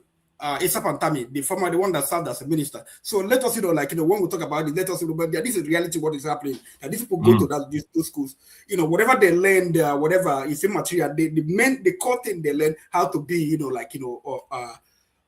propagate the gospel, killing other people, whether they want it or not. That's what happened in Nigeria. We're talking about two educated people. Issa Pantami. We're talking about Sanusi, who rose to become a CBN governor and the mayor. And okay. I was just reading some CIA declassified files in regards to even northern Nigeria. I think his name is Abu Bakr Gumi. He was Saudi Arabia gave him like $3 million because there was no problem with Sufism in northern Nigeria. They gave him upwards of $3 million. I think 3.5 to spread Wahhabism throughout northern Nigeria. And that's according to the CIA declassified files. Oh, really? Thank you so much, man. Thank you. You just saw that recently? Yeah. I mean, I just read it officially. I've heard it before, but I just officially got the transcript. Saudi Arabia funds these organizations. Can I say something quick? I really want to say something about this topic. I think it was Brother Maska that talked about how he made some interesting points. He talked about how Islam have always adopted science. I think it was either AY or Brother Maska that said it. Both of them. Yeah. I think they are, to be fair to them, I think they are right. So it's not, I will explain. I'll be balanced. So no, look at me. I mean, I'm very balanced on this topic. So this is the thing. If you look at the golden age of Islam, they applied science, philosophy, astrology. You understand? And they made a lot of progress. The golden age of Islam. In fact, one of the pivotal decisions across the Islamic... Let me confirm. Jide, are you Muslim? No, I'm not. Okay, just to confirm. Jide, just ask for father if he's Christian. He's going to deny. He will deny, but he's the leader of Islamophobia in the UK and on social media. On a lighter note, forefathers, you see, this is how you run into problem. What you need to do also to ask Jide whether he's also a Christian. Oh yeah, okay. It's only fair. All I know is, okay, are you a Christian? No, I'm on both sides. Yeah, Jide is a free man. He's a free man. Yeah, from religion. Yeah. So, as I'm saying, what was I saying earlier? So, the golden age of Islam was influenced by the advent of, adopting scientific ideologies, innovations, philosophy. In fact, that's why you have some of the earliest universities. They were Islamic in Europe, in North Africa, right? So Islam historically when it comes to sciences, they played a role in the advancement of sciences that was now adopted by the West after the decline of the Islamic empires in Spain. They copied it and they used it to advance up to where they are today. But having said that, one of the things that led to the decline of the Islamic empire was the complete fundamentalist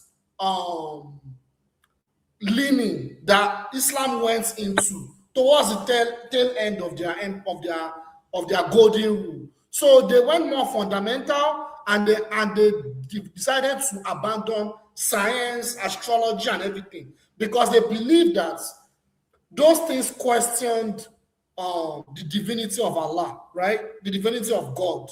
So they decided to neglect those things, and eventually that was what played a role in the decline of the golden age of Islamic empires. Now, I think it was CAY or Masker that was talking about Iran. What makes Iran different as an anti-imperialist and an Islamic country compared to Saudi Arabia and UAE is, number one, apart from the fact that Iran is an anti-imperialist country, we need to understand that Iran is able to draw a red line, quote unquote, a red line between their Islamic Shiite beliefs with their heritage, with their Persian heritage, Persian culture, Persian philosophy, and also their anti-imperialist resistance struggle. So they incorporated the beliefs of Islam. Just like the Yorubas. Yes, exactly. Like they drew a red line. And that's what Burkina Faso is doing today under Ibrahim Traore. But what you have in northern Nigeria, there is a problem. They've adopted the Middle Age fundamentalist Islamic doctrine and Wahhabi Salafist ideology into their culture, their politics, and everything. Particularly the Fulanis. And that's one of the reasons why Nigeria is where it is today. So Islam itself is not bad in itself. It's just that there are different sects and there are different countries that have been able to draw a red line between Islam itself and their identity. They did not allow Islam, being the fact that it's an imperial religion like Christianity, is what it is. They've been able to draw a red line to not ensure that Islam itself compromises who they are, but it's part of their identity. Russia is another example. Russia also has Islam. I think Russia has one of the largest Islamic Muslim communities in Europe. I'm not talking about immigrants now, indigenous Muslims. But what Russia has been able to do, maybe it's because of their Soviet history, is that they have been able to draw it's a secular state that has been able to draw that same red line between their Islamic beliefs, Islamic doctrine, and Russia as a state. You understand? So an average Russian in Dagestan. Basically, what you're highlighting is that we as Africans have not drawn a line between religion and state. That is where our problem is. And every African state that is religious, especially in sub-Saharan Africa that is religious, they tend towards Sharia law. Look at Sudan. Look at what's going on in Sudan, right? Look at what I'm saying. Like you will see that Saudi Arabia are willing to bring in Africans easily into that ideology. They are willing to indoctrinate Africans. The same way evangelicals in the United States, right, can indoctrinate Africans to have these radical beliefs, Zionist beliefs. It's the same thing Saudi Arabia too is doing. And Nigeria is the hotbed for that. You understand? The interesting thing about Europeans, this is why there's a reason why Europeans rule the world today. They were not the invention, they didn't invent the Abrahamic religions, but they encountered it. And once they encountered it and decided that, we're going to take this thing, when they took it, they made it their own. And if anything, they made an effort to persecute the country where Jesus comes from. That's the people where Jesus comes from. They persecuted them. Not go to them for lectures, not say that those people should be paying for their education in Christianity. They persecuted the people where they got the religion from. That is what got the religion, because Europeans where they got to. As a matter of fact, the King of England was fed up of the Catholic telling him what to do. He decided to create his own Church of England, and they went on to be the greatest empire the world has seen in the last 500, 600 years. So there's an element that comes from owning your own thing. And Africans, This is our greatest mistake. In addition to what we are just explaining, because we need to clarify it further. Look at the war Iran is fighting. If Iran is fundamentalist, like modern Nigeria, they will not bomb UAE and Saudi Arabia. You see what I'm saying? You see the logic? You're a funny man. You see what I'm saying? Right? Sorry, my brother. He's just turned me off. The person you need to turn off has turned himself off now. I don't know why you turn me off all the time. I don't know what's wrong with you. I was just checking now. Now I turned off the right person, and now he's unmuted again. So, but it's all right. So who else? Who hasn't spoken so far? I think AY wanted to say something. What I wanted to say. What did they say is true. You see, let's stay on fact. The science you see today, when it comes to Islam, Master, the science you're talking about is today. Islam started science. If you don't know, both algebra, that's the bedrock of mathematics. It started from Islam. No, that's not. I don't believe that's true. Forefather, you have ChatGPT. Go ahead and do your research. Islam had their science, but it don't tell me it was the same science. Science was going on already. No. No, even medicine. Forefather, please fact check me. It was advancing. Persian Empire was advancing. Okija. Both I've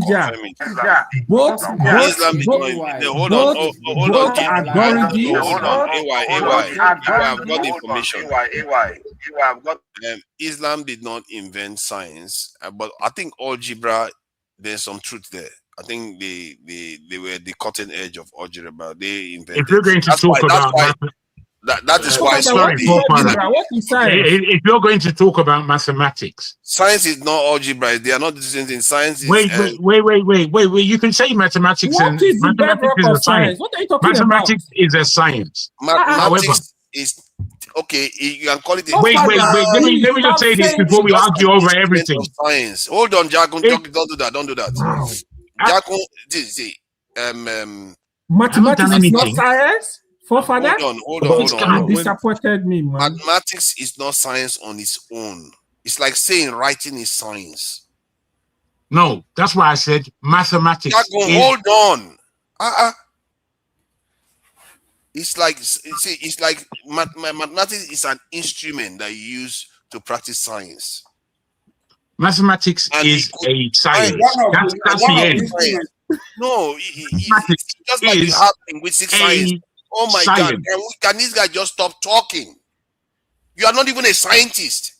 I don't have to be a scientist. My dad. Come on, hold on. See, if you're a scientist, I can understand what you are passionate about. I haven't done anything. It's just. Hold on now. Hold on. Why are you so irritated? Because you are interrupting. But you're interrupting me. Don't you see that? Don't you want? Calm down. See, we are talking about maths. Maths is an instrument that used to practice science, and it itself can be subject to scientific methods where you want to study a branch of mathematics and try to research it. Science is just the art of observation, recording, and stuff like that. What are you talking about? Stop saying I have no idea. I have no idea. He's blocking me. Science is just a methodology. Are you trying to tell me maths is science? Okay, let's confirm it then. No, but forefathers is formally correct. Science is just a scientific method. That's what they're going to attribute to science. Guys. But what about math? What about math? Math is just used to formulate data to prove this science. But is it They're not going to consider it science? But math is not science. AY. Math is not science. The listen is right here. I don't know science. Why they're gonna. So are you saying let me make the statement for you. Let me make the statement for you. Maths is the bedrock of science. But that doesn't make it science. Don't you get it? But without maths, make it science. Hey, listen. Let me tell you what you are saying. This is what you are saying. Hold on. Let me define it for you. Hold on. This is what you are saying. You are saying. Hold on. This is what you are saying. Hold on. Let me tell you what you are saying. You are saying you don't need a woman to give birth to a child. That a child is not mother. That's what you are talking about. The child is not the mother. Yeah, you are. That's exactly what you are saying. You are Yeah, but without the mother. dad is not the mother. They are different. Oh my Without God. the mother, can you have Wait, a wait, child? before can I No, speak? what you are But it saying is doesn't make the correct. child a mother. Forefather, You're can not I going to speak? attribute Can anything I to science speak that's before not you the cut me off? scientific method. Don't you get that just because something emanated from something doesn't Can make you it allow me to something speak? where it came from? Sorry, Jagu, sorry. Okay, forefather, what is about Einstein known for? What is Isaac Newton known for? Why do you think they measure them? Do you know why? They mention them because they practice science. They are mathematicians. What did you mean science? No. The laws of this in emotion and all those things because of this That science. is love, motion. Where do you derive that from, forefather? Because you use muscles. Wait. Can I say I this? don't know why we are Can I speak? You know, forefather, Why you you were are technically irritated. correct that math is a science, Forefather, but you were when you're speaking irritated about with the me before. definition, they're I haven't speaking about the spoken formal enough. scientific method. Sorry, bad. what are you saying? I'm saying technically AY You're is rude, correct if man. you're speaking about the if he a connotation of the word, but denotatively they're talking about the scientific method. Anybody that's attributed it to science is going to be the formulated scientific method. But you are correct though. Arithmetic is technically a What do you science mean because it's scientific? replicatable. Okay, well, let me break it down for you. It's like formulate a This is my hypothesis, fee. test the hypothesis, This is falsify my it, fee. all of that. You guys argument. No, professor. No, hold on. When you are talking of Well science, done, forefather. Well done. mathematics is science. Mathematics gave birth to physics. So when you are talking of the top scientists in the world today, the reason why they are top scientists, when you talk of relativity theory, motion theory, these are basically all the top scientists you hear, they are mathematicians. That is what makes them scientists. I don't know what you're talking about. Let me come in now. Jagun, no, you can't just come in, Jagun. Hold on. I can't just come in. I haven't spoken. Hold on. People need to get to a point. You're terrible, man. We have to read this thing. It's not about you, Jagun. Come on, let's just focus. It's not about it's about me. I haven't said anything. Let me read. Calm down. Let me read this now. You're not even saying I'll give you your chance. I will give you your chance, of course. Why not? I'll give You're terrible, man. I'll give you your chance, Jagun. See, the question I asked was, is math science in itself? Then he said, math is generally not considered a natural science, but it is often classified separately as a formal science. It differs from the fields like physics, biology, because it relies on pure logic and deductive proof rather than physical experiments and observation, which is what science is. If I want to say what is science, that's exactly what they're going to tell you. This is what I mean. It's an instrument of science. Can I say mine now? Because we don't. As much as you can I say mine now? What is STEM? I'm asking. I'm actually asking. Yeah, because you're going to cut me off. See, man, who's speaking without saying his turn. Sorry. Let's have Jagun come in. I think Jagun. Sorry, Jagun. I just had to try to get somewhere with this thing. So please go ahead. I'm extremely frustrated, man. But let's move on.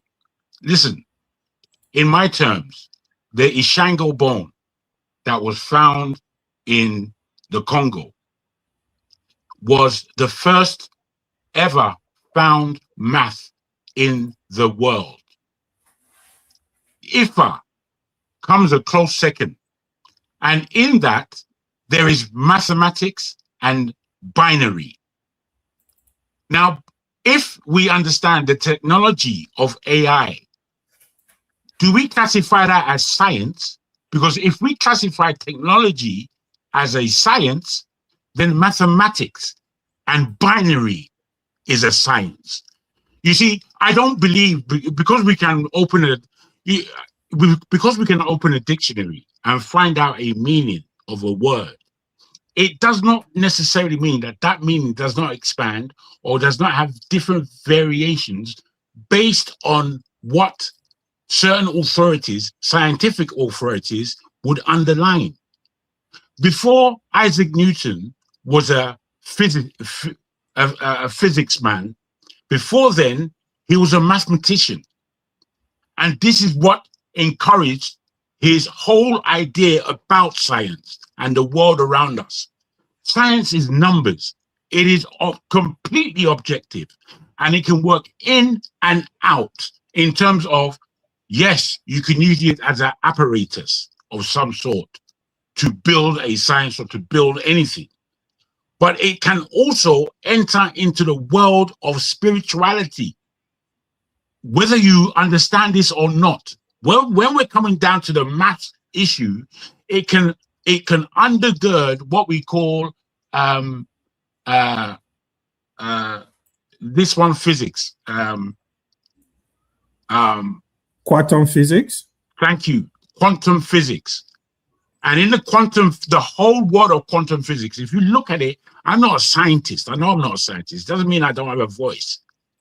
And as such, the whole idea of quantum physics, if you're a spiritual man at all, entertain quantum physics. You've entered completely into what is a spiritual world. And mass is depicting that. So I don't know why, in the world where God has created everything, and now because we find out, or because we suggest that the sun goes around the earth X amount of times, or is it the earth that goes around the sun? Whichever way. What that is maths. It's complete maths. The way it works, the way it balances everything. You can bring physics in, you can bring chemistry in, you may even be able to bring biology in. However, maths is the undergirding of all of it. So we can argue semantics if we want, but it means that we're not relating and thinking for ourselves, is the way I see it. Because the English language, I think we all know, the English language is full of tricks, full of language variations, full of jinn spirituality, full to the brim. It's a measurement. How do we? How fast? Should I leave? How fast did this guy run? Madam, Because this is very my disrespectful. apologies, though. My apologies. You don't apologize. Sorry, hello. Don't do it, because that's how you guys behave in Africa, especially. No, you know you can speak anytime, though. No, it doesn't work like that. I don't speak anytime. If you don't, you need to cue me in. Yeah, I don't just barge in. I respect everyone. Just yesterday I said this to you, four quarters, in a nice, joking way. Very gentleman. But you didn't heed any of it. Don't talk about it. Hello, please give me 30 seconds, please. No, I came in for you, specifically for you. Oh, me? Yes. Have I ever? What have I done right again? What have I done right again? Me, I'm not doing back and forth. I have respect. You be my personal person. So people may say me, I don't get respect, but I respect people a lot. But when you cross the line, I just call it out. That's me. I'm not a hypocrite.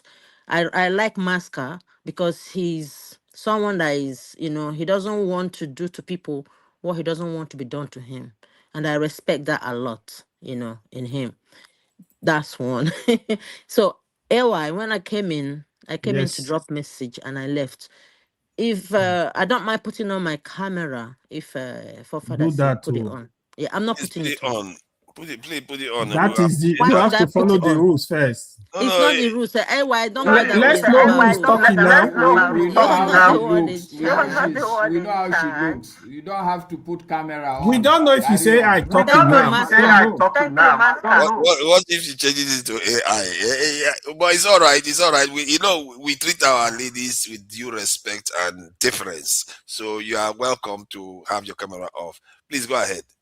Hello, Mr. Ngolo. I recognize, although I don't know you as Ado, but I do know your Ngolo at search for Uhuru, isn't it? Hello, sir. So, AY, don't attack me again. Hello, you did not greet me. I know they greet you at the verse. If you attack me when for my back, if I dare for I didn't attack you. I will have to log back. I did not attack you. No, hold on. Hello, I attack you myself. You said if you don't turn your camera on, don't come here. Okay, no, that was. And are you? I will even fight for father if he try to force you. All right. Thank you very much about that. Yeah, religion. It's something that is personal. I don't want to, and it can easily offend someone, which I don't really want to. I will never tell someone not to practice their religion. All I am against is I don't want Nigeria not to be a secular state. I want people to have their personal relationships with their gods, but don't bring it to use it to oppress another. I cannot force my religion on anyone. I don't want anyone to do that to me, because that's the only way people can freely practice whatever religion they believe in. But it's a personal relationship in your personal place. It's not because if I begin to, enforce my religion around the environment, I'm crossing my boundary. I don't expect anyone else to do it to me. I'm gonna actually repulse that. So anything that would offend, anything that would offend the other, on religion, I think people should just keep it within themselves, so that we won't have crisis in Nigeria. We have a lot of religious people in Nigeria of different ethnicities and that. I want Nigeria to work. I really want Nigeria to work. I do. I want all parts of Nigeria to be treated with equality and respect. That's all I want. I don't care what religion you practice. If you say you want to be a Muslim, enjoy. I wish you all the best. After all, during Ilea time in Ibadan, during Ilea time, as a Christian, I visit some of my Muslim friends, and we share the goat meat and the cow meat and stuff like that. And we during Christmas they visit us as well. So it's never been a problem. But I know there are some elements that have hijacked religion and using it as a weapon to cause division. I don't want that to continue. I would want people to sensitize and educate their people religiously, regardless which religion it is, that, just be mindful not to cross the line. It doesn't pay to be an extremist in anything. In ideology, there is always supposed to be a balance in everything so that the country can, move on. We have bigger fishes to fry, I would say. You see, religion and ethnicities, so many ethnicities or tribal politics is what is actually holding us back. If we can be able to find a way to mutually agree on something, about religion, and then about our tribal divisions, Nigeria will be a better place for everyone. Imagine we keep fighting back and forth, back and forth. This one is pulling their muscle. It's not going to pay anyone. This one will say, "I'm not going to agree." The other one will say, "If it's not mine," ain't going to move forward. As we're busy fighting, the looters will come in and just continue to cause those divisions, those political powers using those religion and tribal bigotry as political tools. We continue to subjugate us and impoverish our children, so that we'll continue to be slaves for them, so that when the time comes, they'll just give us one grain of rice to come and vote for them. Are we not tired? It's painful and tearful. It is tearful. Enough is enough. I think it's time for us to find a way. Look at your child. Is this the Nigeria you want your child to live in the next 10 years? Come on. You want your child to live in a place that is secure, peaceful, and there is growth. We don't want our children, the best brains, to be running out. Even if they have to travel, they will go and acquire and come back in the best environment they have, because what we have is ours, and we cannot by ourselves destroy what we have, because if we destroy our home, we have no other homes. you know Religion is not everything in life. We have other departments of life that are equally important. Why can't we find a way to balance all of them and love one another? you know these things that is tearing us down, why can't we just sit down and look inside our hearts and say, yes, I am going to be a Muslim, but I will do it in a way that I won't antagonize my neighbor who is not a Christian. And a Christian will say, yes, I am a Christian, but I would never ever hurt my brethren who is a Muslim or non-Muslim. Can't we agree? Enough is enough. We should be tired by now. I Thank you. said forefather something about our culture. We always talk about family, women, men, which is very, very important. And an elderly woman was being interviewed who is a professor in America. I think she's in her 80s. She spoke very well. She's from Kenya. When I watched it, African cultures, they are intertwined. I learned a lot. I'm like, I'm going to come online just for that. That's why I came on today. First time I logged in, to pass it on to forefathers so that he can watch it. And maybe one day the woman can be brought to talk to us, because we have to rediscover ourselves and our backgrounds, and the things that make the fabrics that make us who we are, that are great, we should keep, and the things that are not good, as time goes on, we can upgrade. As we come abroad, we can pick and choose the things we can integrate, prototypes to help develop our environment. These things that are emotional, that are dividing us, that we're clinging on to, because one day we are all going to leave this planet. What matters is that when we go, what mark are you going to leave around to your children to continue to be greater, whichever environment they find themselves? Because if that environment is made hot and we didn't do our work as parents, to put things right, our children will suffer, and we've been enslaved by foreigners. Think of that. That's all I have to say. Thank you very much. Thank you. Forefather, 30 seconds before you move on, please. I need to go. So what I wanted to say, you see, the topic we are discussing before now, mathematics is literally everything. So the importance of mathematics cannot even overemphasize. No, that's the topic. No. So mathematics is everything, give birth to everything. Is it engineering? In physics class, they tell you mathematics is the language of physics. So all the top scientists, anything you want to do, even in medicine, the role of mathematics cannot, even in physics, ultrasound, all those X-ray you hear, these are all mathematics. The AI you're talking about today is mathematics. Everything is mathematics. So if anybody is telling you mathematics is not science, that's pure BS. Thank you. I will let other Okay. Okay. Let me. I think there's always a problem when people Esther hasn't said anything, but go ahead. All right. Bye, bye, guys. Welcome. Show us your face before you go now. Jagun, come before on. trigonometry What's came wrong out, with that? our people, they'll be measuring angle. They were making buildings, doing the angles and calculating it before they had trigonometry. AY, why? When you talk about STEM, STEM, that's it differentiates science, technology, engineering, and mathematics, telling that they are all different.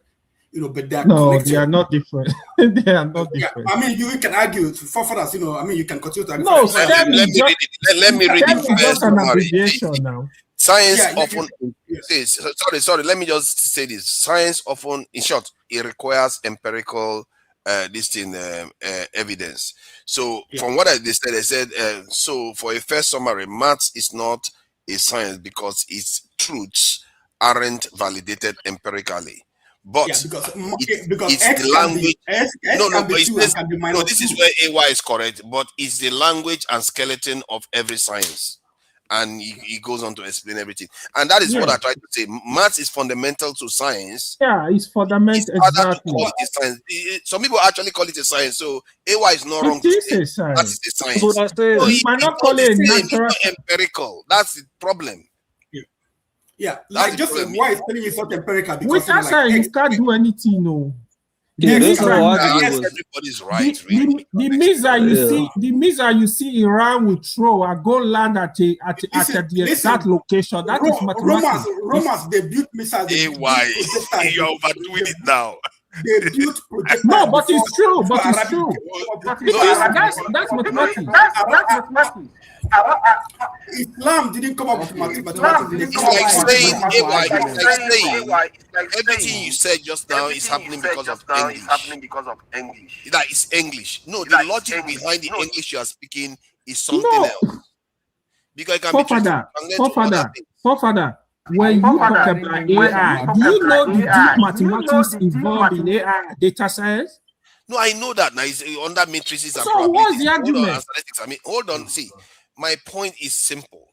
That maths is the scaffolding of all sciences. Yeah. But somehow you seem to say that whenever something emerges from another underlying entity or fundamental, whatever you want to call it, then that thing that emerges is the same as the one where it emerges from. It's not necessarily true. I'm not my father. It will not exist now. Wait, let me give you an example. Let me add this before you go, please.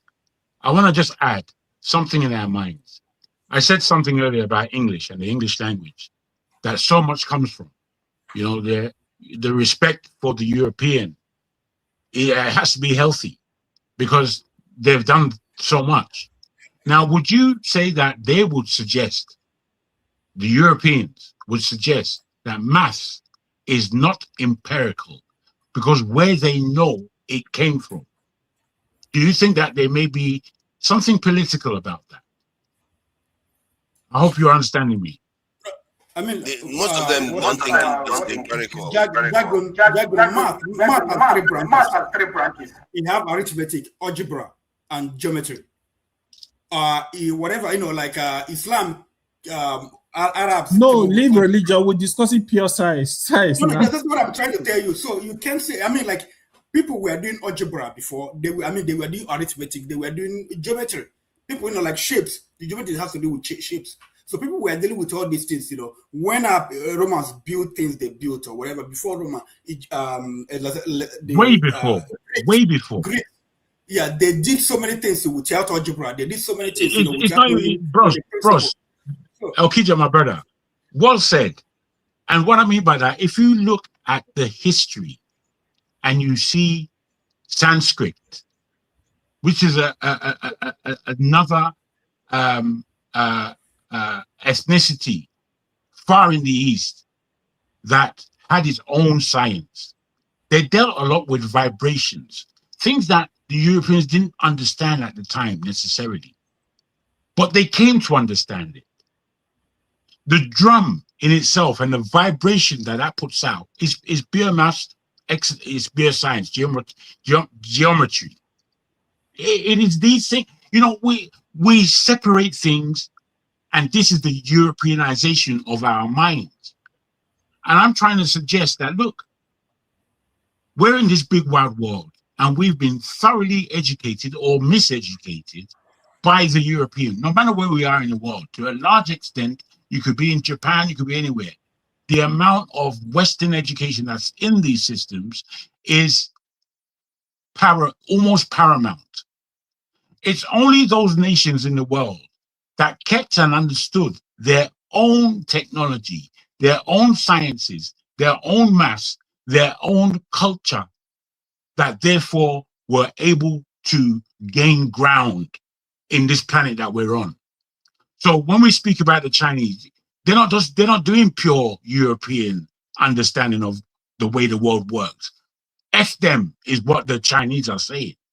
The Japanese, once they saw what was going on in the planet, they went back into themselves. The sciences, the Asians, or in short, anybody practices has to follow the fundamentals, and this is why math is fundamental. By the Europeans is what you're suggesting, is what I'm saying. Yeah, you have to follow the fundamentals. Because the fundamentals of look how China has been able to outstrip Elon Musk based on the technology that supposedly he brought.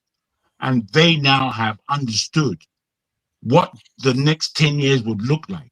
So what they've done is taken the space of 90% of AI, raw minerals, earth minerals, yeah. Yes, and AI, and their own science. When you see, they just advance the knowledge of science. It's not like it's their own science. This thing that we say that is European own knowledge. No.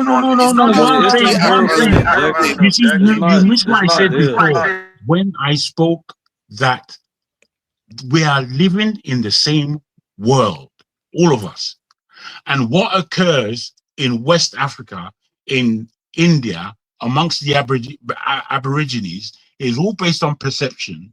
However, what they perceive is valid, is what I'm putting to you. Is valid. We may say, oh, that those are bush people. Those are, oh no, they could never possibly do that. That's where we are in our mentality. So even when somebody is here to be correct, I've been Dexter, and even when somebody perceives something to be correct, what I found is that some are more correct than others. Just like when you're measuring something, some have higher precision than others. That is how life tends to be. It's not like Newton I was hear you. wrong, I but hear you Einstein very seems to be well. more correct. I hear you very well. Before you bring him in, sorry, No, let's bring Dexter in. Let's not do this, Django. I just want to Dexter, say one thing based Dexter, on this now. let me bring Dexter in. Dexter, welcome. Thank you for joining us. I see you are looking at us like some kind of headmaster, but it's all right. We are here as your students. What do you make of the conversation so far? You can go with the Muslim one that says that the Masker is a fundamentalist, or you decide that you go with the mathematics one. So, what do you make of the conversation, Dexter? Thank you, Prophet, and everybody has stayed up late. Yeah. I think what would be helpful for us, so maths does not know religion, whether you're in arithmetic, algebra, calculus, it doesn't know religion. It doesn't even know ethnicity, it doesn't know tribe. That's why, like Jargon said, the Chinese can take the model of what the Americans have done and improve on it. And I think that is something that Africans should learn, because we major on the minor things. We are busy arguing about whether it is Islam that brought algebra. It's not important. It's not important who brought it. It's what do you do with it? What do we do with the science we have? Nigeria has trained lots of people, lots and lots of people, but we don't do anything with it because we are instead interested in trying to prove superiority. But the substance of it, we are not making any substance of it. You know, that's where the African man has been getting it wrong. You know, it's not important whether it is a tradition. Look, the traditionalists in Nigeria have science. Just because it has not been explored. The reason why somebody can say it is the first person to write something that they credit things to. The first person that puts it down and writes about it, but it doesn't mean that he's the originator of it. Somebody else might have practiced it long ago. Long ago. If you read the history of plutonium, uranium, you'll find out that the person that recorded it actually was not the first person to find it. The person that found it, I think it was like an artisan that found it, and he wrote about it and kept it in a library before a scientist in Europe did a research on it. But because the scientist was more known, people credit it to him. So let's leave all these things about whether maths is throw all that away, because it's just dividing us unnecessarily. Look at the mayhem it has caused. What do you mean it caused the mayhem? What are we talking about? No, he's cool. He's speaking correctly. Very correctly. Whatever you want to practice, do it in your house, do it wherever. But look, what will make us look? Did you see the flooding in Ore recently? There was flooding in Ore recently, massive flooding. And people were kneeling down to pray. Prayer will not do anything. That is a time to develop an engineering marvel. That flooding in Ore, look, just put 2 and 2 together. The Lake Chad River, are you aware that the Lake Chad River has lost 80% of its water content? Shrunk to nothing. Then you have fresh water being flooded in Ore. They don't know what to do with the water. People are afraid of the water. In saner climate, that is an engineering marvel. Okay, this water that we're not using here, how do we channel it to the Chad so that we can flood back that lake? Are you aware that as far back as the 18th century, European engineers had already been exploring how, because they had already forecasted that the Lake Chad River was going to run dry. They're forecasting how they would channel fresh water, because the Congo River is the largest producer of fresh water in Africa. But 90% of that fresh water empties in the Atlantic Ocean. And they started thinking, how are they going to flood the Chad River with the Congo River? That is an engineering marvel. Who cares? Who cares whether it is Shango that brought maths? The question is, what do you do with it? And when we come here, We should be thinking in that line and not throwing things that will divide people and cause. It doesn't add any value. Preach on, Dexter. Preach on to these people. You know, They don't like the sound of my voice. You know, that is what the Europeans have done. Elon Musk, they don't care. No, the internet we're using today, does it care what religion you come from? Does it care what ethnicity you come from? It doesn't. The satellites, they don't care. They are not interested in that. What you want is internet connectivity, and you get it. So let's just disabuse ourselves of trying to prove that, oh, this religion was this, so it is superior. No, it's useless. Absolutely useless. And let's stick to the points that would improve us. Thank you. That's why I came here. The only thing is, Dexter. Hold on. And I wanted to put this. Wait, just 1 minute. It's okay. No, not a second. Sorry, Jago. I just wanted, one of the reasons I actually came here. It is not quantum physics you're referring to. It's metaphysics. That is the physics. I know about metaphysics, but it's quantum physics that I came across first. You understand? Quantum physics is about computation. Quantum physics. Why is my voice so irritating?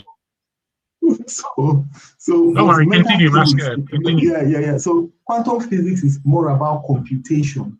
Metaphysics is the one that talks about the metaphysical, the what you call the spiritual and all things that you cannot explain. No, I understand that. All right. So Ado, so before we round up, why have you turned me off? I didn't speak anything. Jago, calm down now. Before we round up, you know, have you got anything to add regarding the mathematics discussion? I know you did say that mathematics was a form of science. I think it's both, really. Let's face it. It has it is. Element of both. Maybe some branches of mathematics are more scientific than others. You know, the first thing that, if I can say, forefather, to you. Forefather, you want to expand this? Wait. Jago, hold on. Why do we have to do this? Now, what we are going to do is try to give everybody 1 minute to make their decision. I think we're already 7 hours in. 1 minute to round up. Jago, calm down. It's not like you should allow things. You should allow things. Yeah, but we've been doing it for 7 hours. This is what gets us. So it's 7 hours. I don't know why it is that my voice is so. Hold on. Because you talk all the time. You talk about people. No, I don't. No, I don't. It's me you talk about, not everybody else. So no, what it is, I appeal to you to give me a. Just stop. I'm trying to organize so we'll close out, and you have your chance to speak. So let's take 1 minute each to round up. Let me take my minute first. Calm down now. Let's take 1 minute to round up what we've got to say. And if you want to wish Nigerians and the world well, you can do that since today is Sunday and the work week is commencing. So you want to start, Jagun, or we start with others? Yes, I will start. Okay, please go ahead. 1 minute. Many things happen during the course of life. Many things happen because of pride of life.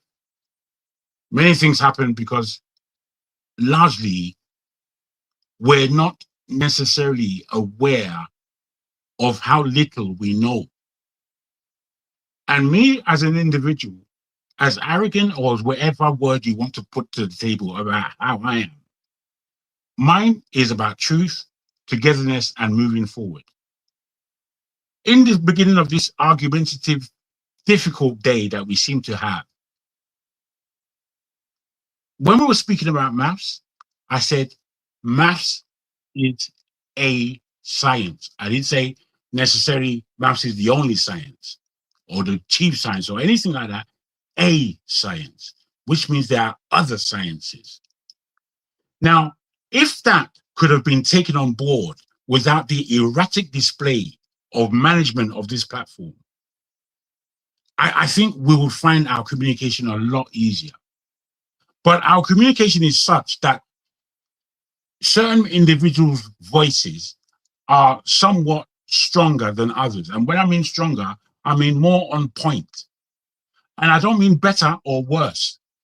What I'm talking about and what forefathers himself said about, because I'm just completing my time on this issue that we're speaking about. What you said about your 1 hour is wrong. Your 1 minute is going. I wish it was 1 hour.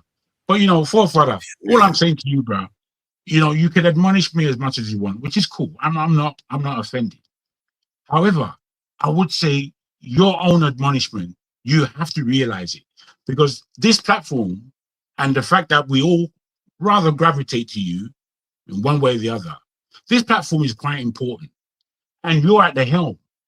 So you being at the helm, as much as you think about little me, if this platform is run correctly, I'll be the most correct person on the platform. But whatever disruption you think I offer or give, it's only because you cut me off and don't allow me to speak.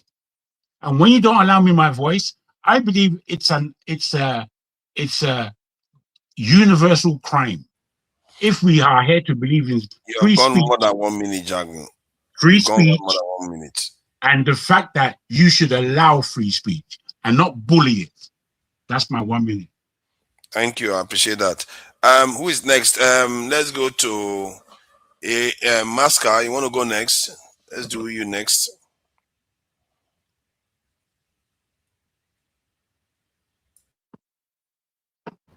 So what can I say now? I'm not happy with you guys because I'm not a fan. You should of be happy with me. I'm a nice guy. No, I'm very happy with you, forefathers. And if you listen carefully, if you listen to what Jagun said, I think today you should be jumping up and down and dancing. He said, we all gravitate towards you. That's the best commendation you can ever get. I think you should go and record that and do some meme about it or stuff. But the point Jagun is making is that I personally, I call this the late night show. It's only recently that I even started joining early, but it was very clear to me that this is the place to be, because the discussions are open and there's no limits. You know where it will start, but you never know where the discussions will end. But I think also you need to do some thinking. I'm not saying you're right or you're wrong, but the same in the spirit of science. Okay? You need to go back and be looking at the stuff you do, the stuff we do, and think of where should we be going? Where should this lead? Because today's show, for instance, it started well. Where I really would have wanted it to end, it didn't end well. But we've gone all over the place. Like Dexter said, the argument of who started science, it's very clear to me that it's a non-starter.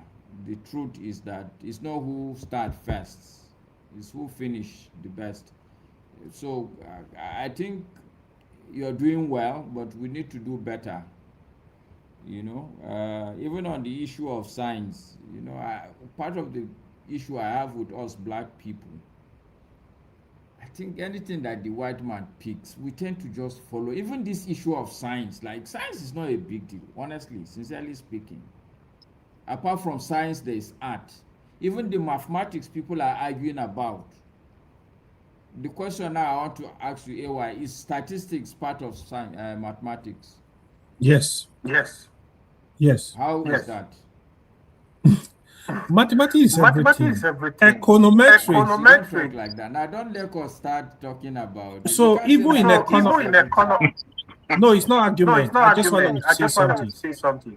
If you, Master, I'm pretty sure you study econometrics, right? So in econometrics, you see, you do a lot of calculus. So you use calculus to deal with the data right there. So sincerely, I don't know anything you do on this head without mathematics. Okay, so for instance, now, you know that there's what is called social science.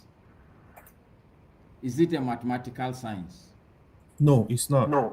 So I'm just saying that, look, we black people, when we carry something, we hold it like their mother, and it's not the only thing in life. That's a good point. But let's roll it. It's the same problem when I hold Islam, I hold Islam like their mother. When you hold Christianity, you hold Christianity like their mother. Now you are holding mathematics like it's the only thing. We are holding science like it's the only thing. We need to understand that there's a lot of things out there, a lot of things. But my real submission,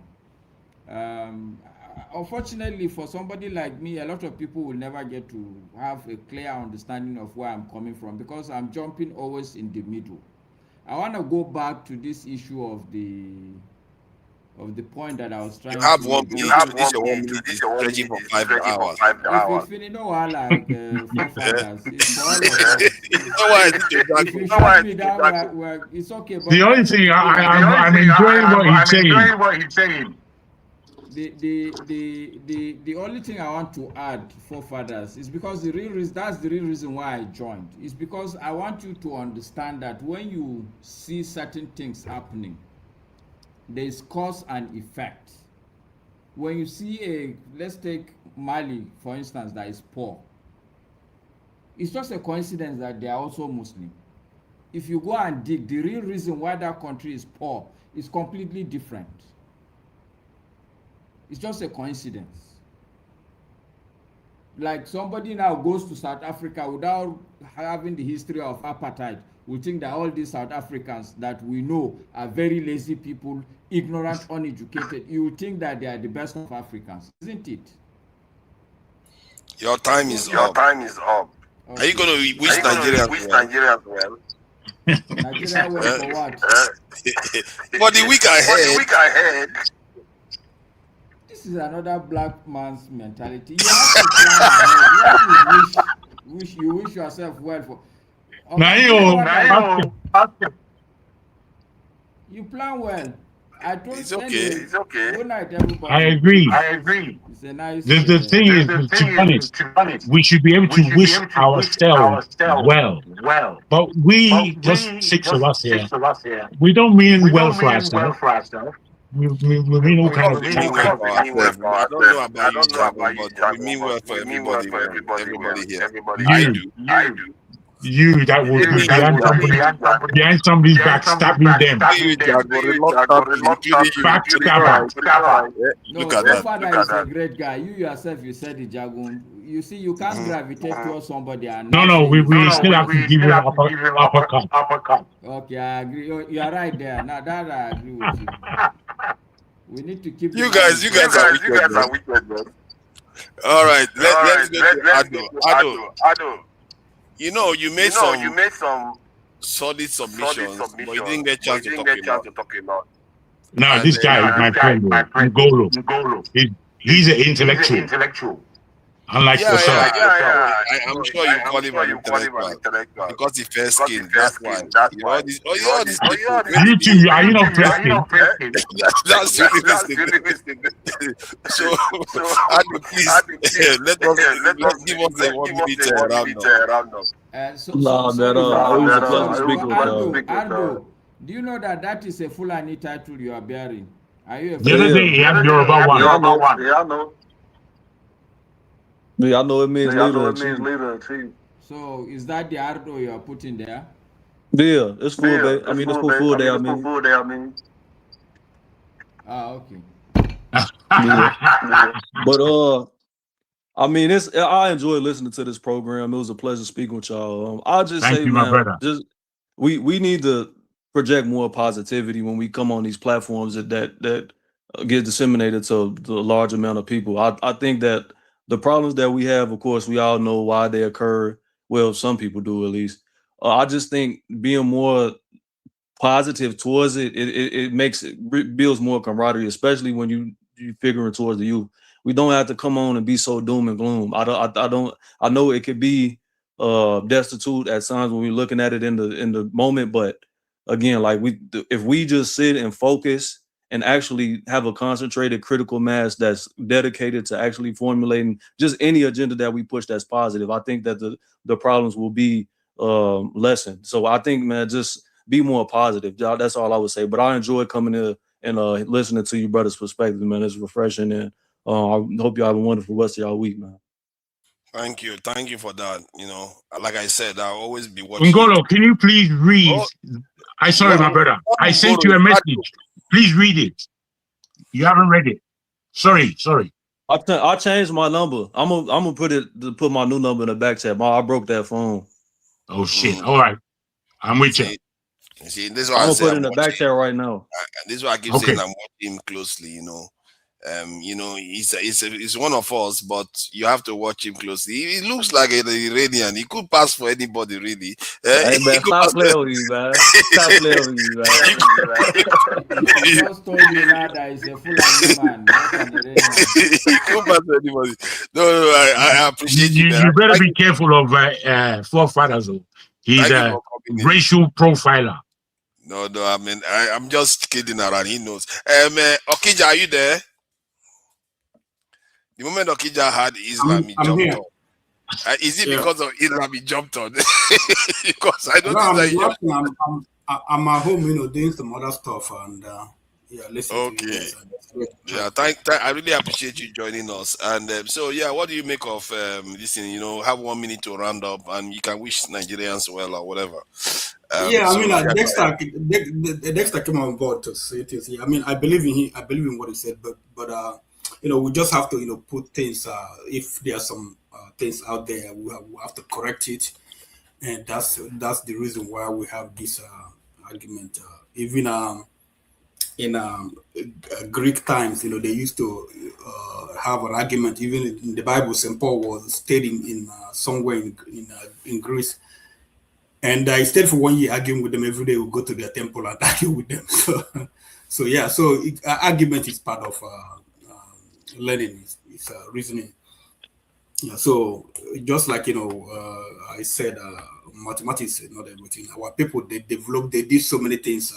If Iwivia people didn't do, Akija people, they did so many things. My grandfather was a sculptor. He never went to school. He did things. You know, if you see some of the things, you know, he did without mathematics and all those things. So yeah, so people had their brain. Our people, they used to measure their farms. They use they call it ogugu.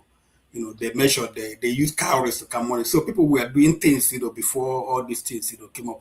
Just that, you know, just like so many things people do. Some people will bring all of them together, put them, package them, and say that, you know, we invented this. Just like Mongo Park, you know, say, you know, he discovered it in Niger. I mean, I understand that we didn't know where he started. Like people in Niger State, then Niger State before it became Niger State. They didn't know it started from Futajalon Mountain. They didn't know it emptied into Atlantic Ocean. But it was there. They had their river. So someone would just, you know, come up, package it, and tell them, you know, that I discovered this. So that's the way I look at some of all these things. But just like Dexter said, we have to use it, and it works for us. It doesn't matter who invented it. We are here on the internet. There has been an argument who invented it and who's the father of internet. They said it was our God. Somebody said it was that Nigerian guy. Nigerian guy. The Igbo guy, they said, you know, he was one of the fathers of internet. So we don't know. We do this argument. Nobody knows. We go online and fact check to see if it's true. Yeah, but people out there, Nigeria is and if you want Nigeria to be better, you make Nigeria better. No one will, you know, build your country for you. You are the one. But personally, I've given up. Nigeria has taken so much from me and some other people that I don't see it working. So that's my thing. So I don't wish Nigeria well. I don't wish Nigeria well at all. But if it works, you know, fine. Yeah. But for you guys, you know, have a good week and increase and multiply. Same to you, my brother. That was nice. I think that's about the nicest thing I've ever heard Okija say on this platform. It's all welcome. So what do you make? Yeah, what do you make of this? Yeah. I really like the way Masca got you on that one. You know, on the social side. You see how intelligent people be. They back off immediately when when the Masca asked you about social science. What I say, it's a science. I was like, no, so we were communicating. Social science is science, but it's not. It's a science. There's no mathematics in it. Okay. Yeah, hold on, right? So I'm gonna repeat. In summary, mathematics is the language of science. In summary, I don't want to argue more than that. Argue with your keyboard. Keep arguing with yourself. I was involved. I know what is involved in mathematics. I know what is also science. So I'm speaking as an authority. One. The second thing is talking like that. Like the second thing is, hold on. When it comes to issue of Islam, I know you try to be the leader of Islamophobia on this on the What? platform. How dare you? No, hold on. I'm going to tell you my fact. You see, sometimes I don't know if we lack emotional intelligence. When you just like when somebody will come, Yoruba people, Igbo people, these are very foolish statements when I hear sometimes like, what are you talking about? When you're talking to Muslims, you are talking of 2.2 billion people on earth. You are not talking to one person. That's why when you make a statement, you need to be careful. You need to listen to people. Forefather, you will praise Masker, you will praise it. Oh, they speak fat. The moment we want to correct you on Islam, you say, no, we are not truthful. We are not truthful. How can we not be truthful? You think the way I speak, nothing influence I just try to correct people to speak to fact. But since you don't accept it, I don't know how I can help you. If you think you are more smarter or more intelligent with 2.2 billion on earth, have fun with that.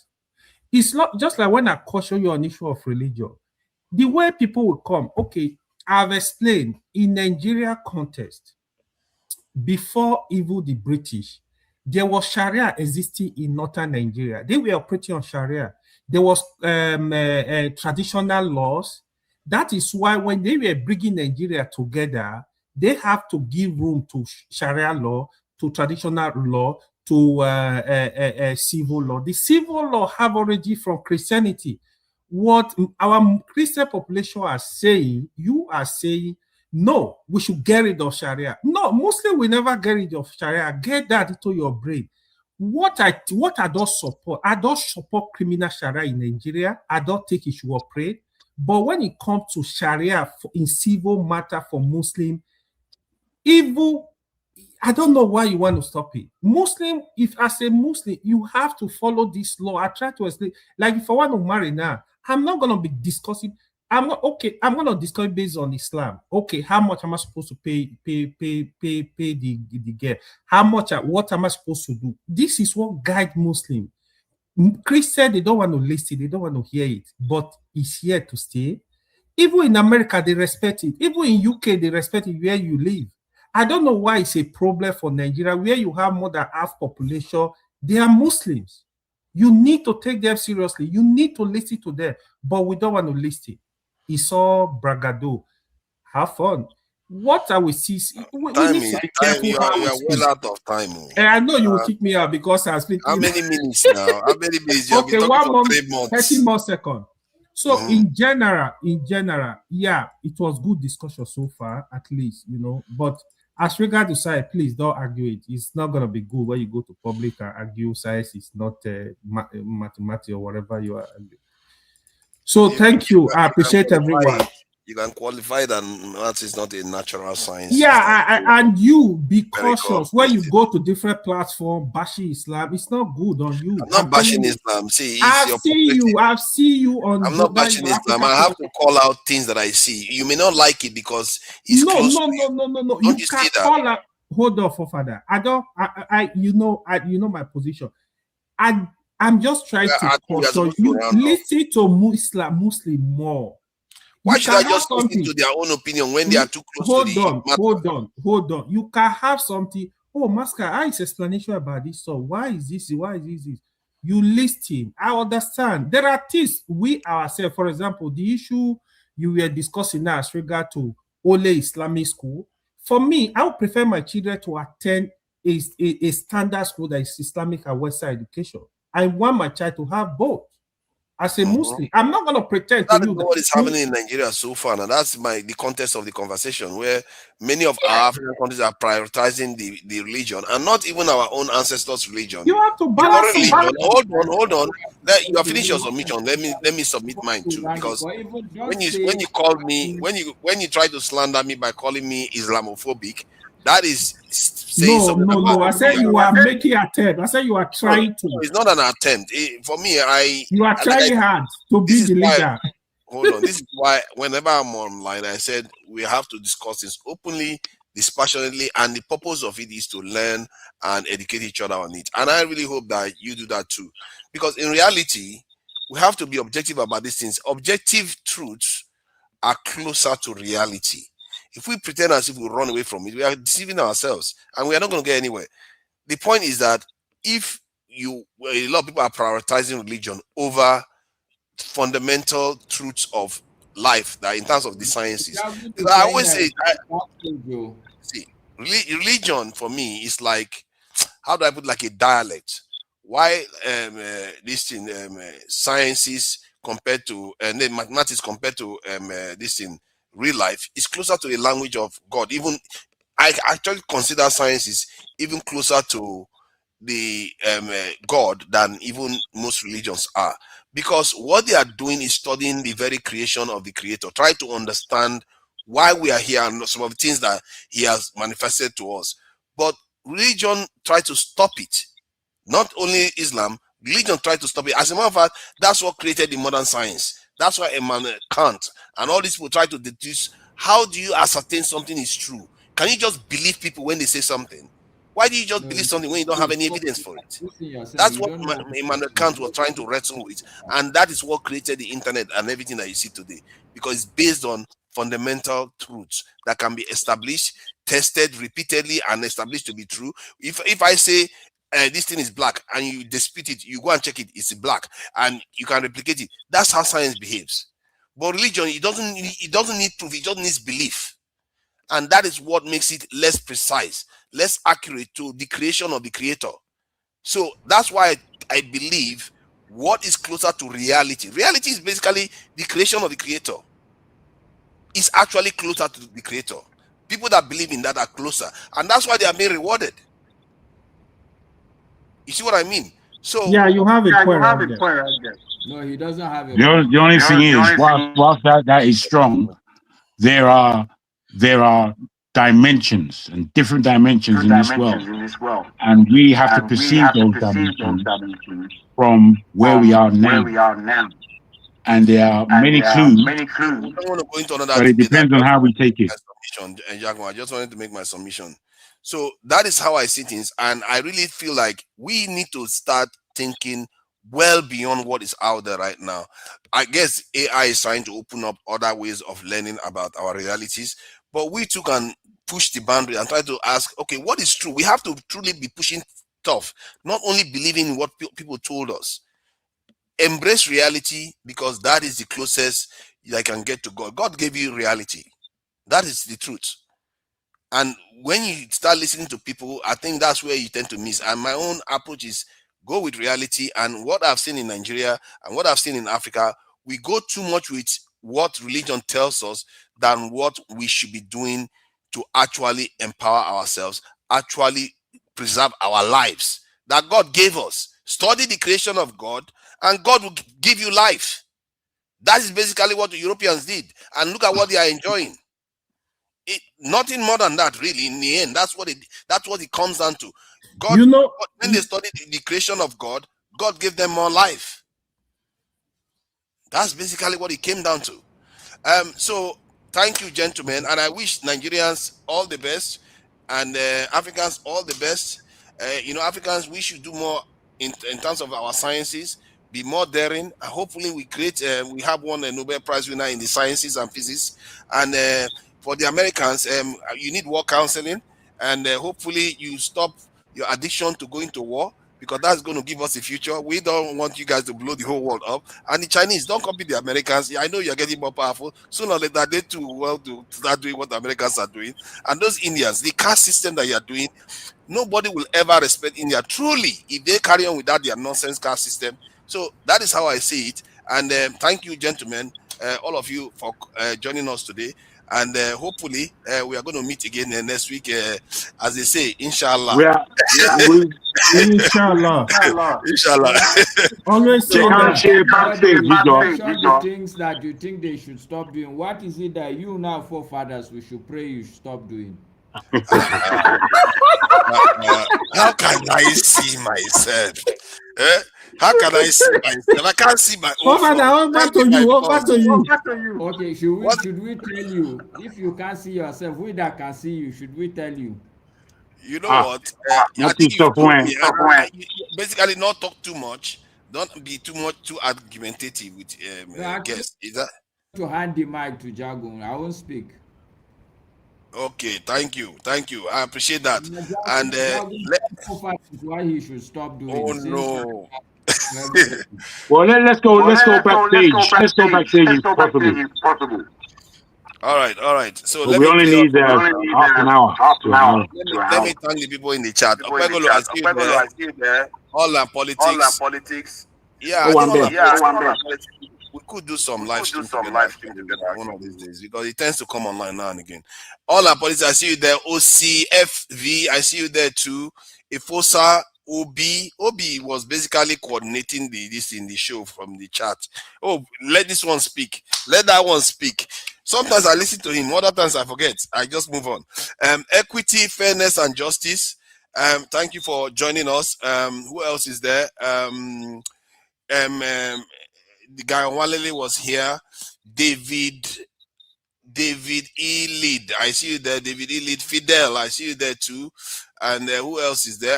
Soji. All of them. They were all there. Thank you all. Let me thank the people that donated too. Oscar Blackbone donated $10. Very good money. You know, you can't mess with the dollars. And there is also George Blue Shell also donated it's euro is actually called euro 2.49 euros that he donated. It's a European currency, just for those that don't know. There's also Igbo Basic $2, 2 American dollars, not Canadian dollars. Don't mistake it. Canadian dollars is junior, and this is American dollars that he donated $2. And then a Nigerian. Why am I actually being quite rude here because it's 400 naira. BDB, thank you for the 400 naira, but that is not even enough money to take Okada. My brother, I looked at that, but you can't dismiss them. They're there. We are here. I'm not going to dismiss it. That I will highlight it just to, you see. I like what the message he also sent, just to get to tell Dr. Damage is well done. He gave the 400. He or she gave the 400 naira. Thank you for that. I really appreciate it. The 400. Sorry about that. The 400 naira. Thank you for that.